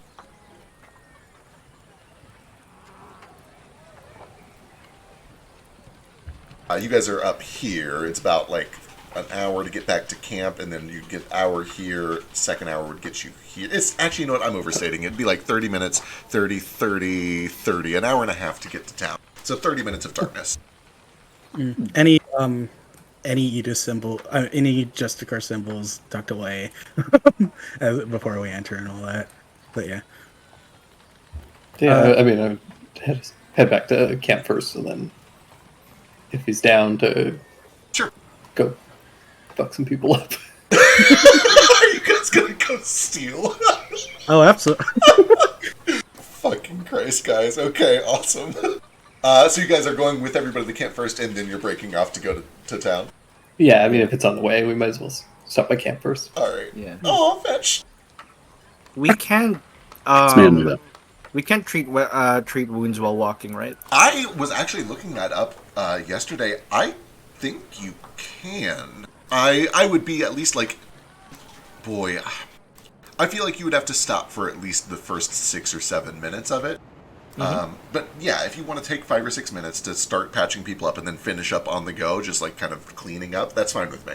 I'll put a note to actually look that up for realsies after this session. He doesn't want to lose light. He's just making sure, like, hey,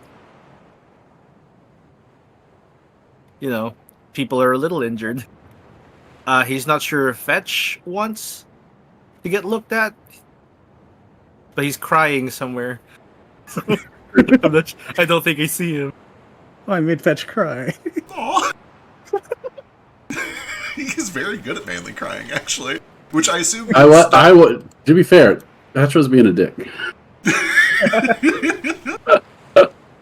That's true. I'm honestly surprised that the two of them meeting for the first time over a gun went that smoothly. I expected it to go worse. I told you I was gonna like chill out. Also, I know we've been glancing over it. Ruko is doing wonderful music in the background. No, not. Yeah, which I'm sure we'll jump to in a moment. But no, we sure won't. Let's unwind these in reverse order. You're doing treat wounds on the way back to camp, which you can definitely do. So let's do that real quick. Only if it doesn't cut into the daylight. Yeah, it's a negligible amount of time. Yeah. Well then, I guess Ruko. He's aiming for DC 15. It's not.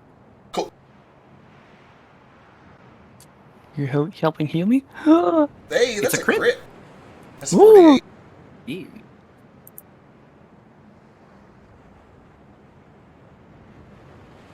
Yeah. Heal 15. Oh, that's real good.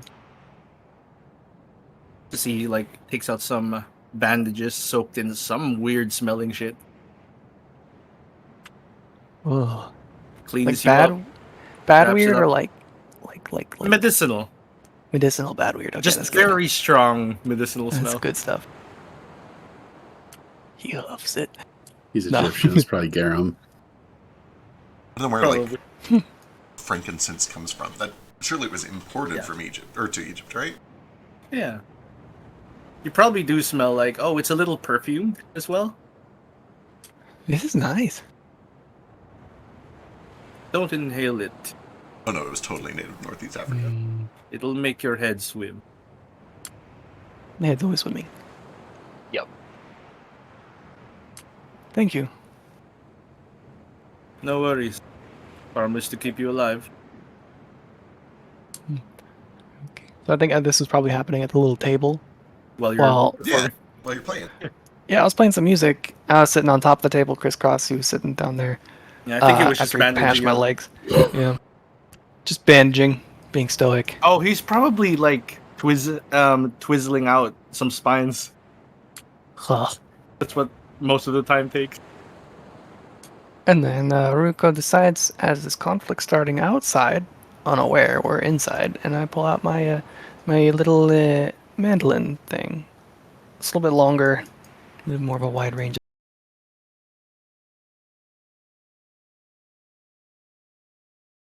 Sure does.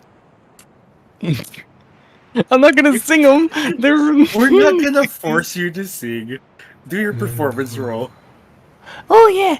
Oh, it would be terrible. Maybe you're nervous. Maybe you're really good at it. Who knows? Okay, let's do performance. I'm gonna do.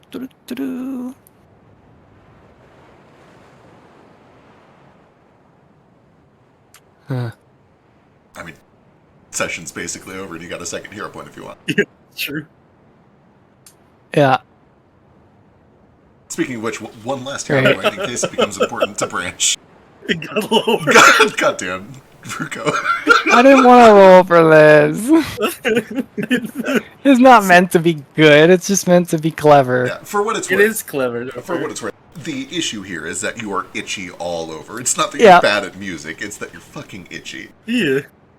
I'm distraction strumming right now. Yep. The point is to the- not die. Yeah, you see Narafi. You can't see his face because of his helmet, but you hear him chuckle. He's like a fond chuckle, not like he's making fun of you chuckle. Oh, that's incredible. No one's Considering- written a song about me before. Really? You have the imposing look of someone who would they just make a song anyway. No songs for Narafi. Huh. Until now. You did very well back there. Thank you. I bolted that thing to the ground. It was pretty cool. Not just that, it was your I don't know what to call it, your cadence, your performance. It helped summon- Yeah, you just Yeah. you take the panic in the room. You can feel it. It's chaotic. It's slapping. It's just everywhere, and then you just order it. You know, just strum to it. Yeah, you weaponized your anxiety, I like it. There's a lot of it though. There's Oh, so much boy. anxiety. Yeah, it's good. It's good Did to you see direct those that. things? Yeah, they were very spiky. And itchy. Horribly itchy. Why'd you have to say that? He goes They to got me scratch too. it. I just know not to scratch. Okay. In Alcazar's depths where shadows loomed. You actually don't have the feet to know that you're not supposed to scratch? I'm an expert in medicine. Oh, okay. It's like how Need you to make another fortitude save because you scratched using the same hand and it's poison that spreads, yeah, oh no, you spread it to your eyes. or your balls. Yeesh. Okay, I'm obligated to at least say the one about Let's do Narafi. it, let's do it. I will not be listening to this in the VOD. I'm not singing either. Someone clip it. No. Alright, the one for Narafi. And he's sitting on the table and he's strumming. He says, In Alcazar's depths where shadows loomed, Narafi's silence reigned. The masked lion, fierce and bold, where spiny beasts had chained. Each swift strike and steady gaze, the giants fell before. For landfall's pride, through silence might, Narafi's roar did soar. It's a little cheesy on the end. Gain 3 You- Narafi points. What do I do with these? They're ephemeral. But they're not real. Oh no, I put Are them they on real? this notebook. Yeah, I see you have a score. Oh, you're grading us. Yeah, You just didn't scored roar 3 though, points. so do I get deductions for lying? Or it makes the song better though? I could roar now. Yeah, could you do it? Not in the middle of Imagine- the forest. Okay, and then there's a gunshot from outside. Yep. Okay, I'll roar. He just goes he goes to roar. It's not like trade intimidation or anything. That is still actually terrifying, though. So I can't see him It gear echoes up in his to it. mask. You could do either intimidation That's or performance worse. since you're not specifically trying to scare. Yeah. I can do intimidation. Here you go. Untrained. Okay, it's actually pretty good roar. Woo! You know in The Lion King when they're like, "Ooh, it tingles me." Yeah, it like whole resonates, and thing. especially off the mask, it comes through with like this metallic timbre too. It's really good. You are fucking terrifying. That's awesome. Do you think our friends are shooting each other? I hope not.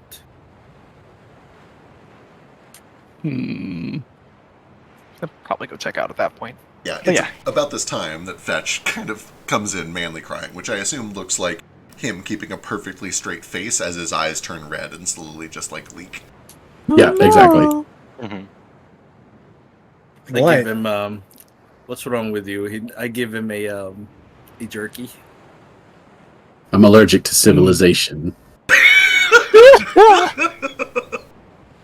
We have jerky at home. I'm coming to the existential realization, which is causing a crisis in my spirit, that I can do nothing about it. What's to say you can't do anything about it?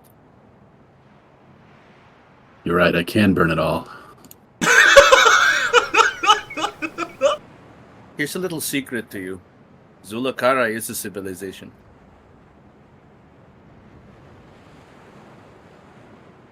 What you're afraid of is advancement. I'm afraid of the kind of advancement that For took someone my who's- entire village from me, dude. I know, Anyone should be afraid of that. but for someone who comes from a land that constantly changes, constantly destroys itself and renews itself, you're oddly afraid of this one thing that people made. You're a person. You can change it. It's just not right. It's not spiritual. There's no way the gods would reward it. But they seem to. It's not fair.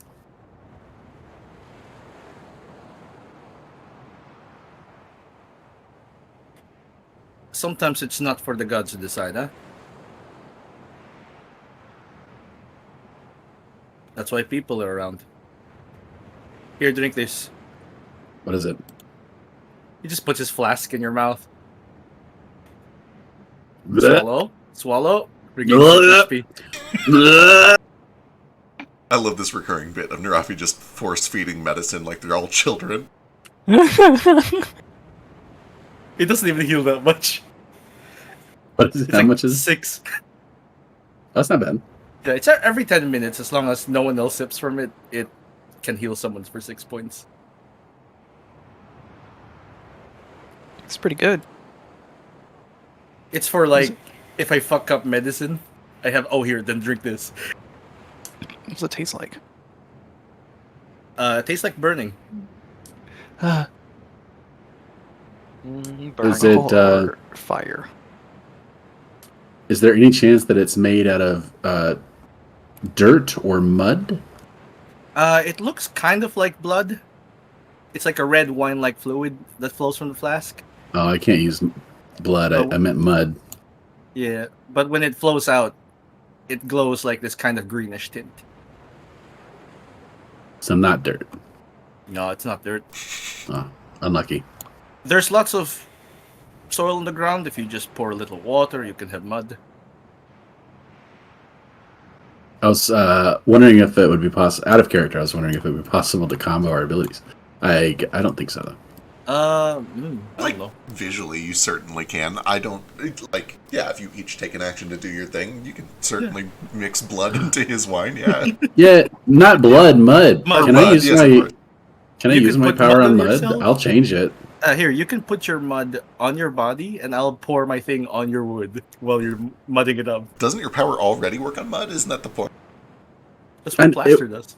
Yes, it works on mud, not blood. You keep saying. Oh, I see what you're saying. It seems like yeah. I see what you're It saying. also works in dirt. However, It also works in dirt. If you gave me a version of it that works I like could, blood. I could see you getting Like, your hands on a version of Mud is blood. harder to The get blood. than blood. I'm just saying. True. I'll look into it. I'm sure that Cork would probably be interested in giving you a version that works on blood. We'll see. Hooray! We're Moving In that along. case, I can give you a +1 to your healing checks with your medicine. I'm a simple man. I don't have big requests. I appreciate it. Next time I heal you, I'll try your special blood. Moving along chronologically. You guys. Hey, Oh yeah, what you got? What you got? Sorry. I see your fighting style is still the same. Here, take some of these. You're still bleeding. Oh, yeah. I'll go find a plant outside, get something to grow from it. And take 7. There you go, you look a little better. Yeah, that's better. Thank you. Yep. I missed you so much. I missed you too. I thought you were dead. I thought you were dead. You never came to get me. I guess you did. You just came after I left. I came for you the second I found out you weren't dead. That's good. I guess you just assumed I died. Everyone else did. Oh. Well, that's unfortunate. Except our parents, and I'll list a couple other names of people who did not die. Oh, I thought you meant that everyone assumed I died, not that everyone... Yeah, that makes sense.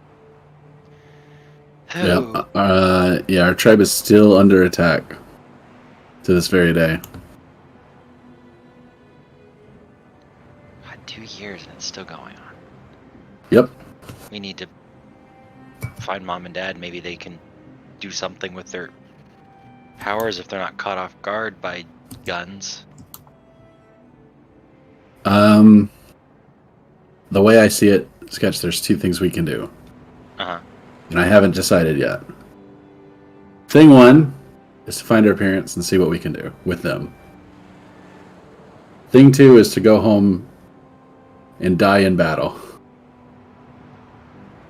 I'd rather not do that one yet. I'd rather That's try why them. I'm here. Well, good. You made the right choice.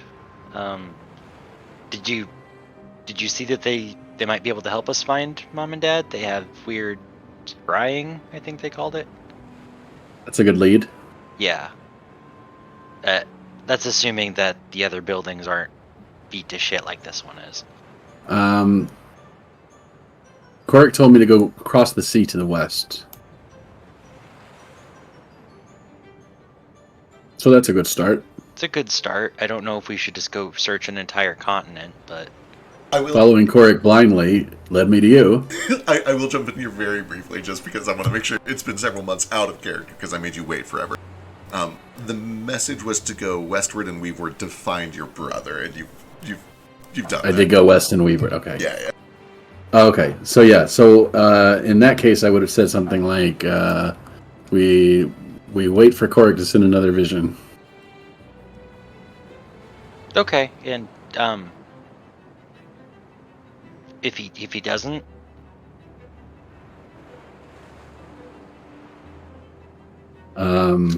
He will. well, I hope it doesn't take him 2 years this time. Otherwise, I'll curse him.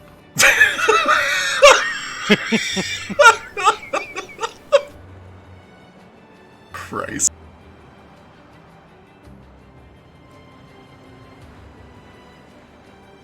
Then Fetch and Branch will have something to bond over. But it'll take 2 years. You guys continue to walk back to camp. Eventually, you do arrive, and you see that everybody else seems to have made it back. I know Branch and Tex, are you guys splitting immediately, or do you wait for the recap, or do you just like bounce as soon as everybody's back at camp? I kind of want to just bounce. Yeah, you can totally just bounce if you want to. Branch wants to at least visit Famador again for a bit. Genuinely. Why they all look different? I will at least throw it out here real quick. Do you want to get paid first? Yeah. Or do you want to... I mean, for the record, you get the feeling that if you leave for the night and come back in the morning, they'll probably still pay you. It mostly just, do you want to have spending cash when you go into town right now? Right. Can I bug Finn about it, like as we're going back, and be like, can I get the 20? You got that 25 gold? I mean, Darwin was going to pay everybody. Why do you need it right now? It'd be nice. Give me a diplomacy check. Yeah. I need to learn to stop closing this. It takes so long to reload, too. Yeah. We're planning on going to the brothel. I'm switching to my phone. I'll have Catch you 25 later. gold to get you. Huh? All right, see you soon. Good luck. We'll wrap Bye. up soon. See you later. We'll take you to the brothel. I mean, I don't walk around with... How many of you? I don't walk around with like 200 gold in my pocket. That's crazy. Smart. All right. Darwin Who will would do have that? Yeah. That's silly. Yeah, who would do that? Yeah. All right. Well, if you're gonna, we'll catch you later. Then I'm gonna bounce and head back to Family for a bit afterwards. Sure. Just not go out. It's late. You gonna be all right? I've been through shit. I know my way back. I grew up around these parts. I know what it's like to head through these woods. All right. Be safe. We'll hold on to your payment till the morning. If you're not here in like 3 days, though, we're pocketing it. We'll assume you got eaten. Smart man. All right. Just kind of like tilts his head towards the direction they're gonna go with Tex and like be like, I know how to get here. I know how to get back to town better than most people here, probably. That is true. If you would, go ahead and give me a survival check, which I think is survival. I always forget if survival. Survival is still its own thing. Animal handling is rolled into nature. You have a big bonus for literally doing this route for your entire life. Yeah. Did I close it again? Why do I do this?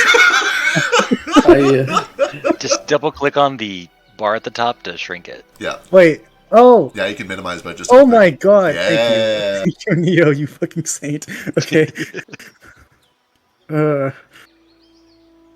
Survival? Yeah, with the big bonus, I'll call it a +4 because you've done this literally your entire life. Awesome. That's plenty. Yep. Yeah.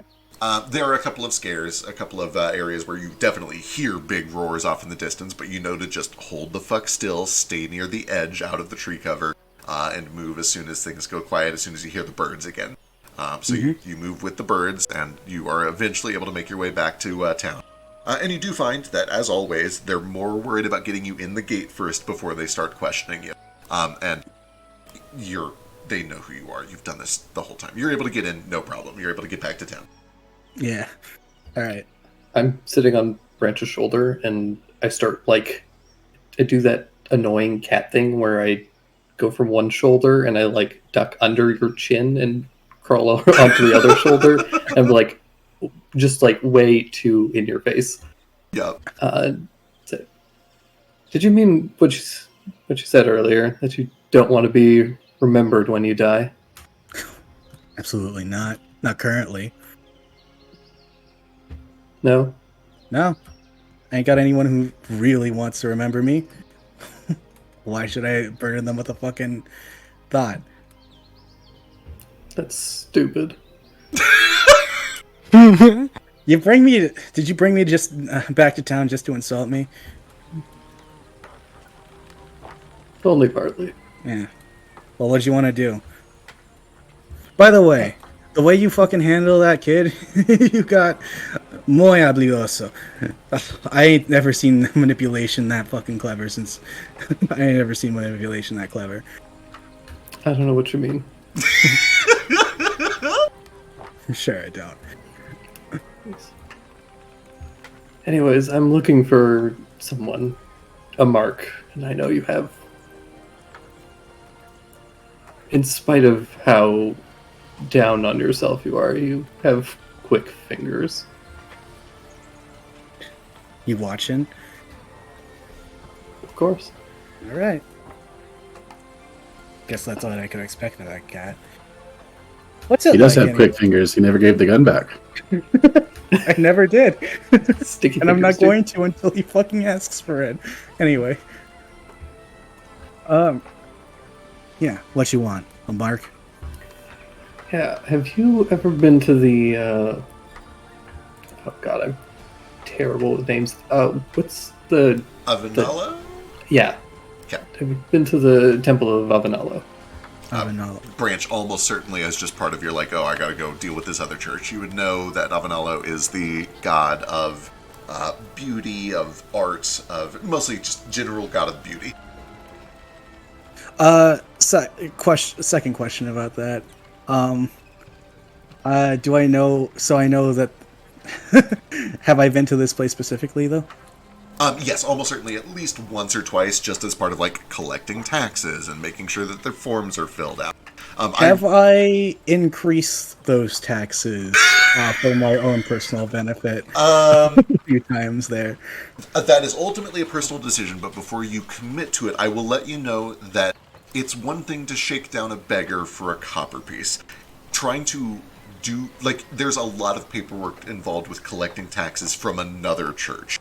You would get caught and you would get in trouble. He's learned from experience, though. He's at least done it once somewhere. Yeah, you probably tried it once and learned very quickly. Like, one of the other guards probably like watched you trying to do it and pulled you aside and said, "Hey, what are you trying to? You trying to get us both killed? Like, what are you doing? They're gonna chop our hands off." Been there. Fine, we'll do it anyway. Sorry, I didn't mean anything by it, but you know, maybe. No, I get it. Time, constantly reminding me of why I'm here in the first place is always good for morale, ain't it? Yeah. And he says this shit out loud, reminiscing about the old times as Texas around. Yeah. Yeah, I've been to the Church of Avanello. They're stuck-up pricks, but every church is, right? Right. Well, I'm looking for a specific priest. They were parrot. They had that symbol. Think you could go poke around, see if there's anyone like that in there? Like a parrot? Yeah, well, not a parrot like I'm a cat, but a parrot like you, but a bird. Oh, walking on two legs. Gotcha. Yeah. You know, it's a bit hard. Like most actual birds, but on two taller legs. With hands. That can grab things, alright. Right. Yeah. You got anything else? Just parrot? Did I have a whole lot else? There wasn't a lot in that description. You know their appearance. Are you okay with like me just dropping a like, token? I would give, like, color markings. Oh, Okay. yeah, if you've got a token. Yeah, all right. I would describe them to the best of my ability. Yeah, let me make sure that this token doesn't have a name, because you don't have a name for sure. Boy, where was this? I just had this. Here it is, okay. Let me do this on a different map in case there's a name attached to it. Oh, there sure was. That was a good idea. They're female, right? Yes.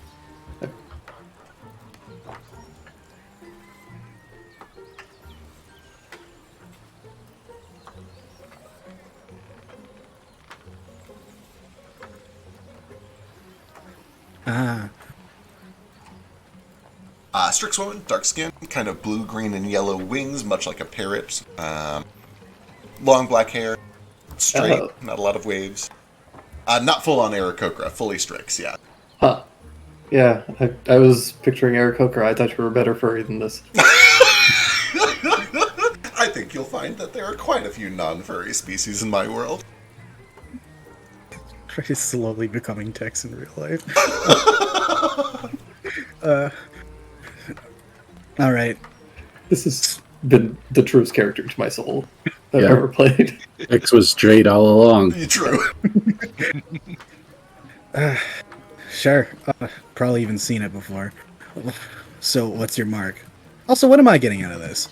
Give me a... this would be a society check for sure. I would let you do perception if it's better, but you're going to have a -2 if you do perception instead of society. Yeah, I'll do society. Cool. Shit. doesn't ring any bells. Honestly, when Tex tells you that he's looking for like a parrot lady at the Temple of Avanalo, all you can really think is like, yeah, their holy symbol is a parrot. Like everybody there has a parrot motif. Nothing stands out as like a parrot woman. Yeah, you're gonna have to be a bit more specific. They got a lot of parrot shit up down there. Strix woman, dark skin, had blue and yellow Gotcha. wings. Gotcha. All right. Real Thanks for bitch. keeping it concise. Oh, I'm sure. As for what you get out of this, I don't know. You 5 gold of your cut. all right? Deal. Damn, you agreed to that. I was gonna offer you like a trip to a brothel or something, but this is probably. I can About take the same. myself to a brothel. I could sneak you into a brothel if you really wanted to go. I think there's probably a cat brothel somewhere around here. You want 4 legs or 2 legs? I don't know how this works. Me either. Let's go. Thank God you didn't pursue that. I'm over here like frantically trying to figure out if there's a cat brothel. Alright. Branch, do you just head over to the temple? What's your plan? First, I tell Tex, first, I try donning that baby boy-sized cloak that I got a while ago. Excellent. It's very baggy, but it covers you quite well. Yeah, hiding Tex in it. I don't know if any Justicars see my face. I don't want to do that as well much, considering how I quit. And I let Tex know. So I ain't in good graces with a lot of the police here lately. The guards here lately. If while I'm in there, you could do your best to distract those fuckers, that'd be nice. I don't want them coming in while I'm doing shit, while I'm doing your shit. All right. All right. Yeah. It seems fair. Gotcha. I'll distract the guards. For what it's worth, I'm mostly curious where they're staying and what they're up to if they're around. You want to tell them? I wouldn't mind. Sure. Let's try this first. Under the baby boy size cloak, Branch is gonna put the symbol of Edis on, he's gonna put the symbol of Edis on, to try and pretend to be a Justicar again. Awesome. And like Tex has seen the other Justicars by now, probably. Branch at least pointed some of them out, being like, "Yeah, those fuckers, keep them away. I'm not working for them currently, but I have the modus operandi to pretend to be them." You know? Absolutely, yeah. You can fake your way through this. It's super unlikely that they have heard of you quitting. So yeah. Sure. And I'll ask Tex. So just want to know where she lives. Where she's staying, what she's been up to, or if anybody like that has been in the city recently. Ah, gotcha. Does she still think about me? She's strict, so not native to Thamador. And Justicars and Sealans have been cracking down on the whole letting people in things. So a quick search of her papers probably wouldn't be too out of the question. Right. Is this true, DM? You could, with a little coercion, you could make that true, yeah. All right. Yeah. All right. Well, go and piss on their piss on their store or whatever cats do when they're spiteful. All right. I will go and try and lure the guards away. All right. I believe this is like either deception or performance to just make a distraction. Like deception, because I'm mildly better at that. Yeah. I will use a hero point. Seems wise. Can't wait to roll a 1. Good luck. No, that's it pretty worked. good. So how do you make your? What does this look like? What are you doing to draw the crowd away from this?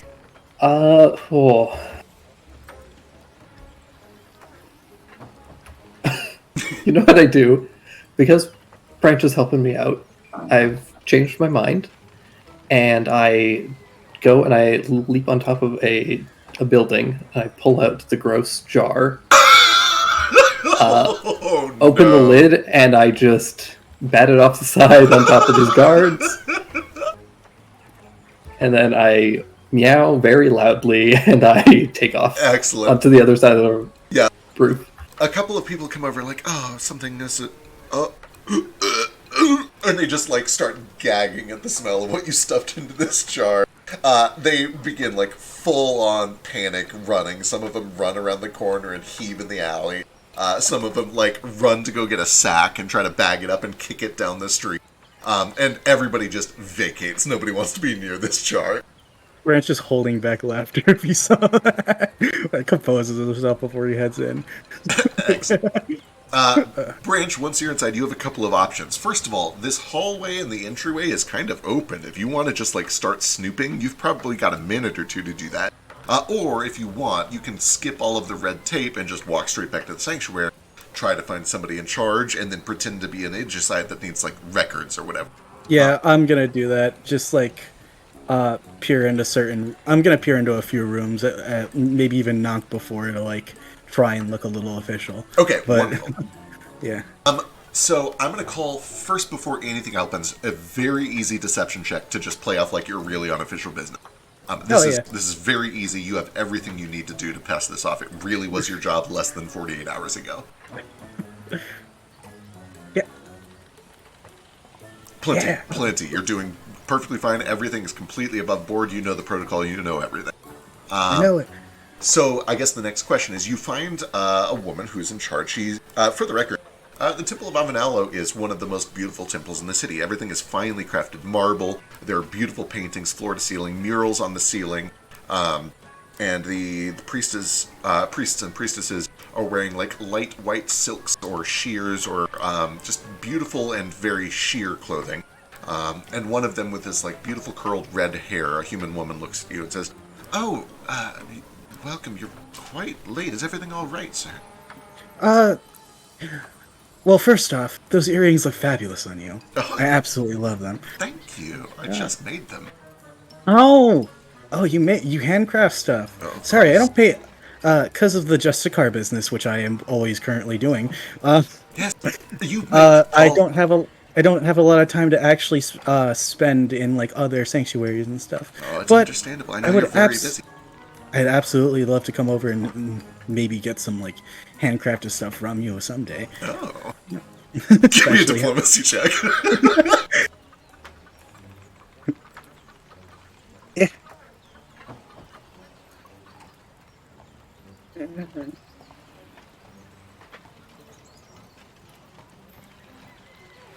She kind of like bats her eyes a little bit and accidentally like the strap of her dress kind of falls down. Oh, well, I mean, we make our earrings. I guess that means you must make all the laws, right? And she kind of like leans in. Oh, absolutely. Well, tell me, 1097, that was absolutely us. that was you? Oh, Yeah. I don't know what 1097 is. I'm sorry. It's the no loitering outside of churches past 3 p.m. with 3 fruits in your hand. Law. Was that? That was an important one? You ain't hear of 3 Fruits Eddie if you think that wasn't. Well, I guess I want to hear of him. I guess I have you to thank for that. Thanks for keeping the streets clean of 3 Fruits Eddie.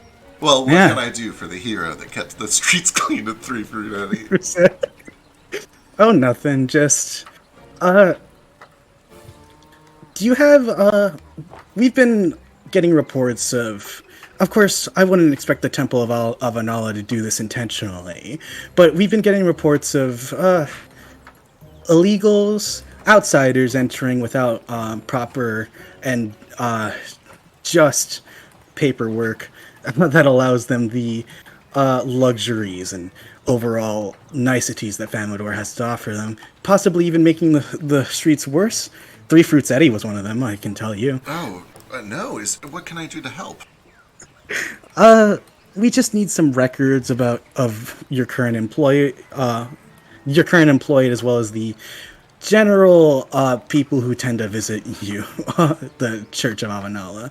Oh. You got those, right? Go ahead and give me. You've already nat 20 to diplomacy. I'm going to let that ride as a +4 bonus to this upcoming deception check. All right. Man, got Barbara Orangeman. Fruit Arch Zetti. nemesis.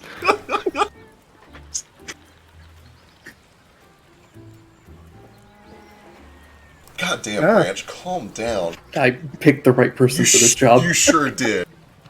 Well, of course. Why don't you come with me? I'll let you. Truth be told, I make earrings. I don't make the records, but you'll know what you're looking for. It's all in here. Look through anything you want. I'll make sure that they leave you alone for a while, unless you'd like some company. Thanks, hon, but sorry, I don't really swing that way. Oh, I could go fetch Robert if you'd like. Happily committed, actually. But I'm so sorry. We, of course, we respect that. Take your time. I'll be waiting right outside. of course, all the gays work in the fucking fashion. Not all of them. You know, a lot of them actually work for the Church of Jail, but there are certainly at least a few at the Church of Avanala. Yeah.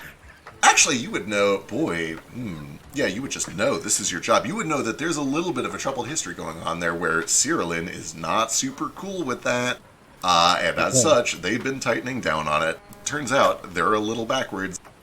Anyway, all of that being set aside for a little while, which I'm sure will come up later, you have free access to all of their records. They leave you in there for as long as you want to look at your leisure through everything that they have. Go ahead and give me, let me go see what acquire knowledge is. I think it is either a lore skill or maybe perception or maybe diplomacy. Let me see. No, man. Big Robert didn't get none tonight. Maybe you'll take her up after. Oh, can Big Robert also be called Bobby Boy? Bobby Boy. Let's see. So, you know, you've already made plenty of checks about this. This is a success. Okay, you take some time and you just start rifling through all of their records. And what you find pretty quickly is it's a lot of text, which means looking for somebody based on a description alone is difficult. You would eventually find that they have kind of a collection of portraits for everybody. That is almost done as like an induction ceremony. They are a god of art and beauty, and as such, somebody is making portraits of everybody who comes in. And you quickly determine nobody that works here or has ever worked here bears a resemblance to what Tex told you about. Nobody looks like a Strick with dark hair, dark skin, and like parrot-like wings. And you're almost about to just kind of close everything up and assume that they probably are at some other temple. When you find a donation record. And in that donation record, you find that not only are people donating gold, people often donate artwork and clothing and handmade crafts. And those are typically stored in a big, basically a collection vault. And in that collection vault, just on a whim as you're searching, you see that there is a little box that contains a couple of platinum pieces, as well as a portrait of a woman that matches Tex's description down to a T. You see a portrait of a woman that, when you flip it over, it is signed. And the name on that portrait, let me pull this back out,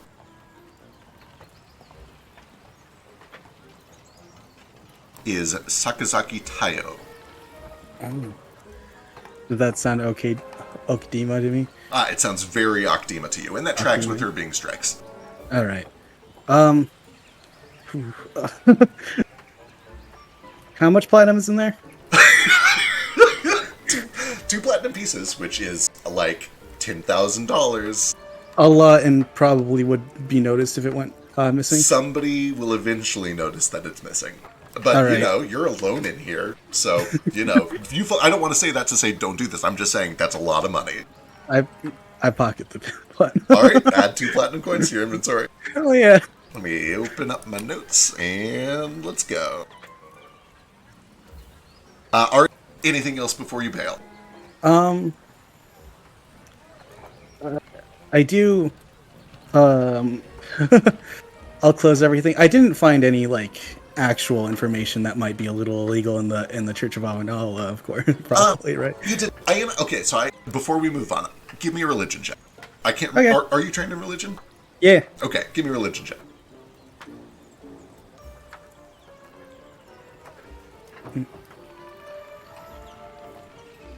Okay, carry on. Sure. Yeah. I'll write the name down. What was it again? Sorry, I didn't write it down in real life. Takazaki Sayo. I'll just drag it back out again, yeah. Or sorry, Sakazaki. Sakazaki Tayo. Tayo. Nice. And I'll I'll like head on out. If anyone's there, I'll talk to them. And actually, yeah, the woman who was like flirting with me. Right? Absolutely. Yes. Yeah. Abigail. Abigail. Abigail. Oh, you've been such a help, dear. and honestly, if Robert does wanna, Hey, Bobby boy. Well, let's come back for Big Bobby. I can send him your way if you just let me know where I should tell him to meet you. oh, we'll get down to brass tacks a bit later. But first, I have a few questions. Nothing damning to your church. It's all been very luxurious so far. In fact, do you do glow in the dark jewelry? We have a few pieces that are self-illuminated, yes. I can try to see if anybody would like to sell or make you some if you'd like. Oh, perfect.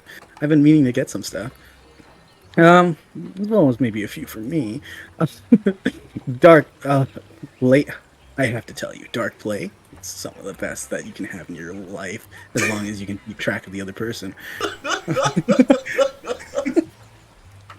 Wonderful. She fully engages with this, and if you really do want to buy some, she will like find somebody that can make some, even if there's none available here. Yeah, I'll buy some. And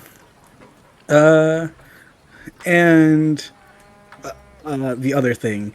Oh, but I have to know. Sakazaki Tai. There was a painting there, right? It was a beautiful painting.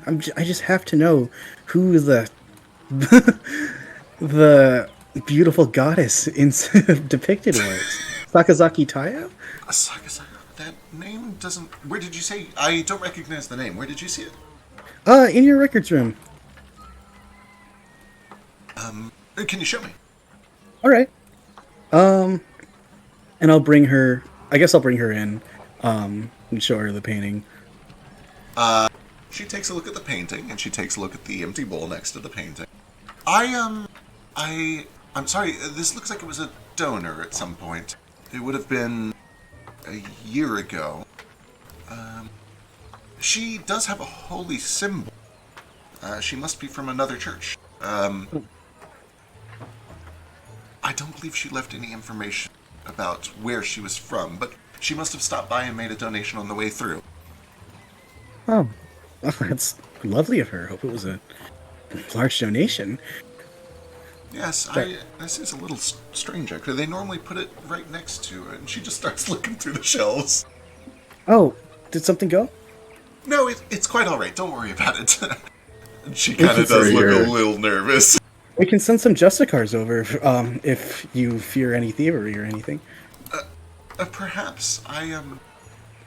Let me make sure that our things are in order here first. I wouldn't want to trouble you after you've already done so much so late. Oh, thank you. These overnight shifts are a killer, but this is definitely the best one I've had ever. Well, I'll make sure that Robert give is us sent your way smiling. to help you wind down when you're all done. Oh, gracias, mujer. Walks out. Just as a character building note, she's probably the sort of type of person who's like, oh, de nada. Oh, white as hell too. Oh yeah, very. Okay. Yeah, I walk out with the 2 platinum. I give the Church of Awanala the gayest wave goodbye, Kinmaster, uh, and tell them not to let those Sealand guards get them down. We and Justicars are here to protect them and all that. And then leave. Perfect. Tex, you watch Branch go in, and he's in there for a long time, like Yeah. 20 minutes or so. But he does eventually come out if you do anything in the meantime. I think there's a point where I'm like, God, he's been in there a long time. Can I tell? Is there like a dorm attached to here, or like do people that work here sleep? Actually, there's a second floor which it looks like it's mostly like a dormitory and like a nunnery. Certainly isn't the right word for these people, but there's a place where the priests and priestesses stay. Okay. I'll wait for him to come back and just periodically like fuck with people as they walk through the streets. If there's one thing I do want to do before leaving, it's maybe convince someone or a priestess or whatever that like, oh my god, I've been looking for an armband like that. I know it might look a little weird with the and he waves the stump a little, but I have to decorate what I have left, you know? Certainly. No, Avanalo teaches that all things are beautiful, and it is the act of turning things into more beautiful things, no matter where they begin, is the achievement of perfection. You are a canvas just like any other, and you can be made as beautiful as you wish to be. We'd be happy to set you up with some jewelry or accessories custom tailored to you. Thanks, hon. And yeah, he definitely is like, maybe I'll start with the arm I still have right now. You got anything that that could fit me right now if you want? Show it. Certainly, we could probably take a few links in on a necklace and get it to fit snugly. I'm afraid it might fall off unless we did it real tight around the elbow. It would be best to get something custom made, but if you need something right this moment, we can probably find something. I would absolutely love that, darling. If you're willing to spend like a good 20-30 minutes just basically shopping for jewelry that they can modify to wrap around your elbow, she is happy to do that. Yeah, I'll do that. But the big question is, how much are you willing to spend to have it look nice? Jewelry, bare minimum, you'd probably be looking at like a gold piece, but you could potentially spend as much as you want. Dude just made 50 gold today. I was gonna say, just give them back the platinum. Yeah, I kind of figured that might be where it's going.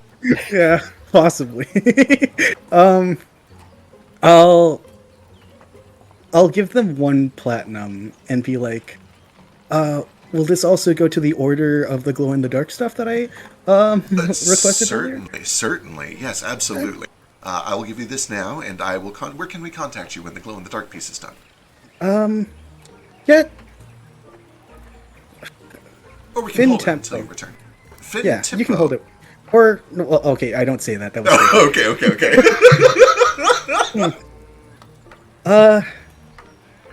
I'll have my courier come by. He's a cat with 2 tails. Wait, like a black fur? Yeah.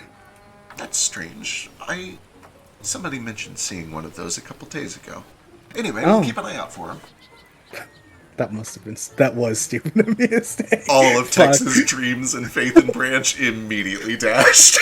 Yeah, I was say Tex sneezes. I was like, he's talking about me.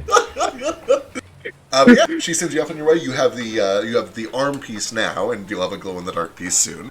Awesome. He's a bit mischievous, I'll have to admit, but he means no harm. Wait. Before you leave, I heard you liked big donations. Hi, it's me, Bobby Boy.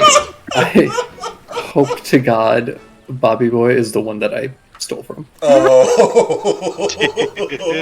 Can I at least see Bobby Boy? Is he the one doing? Bobby Boy's the one doing the fitting. Yeah. Biscuit your Bobby Boy now. Tell me what Bobby Boy looks like. Aww. Bobby Boy is the prettiest himbo orc you've ever seen. Guy liner, nose ring, all kind of piercings everywhere. He's covered in them. Not too many though, just enough.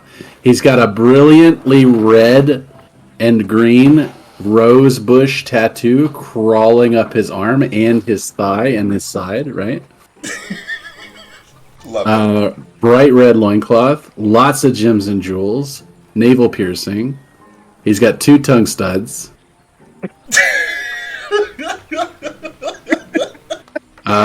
His hair's cut into like a mohawk, but also braided. So it's like one, like it's like a cornrow mohawk thing. Nice. Really weird, but very cool. Has feathers braided into it as well. Branch, what do you do? Well, I have to strip for the fitting, but You don't have to do anything. I'll take care of it. Oh boy. That's where we will fade to black. Tex, It's me, Bobby Boy. Tex, you hear Branch starting to come out, then you hear him name drop you, and then you hear all of this starting to go down. well, okay. I thought I like went back in to do all this and didn't do it all in the front where Tex was Yeah, saying fair. whatever. Okay. Yeah. Well then, All you hear is Bobby busting. I will let the two of you determine what happens in the fitting room, but at some point, eventually, Tex, many minutes later, Branch presumably emerges. I come out decked out with jewelry. Like no piercings yet, but like just jewelry, like gay waving goodbye. Bye bitches. And then Bye, my love. Come back soon. just a sly wink, and then head out. Yeah, I head out and like oh, I also tell them order for Burley if they want to find me. Perfect. And I'll let someone who isn't Tex handle that. But Wonderful. fucking, I come out. Branch is decked in jewelry. He spent way too much time in there. Finds you, yo. I don't know what you're. What doing. the fuck happened? I got a blowjob from an orc. God. Christ. I hope I'm not paying you 5 gold for that. Yeah, but I got you. I also found out who she was. All right. Okay, maybe you can have 5 gold. What did you find out? Tycho. What's her name? Did you forget? Did he suck your brain out through your cock? Heck. I swear to God, I wrote it down. You wrote I it can't down, find even if you've forgotten, and even if Branch really has forgotten, you have it written down. It is Sakazaki Tayo. Sakazaki Tayo, yeah. Sakazaki Tayo. Suck my cock Tayo. Wait, Sakazaki Tayo, yeah. Are you certain that was her name? I'm more than certain. There was a big painting of her and everything. Black Strix woman with wings, blue edges and some green in them with yellow innards. That sounds about right. Oh yeah, Sakazaki Tayo. It sounds okay. It sounds Ogdema to me. She was a donor, so ain't someone who was staying long. She donated 2 platinum. Did you take it? Of course not. I hate Branch so Fiend. Lying fiend. Yeah. It's just to be thorough. This was the shit I did all the 7 years of here, and as you can see, it's very taxing. He says, like, probably swinging some jewelry around. Well, congratulations, detective. Here you go. No. Send you your 5 gold. Yeah, he really needs 5 more gold right now. Oh, thanks, man. You know that shit I said about you not being super useful? I appreciate going out with you. Likewise, this has been fruitful. What did you do while I was gone? Oh, I tripped a couple of people and just had my own fun. I also got us an inn. Oh, an inn? Figure we don't need to go walking through the jungle at night.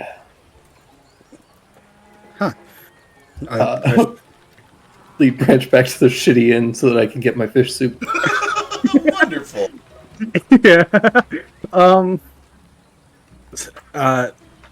So is that all you serve here, fish soup? Yeah, there is a little Kuatoa guy behind the bar, and he just kind of like blinks one eye and then the other. Yeah, that's all we have here. Guess I can't complain. Your roofs don't leak, do they? They might. Do you do hors d'oeuvres in the morning? Is that fish soup? He just walks on, walks to his room, kind of mope. It like the fucking pimped out jewelry. He's definitely the most like robbable You've looking been in this person. town long enough to know that walking around with all of that around Yeah, this tavern probably unwise. So yeah, I take it off. Fair. and yeah, baby boy size cloak. Rest for the night. And I don't know. I don't know anything. Branch doesn't know anything about cats. I don't know anything about how to care for cats. I don't do any of the procedures that Sketch and Rook are used to. Perfect. But yeah. You don't take care of a cat. I jump on your chest after you fall asleep, and I knead your chest for a little bit and fall asleep. And then you make a wisdom save. Okay. Not you, Tex. Oh.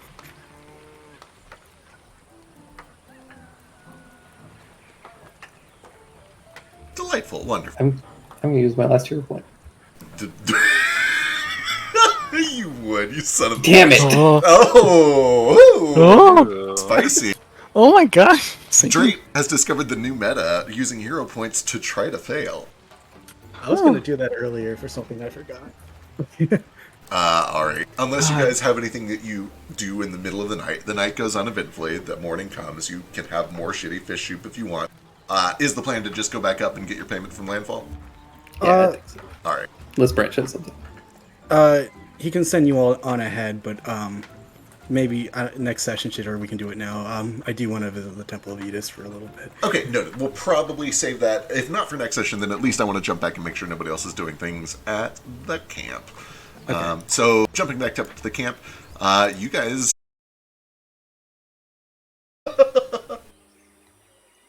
Well, he's had an opportunity to screw me over big time and didn't, so...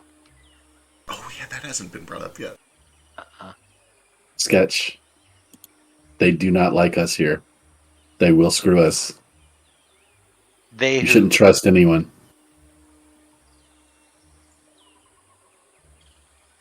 You mean just everyone in general? I'm sure some people are fine, but don't trust anybody you don't know. Yeah, I've gathered that. Yeah, they hate our guts. Specifically our guts, and not just everyone's guts. Right. Have you tried gravy?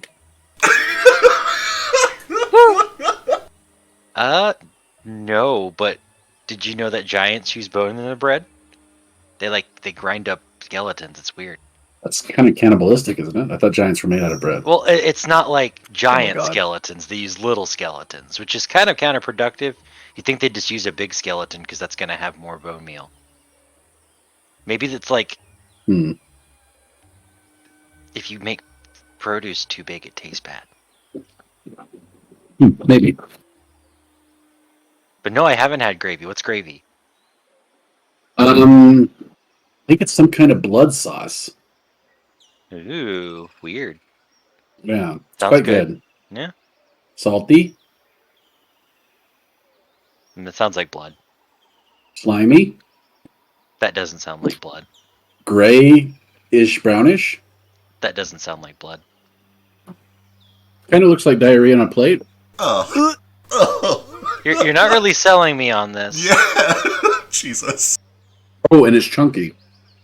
Yep, really not sure I'm interested now. We'll try it. Mm, Yeah, we'll try it together. Okay. Exactly how I want to be sold on a new tasty meal. For the rest of you that get back to camp and don't split immediately, you find that you are... actually, the second group to arrive. Darwin's group has already arrived. Bill's group has not, but they show up like 30 minutes behind you. You do find that Darwin's group had one casualty, not a death, but somebody has some pretty serious damage to one of their legs, and they're getting it treated and looked at. Gigi's group doesn't get back tonight. They are staying on watch overnight so that the rest of you guys can rest. They're working through the whole day, and then they'll sleep in the morning. But Darwin does come over, and how did everything go? And Finn kind of like walks through the business side of it. But then he looks to the rest of you, and how did you all hold up? You look well.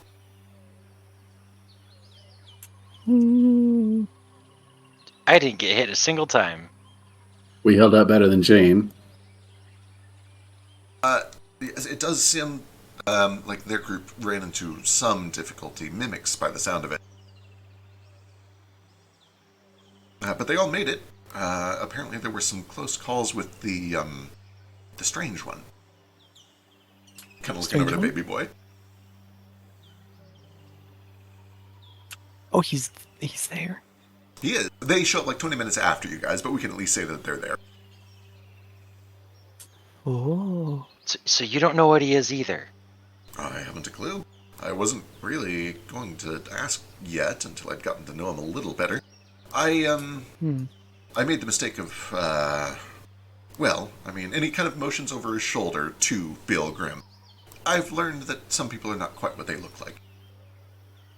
The gods are very imaginative and creative. Their creatures have endless diversity. It certainly seems like it. I don't think I met you yesterday. My name is Darbin. It's good to meet you. And he kind of like extends a hand to you. Fetch. Ooh. Well, it's nice to meet you too. Wow. You Wear your clothes. are, and he looks back and forth between you and Sketch. Wait. Sketch, this is, and he kind of like looks to you. Oh, yeah, Yep, he found me. I found him. You didn't even need the Athenaeum. Well, that's fantastic. We should celebrate. I tamed a salad beast. I don't know what that, hang on. He also wants me to try gravy, but I don't think I'm going to like it. Gravy is quite good. Oh, you'll love gravy. Gravy's delicious. You don't have to know what a salad beast is. Listen to my voice and hear the truth in my heart. Feel it. I'm listening, friend. Here, put your hand on my chest as well while you do it. Okay, alright. He does look over his shoulder to Finn, and Finn kind of like nods. Fetch, you look puny. What am I listening for? The truth in my heart. The longing in my soul. For gravy. Yeah. Well, And it just sounds like a lot of hot air escaping most of the time. Love to taste your gravy. Well, it's not mine. Our cook is very good, though. Here, come with me. I'll see if we can get you an order started. And Finn kind of like gives you. Let me try that again, you dense mother. Listen. They don't seem to be very receptive to flirting.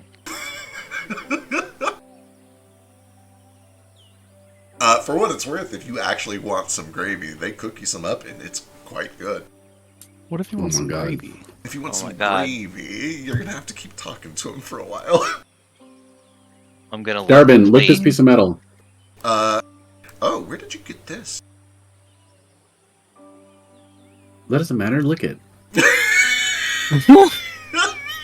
I don't know if I'm going to. And he, once again, just looks over to Finn, and Finn kind of nods. He's like, well, alright. He lowers down and he licks his. Ooh, that tingles. Right? Isn't that fun? It is kind of fun. It's like when you take a potato and you put it into acid for a long time and then get some copper wire and then touch the two ends of it to your tongue. Did you ever do that as a child? Yeah, sure. It's exactly like that. Yeah. We definitely had acid on hand that we could just use. Yeah. I'm curious about how this stone got here, because it's from my native land of Zulukara. This is pilfered blood metal. Well, I mean, it may be. Do you know if it only comes from Zulukara? I've only ever seen it in Zulukara. It's good enough for me. It's blood metal. I see. Well, Yeah, they're slaughtering my people by the day. I have heard, and that is terribly unfortunate. The Azantics, it's a shame that they go by water so much. Ra was not quite so able to stop them the way that he did with the Immerichs and the Truski. I know that there are some monstrosities that swim quite well, but not enough to stop a whole army of raiders and slavers. They would stand no chance against us if they didn't have their cannons and guns. No, certainly not. Where did this gun come from? Which one do you point to? I'm holding up my special one. Oh, I was going to say this about your chunk of metal. I don't know much about crafting or metal, but Gigi is a very talented smith. He might be able to identify both of these. Oh, good. He'll be back in the morning. He's watching the gate with the other volunteers so that we can rest tonight. Yeah, I could tell he wasn't here. He's like 20 stories tall. Oh, you met him. Good. I passed by him. Oh, well, he's quite friendly. I'm sure he'll be delighted to meet you and to look at your strange blood door. It was funny. He didn't smell like bread. Smell like bread. This idiot thinks that giants are made out of bread. What happens when you bake bread too long? It goes hard as a rock, like a giant's muscles. Finn kind of says, no, I heard that they actually grow bones into bread. It's ridiculous. Wait, what? Yeah, they like plant them in the ground and then they sprout up in like bread trees. This changes everything. You expose clay to fire to make it strong. You expose people to fire in the oven like bread to make them giants. If that were true, why wouldn't everyone just go get a big oven? Nobody knows. Nobody's figured it out yet. Except Gigi. He knows, but he's not telling. Have you ever baked a person? No, I can't say that I have. I rest my case. Okay. Right. Well, ask Gigi if he's made out of bread, if he grows bones into bread, or if he obviously grinds bones to make bread. We can ask him when he gets back. But for now, I want more of this gravy. Where you invade somebody's personal bubble because your personal bubble is smaller than theirs? Uh-huh. Yeah, I'm doing that thing. For what it's worth, he's very friendly. He is, like, not receptive in a way that, like, you would want him to be. But he's at least, like, he's a touchy guy. He's like, handshakes and hugs all over. Yeah, I'm a warrior. Yeah. And a spirit weaver. A spirit weaver? Yeah, that's right. That's quite a claim. That's phenomenal. We could use more of them. The world is running out of them, it seems. I've killed many powerful creatures. Is that typical for a spirit weaver? From my country, yes. Huh. It's not. Look at my battle scars. Are they attractive to you? They're certainly very flattering. I'm sure you get a lot of compliments on them. What happened to No, I don't really. I was gored by but can I just say T-Rex? That'd be cool. Sure, yeah, you can say that. Yeah, I was gored by a T-Rex, yeah. You can say anything you want, but yeah, It got me with his foot. You lived. That's phenomenal. They're like the birds of the land. They say they're nasty. Yeah, sure. Hate birds. Terrifying things. Anyway, business before pleasure. I'm going to make sure everybody gets paid up, and then we'll have some dinner. How about it? That sounds like pleasure and pleasure. So yes. What are you doing after dinner? I will probably recap with Finn and with Bill to see how things went, and then I don't know. Can't you do that in the morning? Well, perhaps I need to make sure that we settle anything important before we sleep. That way, if we need to go tell Gigi anything or change our schedules, we can do it. Why, what are you doing after dinner? I was hoping I was going to be bouncing on your lap, but... Oh, I have misread this scenario terribly. I am quite... And he holds up his hand and shows off the ring on his finger. Fashionable, yes. Right. Cheeky. Let me get back to you on this one, shall I?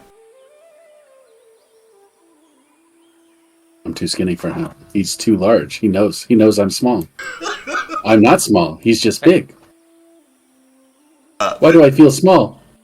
Before you go, here you go. 25 gold pieces. Don't spend them all in one place. And he kind of goes to each of you, and one by one, hands out 25 gold pieces to everybody that participated. I will also collect Sketch's share. But why? I'm right here. Look, Sketch, listen. You're going to talk to him later and collect my share. That way we get double share. You guys are standing right next to each other. If you're gonna try to cheat them, don't do it right in front of them. Now give me my 25 gold. Okay, 1, 2, 3. Well, you just take whatever. There you go. Here. I'll pick it out. There you go. It's just you just cut it in half. That's all you had to do. Not literally, but you know what I mean. No, I think I'll melt it for a cool necklace or something. It would be pretty cool. You could also buy food with it if you want. We're surrounded by food. Fair. We are getting free gravy. Good point. We don't need to buy food. Oh, there's a little gravy on your face here. Let me get it. There you go. No, thanks. Jesus Christ. Doing that cheetah thing. Jesus Christ. Ari, what do Ruko and Narafi get up? Oh, Narafi, I think, is at work. Actually, just kidding. Ruko, do you have... Oh, no, he's here. If either of you have anything that you want to do over the course of dinner before bed, let me know. Otherwise, this is probably where we will wrap up and pick up on Tuesday. I don't know how I sound on the phone. It's good enough. You can at least... If you got things you want to do, it's fine. No, I Understandable. just maintain my weapons. Absolutely. You kind of just do a little... I cleanup. imagine that that branch left with my gun. True, yeah. He is gone with your gun. I'm not concerned. Legit. But I take my weapon, my pay, and then I go and take my self to Bill Grimm if he's around. Absolutely. He's certainly here. He's with the other group for a while, but if you need to catch him on his own, he's happy to... Oh, yes, what can I help you with? Yeah, I asked him if he's like a magician or someone who knows things about magic. Certainly, I've studied the occult for decades now. You don't happen to sell any scrolls, do you? I don't know if you're the one who does that around you. We would probably want Rita for most of the scribing, but if you needed something dire, I'm sure we could dig up some vellum and I could give it a shot. It's been some time, but I know we used to have some at the academy. I don't know if you have any on you. There may be some in Famador too. We could get it in the morning. Why? What spells did you need? You never know what you'll come up against, so I wanted to browse what was available. I see. Well, you've been very helpful tonight, and so have your accomplices. Why don't I show you some of the spells that I know, and if any of them are useful, we can exchange them. Certainly. I do want scrolls, though, so I can cast them. Right, yes. Well, I'll tell you what I could make, and then if you want any of them, then we'll try to get our hands on some vellum in the morning, and we can go from there. The phone is very sticky when it comes to. You're good, you're They good. fucking push you to talk. Yep.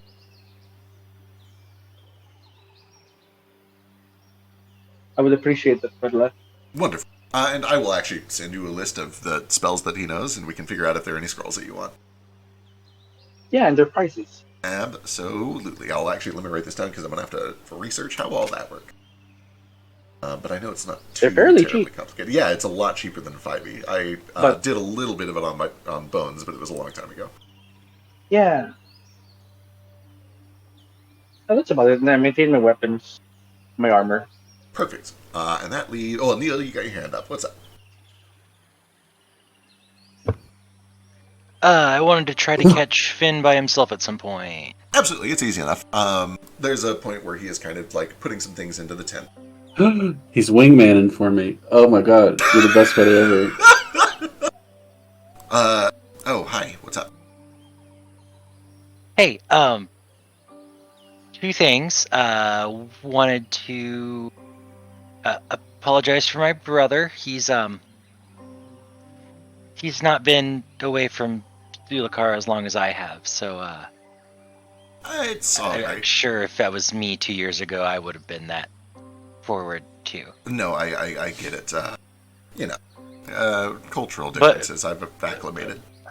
But also, if you guys are ever into the whole twin thing, Give me a diplomacy check. Darwin, they called me the Dino Spooker. Oh god. here we go.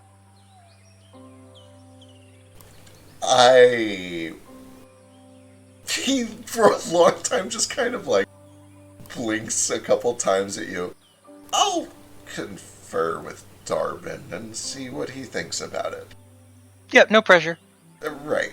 But that's not really what I wanted to talk to you about. Oh, thank Christ.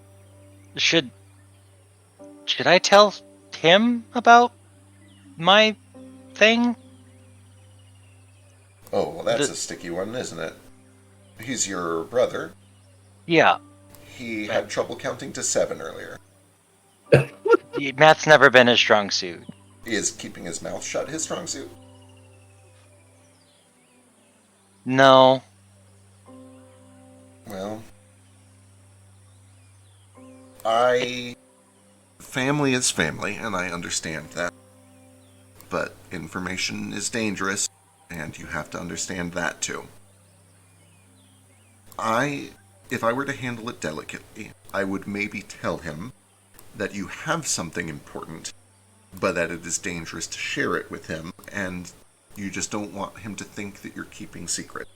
Let him know that you have a secret, but you can't tell him the details. That way he knows that it's not a trust issue so much as it is a danger issue. Okay, that makes sense, and that sounds better than, hiding it from him and hoping he never finds out, even though he's going to inevitably find out. Right, that is a bad novel waiting to happen. 90% of problems can be solved with communication if you just put a little thought into it. Right. Okay.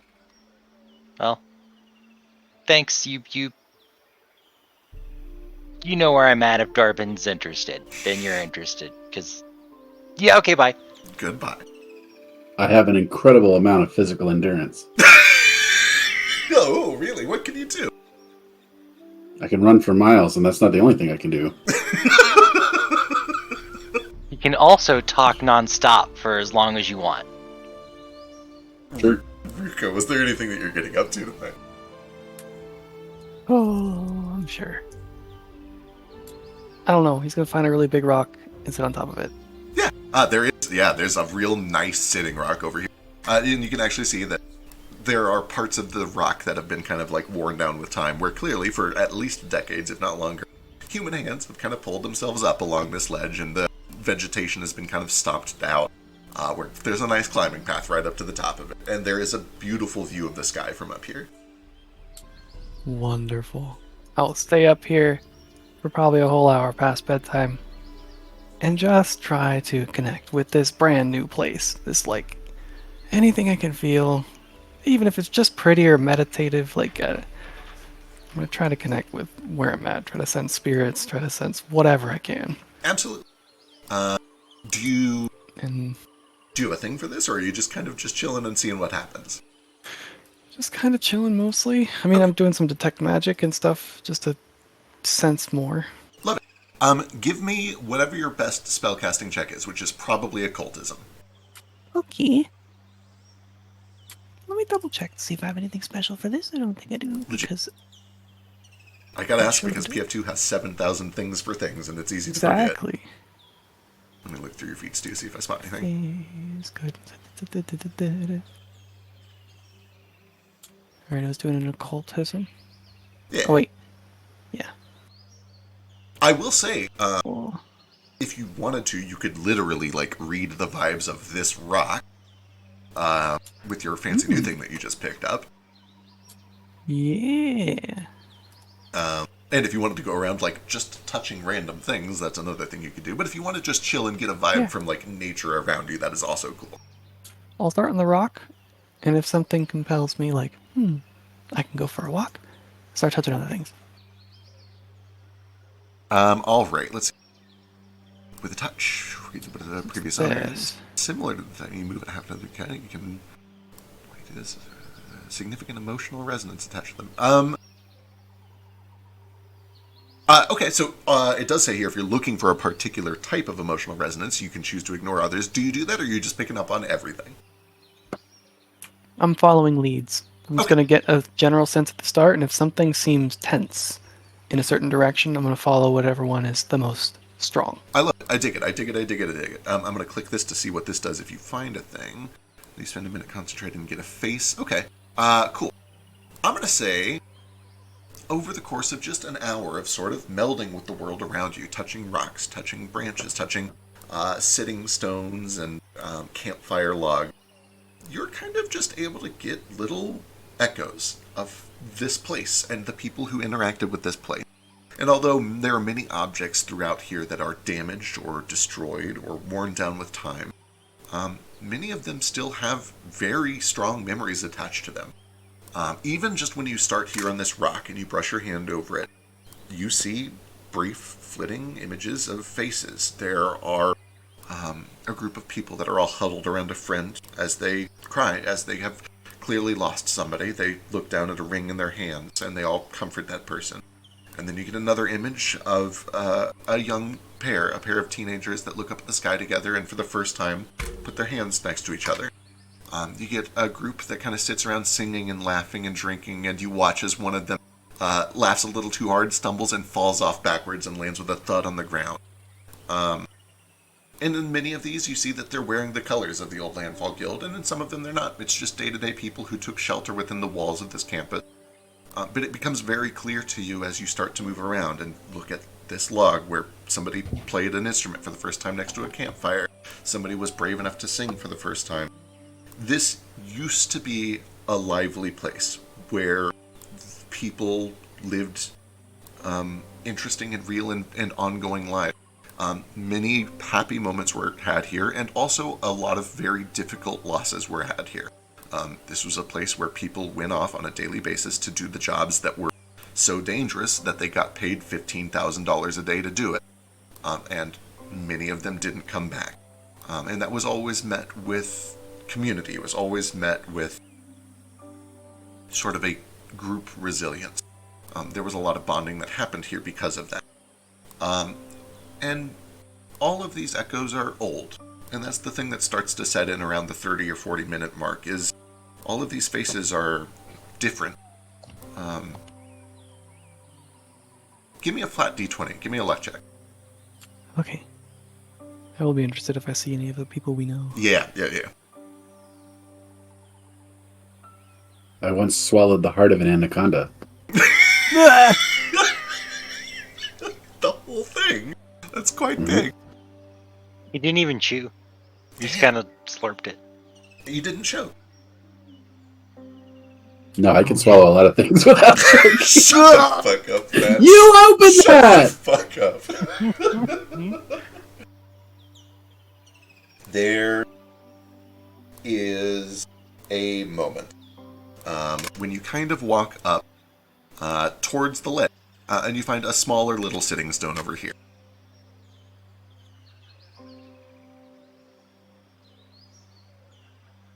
Where the faces that you see are much younger. You see Darbin and a very young golden-scaled dragonborn girl. And they're just kind of looking up at the stars, very similar to what you're doing. And Darbin kind of looks down, and the girl looks concerned. She looks worried. And the only thing you see in that vision is her look up to Darbin and say, "Are they really going to take me away?"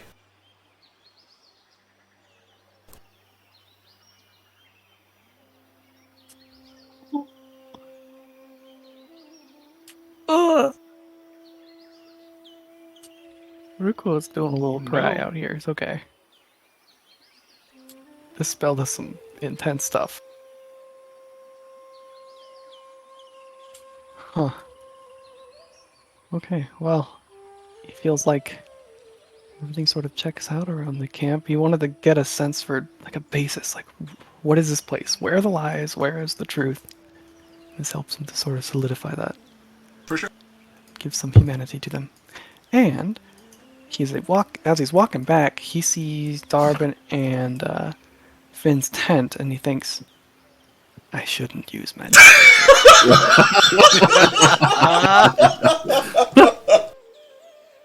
It is. You think Finn does it invisible? That's gonna be in the back of his mind for a while now, but he doesn't do it. Filthy. Yeah, God. that tent stares at you the whole night. Oh no. Eventually, people start to wind down. The smell of wine and beer, and even some harder liquors. People have broken out the good stuff for tonight. It was kind of the first day back for a lot of them. Nobody is saying the guild is back. Nobody wants to say the guild is back, and Darbin especially, you kind of get the sense that he doesn't want to say the guild is back. It's not that time yet. But you see it in the eyes of the people that are with him. You see it in the eyes of people that want to be part of something big again, and many of them want to make things right again, is kind of the vibe that you get. And one by one, they kind of like make their way off to their tents. Bill, of course, stays up through the night, as he did last night, eventually kind of retreating to the table and just sitting quietly. At first, he's looking down over a book, writing, and then eventually the quill just kind of stops moving, and he freezes in place for a few hours like he gets lost in thought, mid-writing in the middle of his book. Finn and Darbin make the way to their tent alone. They... Wait, whoa, I was gonna oh, never mind. I mean, you got a thing. You can go for it. Take your shot. Oh, Darbin, me and Sketch don't have a tent. We'll just sleep outside where it rains, so it's fine.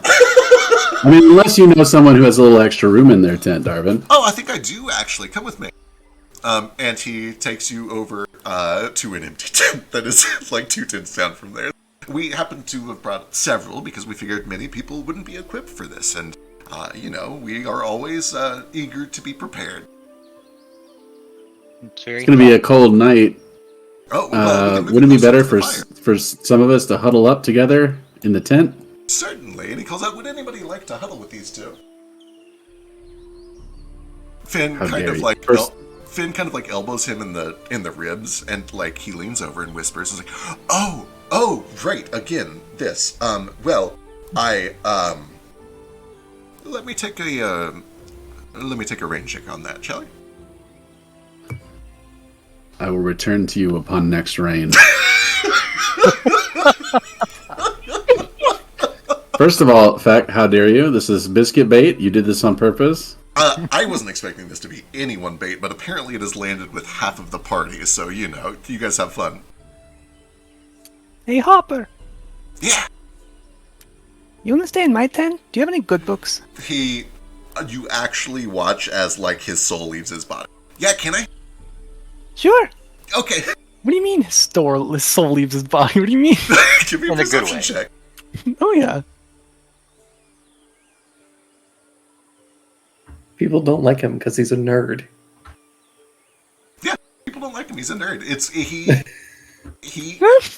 You have not had a ton of time to talk with him and learn about him yet. But even in the, 24 hours that you've spent with him, you've learned some facts. He never shuts up. He's a huge geek. He's way too smart for his own good. And he has spent the past 2 years wandering alone. Foster is the first traveling buddy / friend that he has made in literally 2 years. And this is new for him. This is all new. Like, being friends and having people that actually sit down and want to geek out with them for a while, that's all pretty new to him. Also, on the 24, he looks at you a little funny. Oh, he's suspecting things?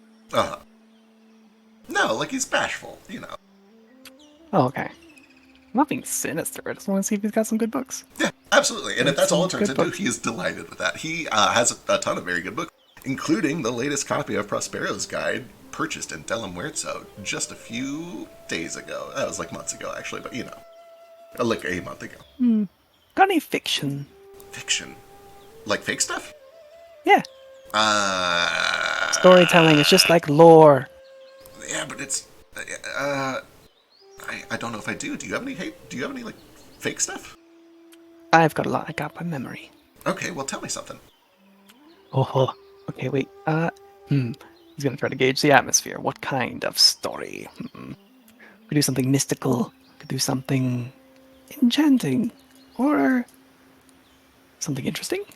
With your 24 that you just rolled on an insight check, he will be happy with anything. But what would really grab him is political intrigue and just nerd shit. He wants to hear when you start describing a fantasy kingdom, the first thing that he wants to know is how does the sewer system work? Where do they get their water from? He's such a nerd. He wants to know. He's intrigued by the mundane details of everything. And if you want to play into that, he's super into it. But he would also be enraptured if you tell him a spooky story about ghosts and ephemeral stuff. Oh, it's gonna be mixed. It's gonna be what do you call it? Like a detective series, except it's based in Blemidil, and it's about the sabotage of a special operation, but it's mostly fiction, and it's also a little spicy.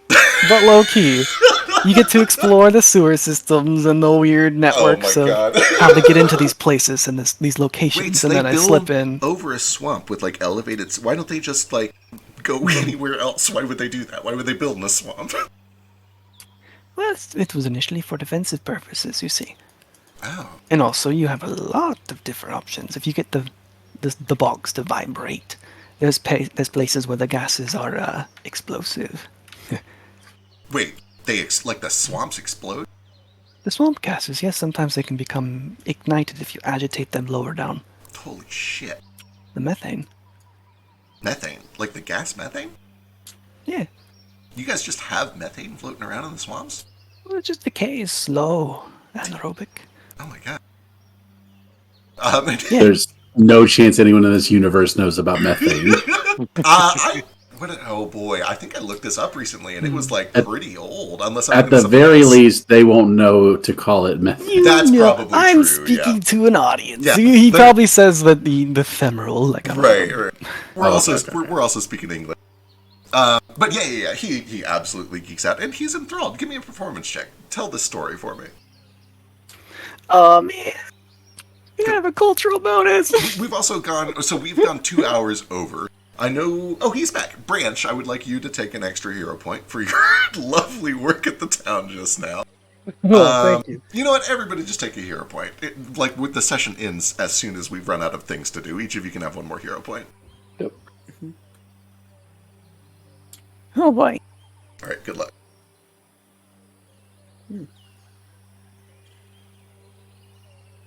Come on. That's pretty good. Do you risk it is the important Pretty good. question. What? If you wanted to Hero hero point. point it and try to go for better, but you rolled a nat 13. Odds are it would go down. Yeah, no, I'm keeping it. All right, 21 is very good. He's having a wonderful time. He is genuinely delighted with it. Hey, do you know much about skeletons? Not so much. Well, Why? I don't know. I've been traveling with Foster for a long time, and he's really cool. And I can tell that he's missing something, and I just, he's been very good to me, and I thought maybe I would try to help him find whatever it is he's looking for. I thought that maybe going to Del Muerto would do it, but he didn't really find anything that satisfied him there, and I just can't think of why somebody would go to a place like Del Muerto and not be satisfied. So I was hoping that maybe you knew, like, oh, skeletons really gotta eat this type of metal to feel good about themselves, or something. And I just, I don't know. You seem smart. You seem like you would know a lot of things about the way that people feel. You know? I think just you talking to him this whole time has done a great deal of goodness, if anything. Really? Because I kind of get the feeling that sometimes it's overwhelming for him, and it just goes in one ear and out the other. And that is, of course, a metaphor because he doesn't have any ear. But, I know that sometimes I can be, a lot. And I have to slow myself down. And he's very friendly. He doesn't ever make me feel bad about it, but I can just kind of tell that maybe it's a little overwhelming sometimes for him. Oh, well. I wouldn't worry so much. I mean, if he's not listening, it can't bother him, right? That's true. Yeah. I think just the sound of voices. It's like when you fall asleep near a campfire and there's people around the fire still. You don't really know what they're saying, but it's peaceful. I have only done that once ever, and frankly, last night I was so cold that all I could think about was how cold I was. So, I'll try it again. Maybe, I'll try to focus on the voices when I fall asleep tonight. Yeah, but you're not... It's like... pardon, but it's like listening to crickets at night, Oh, it's fine. The ambience. Don't try to parse what they're saying from far away, because you'll be up all night. I got you. Just Yeah, let it... Unless you're good at it. Let it ooze. Then tell me. No, I can't talk to crickets. That's wild and a little racist, but it's fine. What? Don't talk to crickets. Anyway, this was fun. Thanks. Good night. Yeah, I've got more detective stories. Oh, sick. We'll do them in the morning. Yeah. Yeah. They just But he's gonna be so cold in his tent again. Ruko. Text. I know he's got smut novels. Text, do you get up to anything? Oh, wait, you're back at the inn, but do you get up to anything tonight? I guess I kind of already put you to bed, but what you got? I guess, throughout the night, text, Branch would notice that Tex tosses and turns a lot in his sleep. You're on me while you sleep, right? Yeah. Yeah, I like if this wakes me up, I fucking nudge you and wake you up. Like, can I get up? Yo, this chest, he's not gonna get up? Yeah, he gets up. Okay. But like it's that groggy cat, like one-eyed, I'm awake and I'm just gonna go back to sleep here. He doesn't know how to handle animals much, but he just pats the side of the fucking bed and is like, "You want to, you want to move? Make this a bit comfortable for both of us." Shuffle over. Fall back to sleep. Gracias, gato. If you have bad dreams, talk to me about them. If that helps you, I won't listen, but you can talk about them. Why do you think I have bad dreams? Because you're cynical and hate everyone. How do you have bad dreams? Yeah, that's what I was kind of getting at. But if I'm being honest, I think everyone in our little group back at camp there has bad dreams.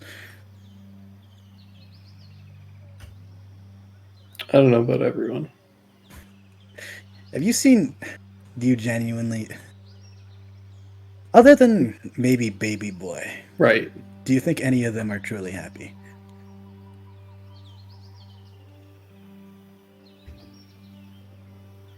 No one's happy. Not even Baby Boy. Not even him. A bit weird. Seems to be the only honest and forthcoming person I know. It's surprising to me, but whatever. What, you think they're all playing it up too? And they are palling around and talking about their dicks and shit, licking vibrating ore. You gotta train them out of that, man. They're gonna put their tongues on something they don't want their tongues on, and that'll be a good lesson for them. Quick, Sketch, put it in your banana pocket.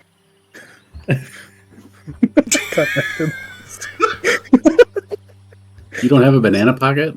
Why are you laughing? No, I don't. I know Sketch has 4 though. I have 5 banana pockets. Damn. Yeah, banana holster. Make sure you have somebody to remember you when you die. Why is that going to be irrelevant? Who else is going to get revenge for you? Frankly, I'm not even sure if me getting revenge is going to be a good thing. Unless someone's planning on toppling all of CLL and killing Edis. But you know. Well, without revenge, there's no justice in the world, so... I can do without justice for the rest of my life. What about... Who's remembering you when you die? Is it the brat? I don't really plan on dying. I have 9 lives now. Now? Good night. Hold on Falls now. back to sleep. Hell yeah. All Alright, right. last call before I kill the stream, and we'll pick up next Tuesday. I touched the bed with my met. No, I'm just kidding. I need you to read that book. We can share a tent, just us. It'll be fine. We have plenty of body heat. Yeah. Damn, he's big though. He is. He's He said so he'd take a rain big. check. Rain check means later, right? Let's see what Carlo Mm, yeah, maybe. I feel like he would have just said he's not interested. He's clearly Rain doesn't interested. happen. Rain doesn't Yeah, happen. I agree. Yeah, That means never. the hormone. Just antagonize Finn. He's probably into it. Privilege of rain. Tables and chairs.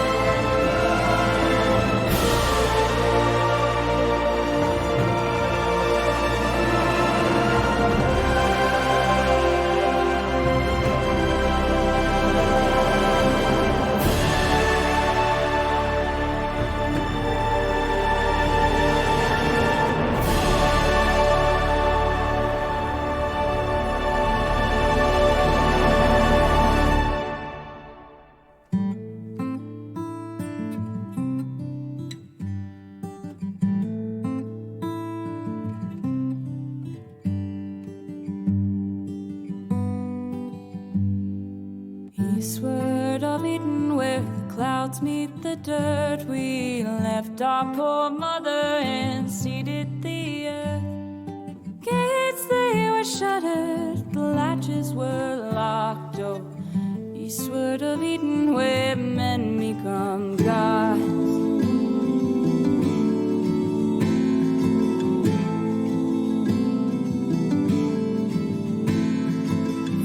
Though our people, we toiled as one, the fruits of our labors dry under the sun. Our children, they spread to outnumber the stars. So eastward of Eden, where day turns to dark.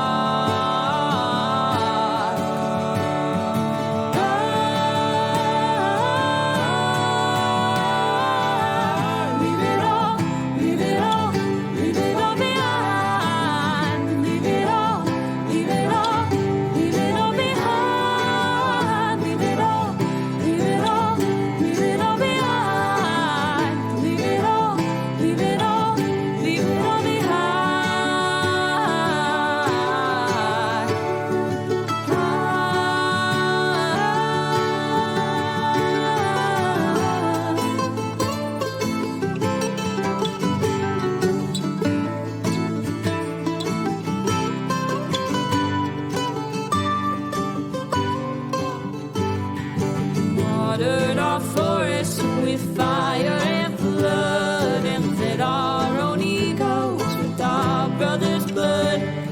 We starved every ocean till they ate up our shores. Oh, eastward of Eden, where we always want more. Our towers, they rose up and set with the sun. Our servants, they burnt us with fiery tongue. We rode our wings of metal, surprised when we fell. Eastward of Eden, where heavens are hell.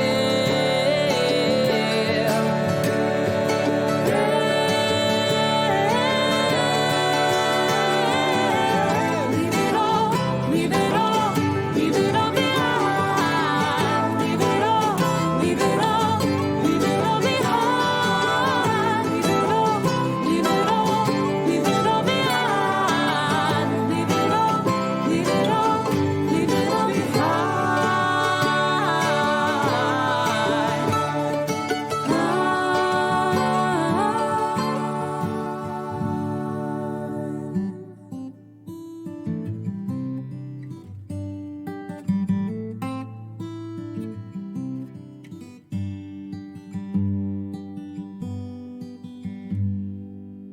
Eastward of Eden, where the dust meets the dirt, we murdered our mother and strangled the earth. Forgive us, oh mama, whose face we forgot. Oh, eastward of Eden, where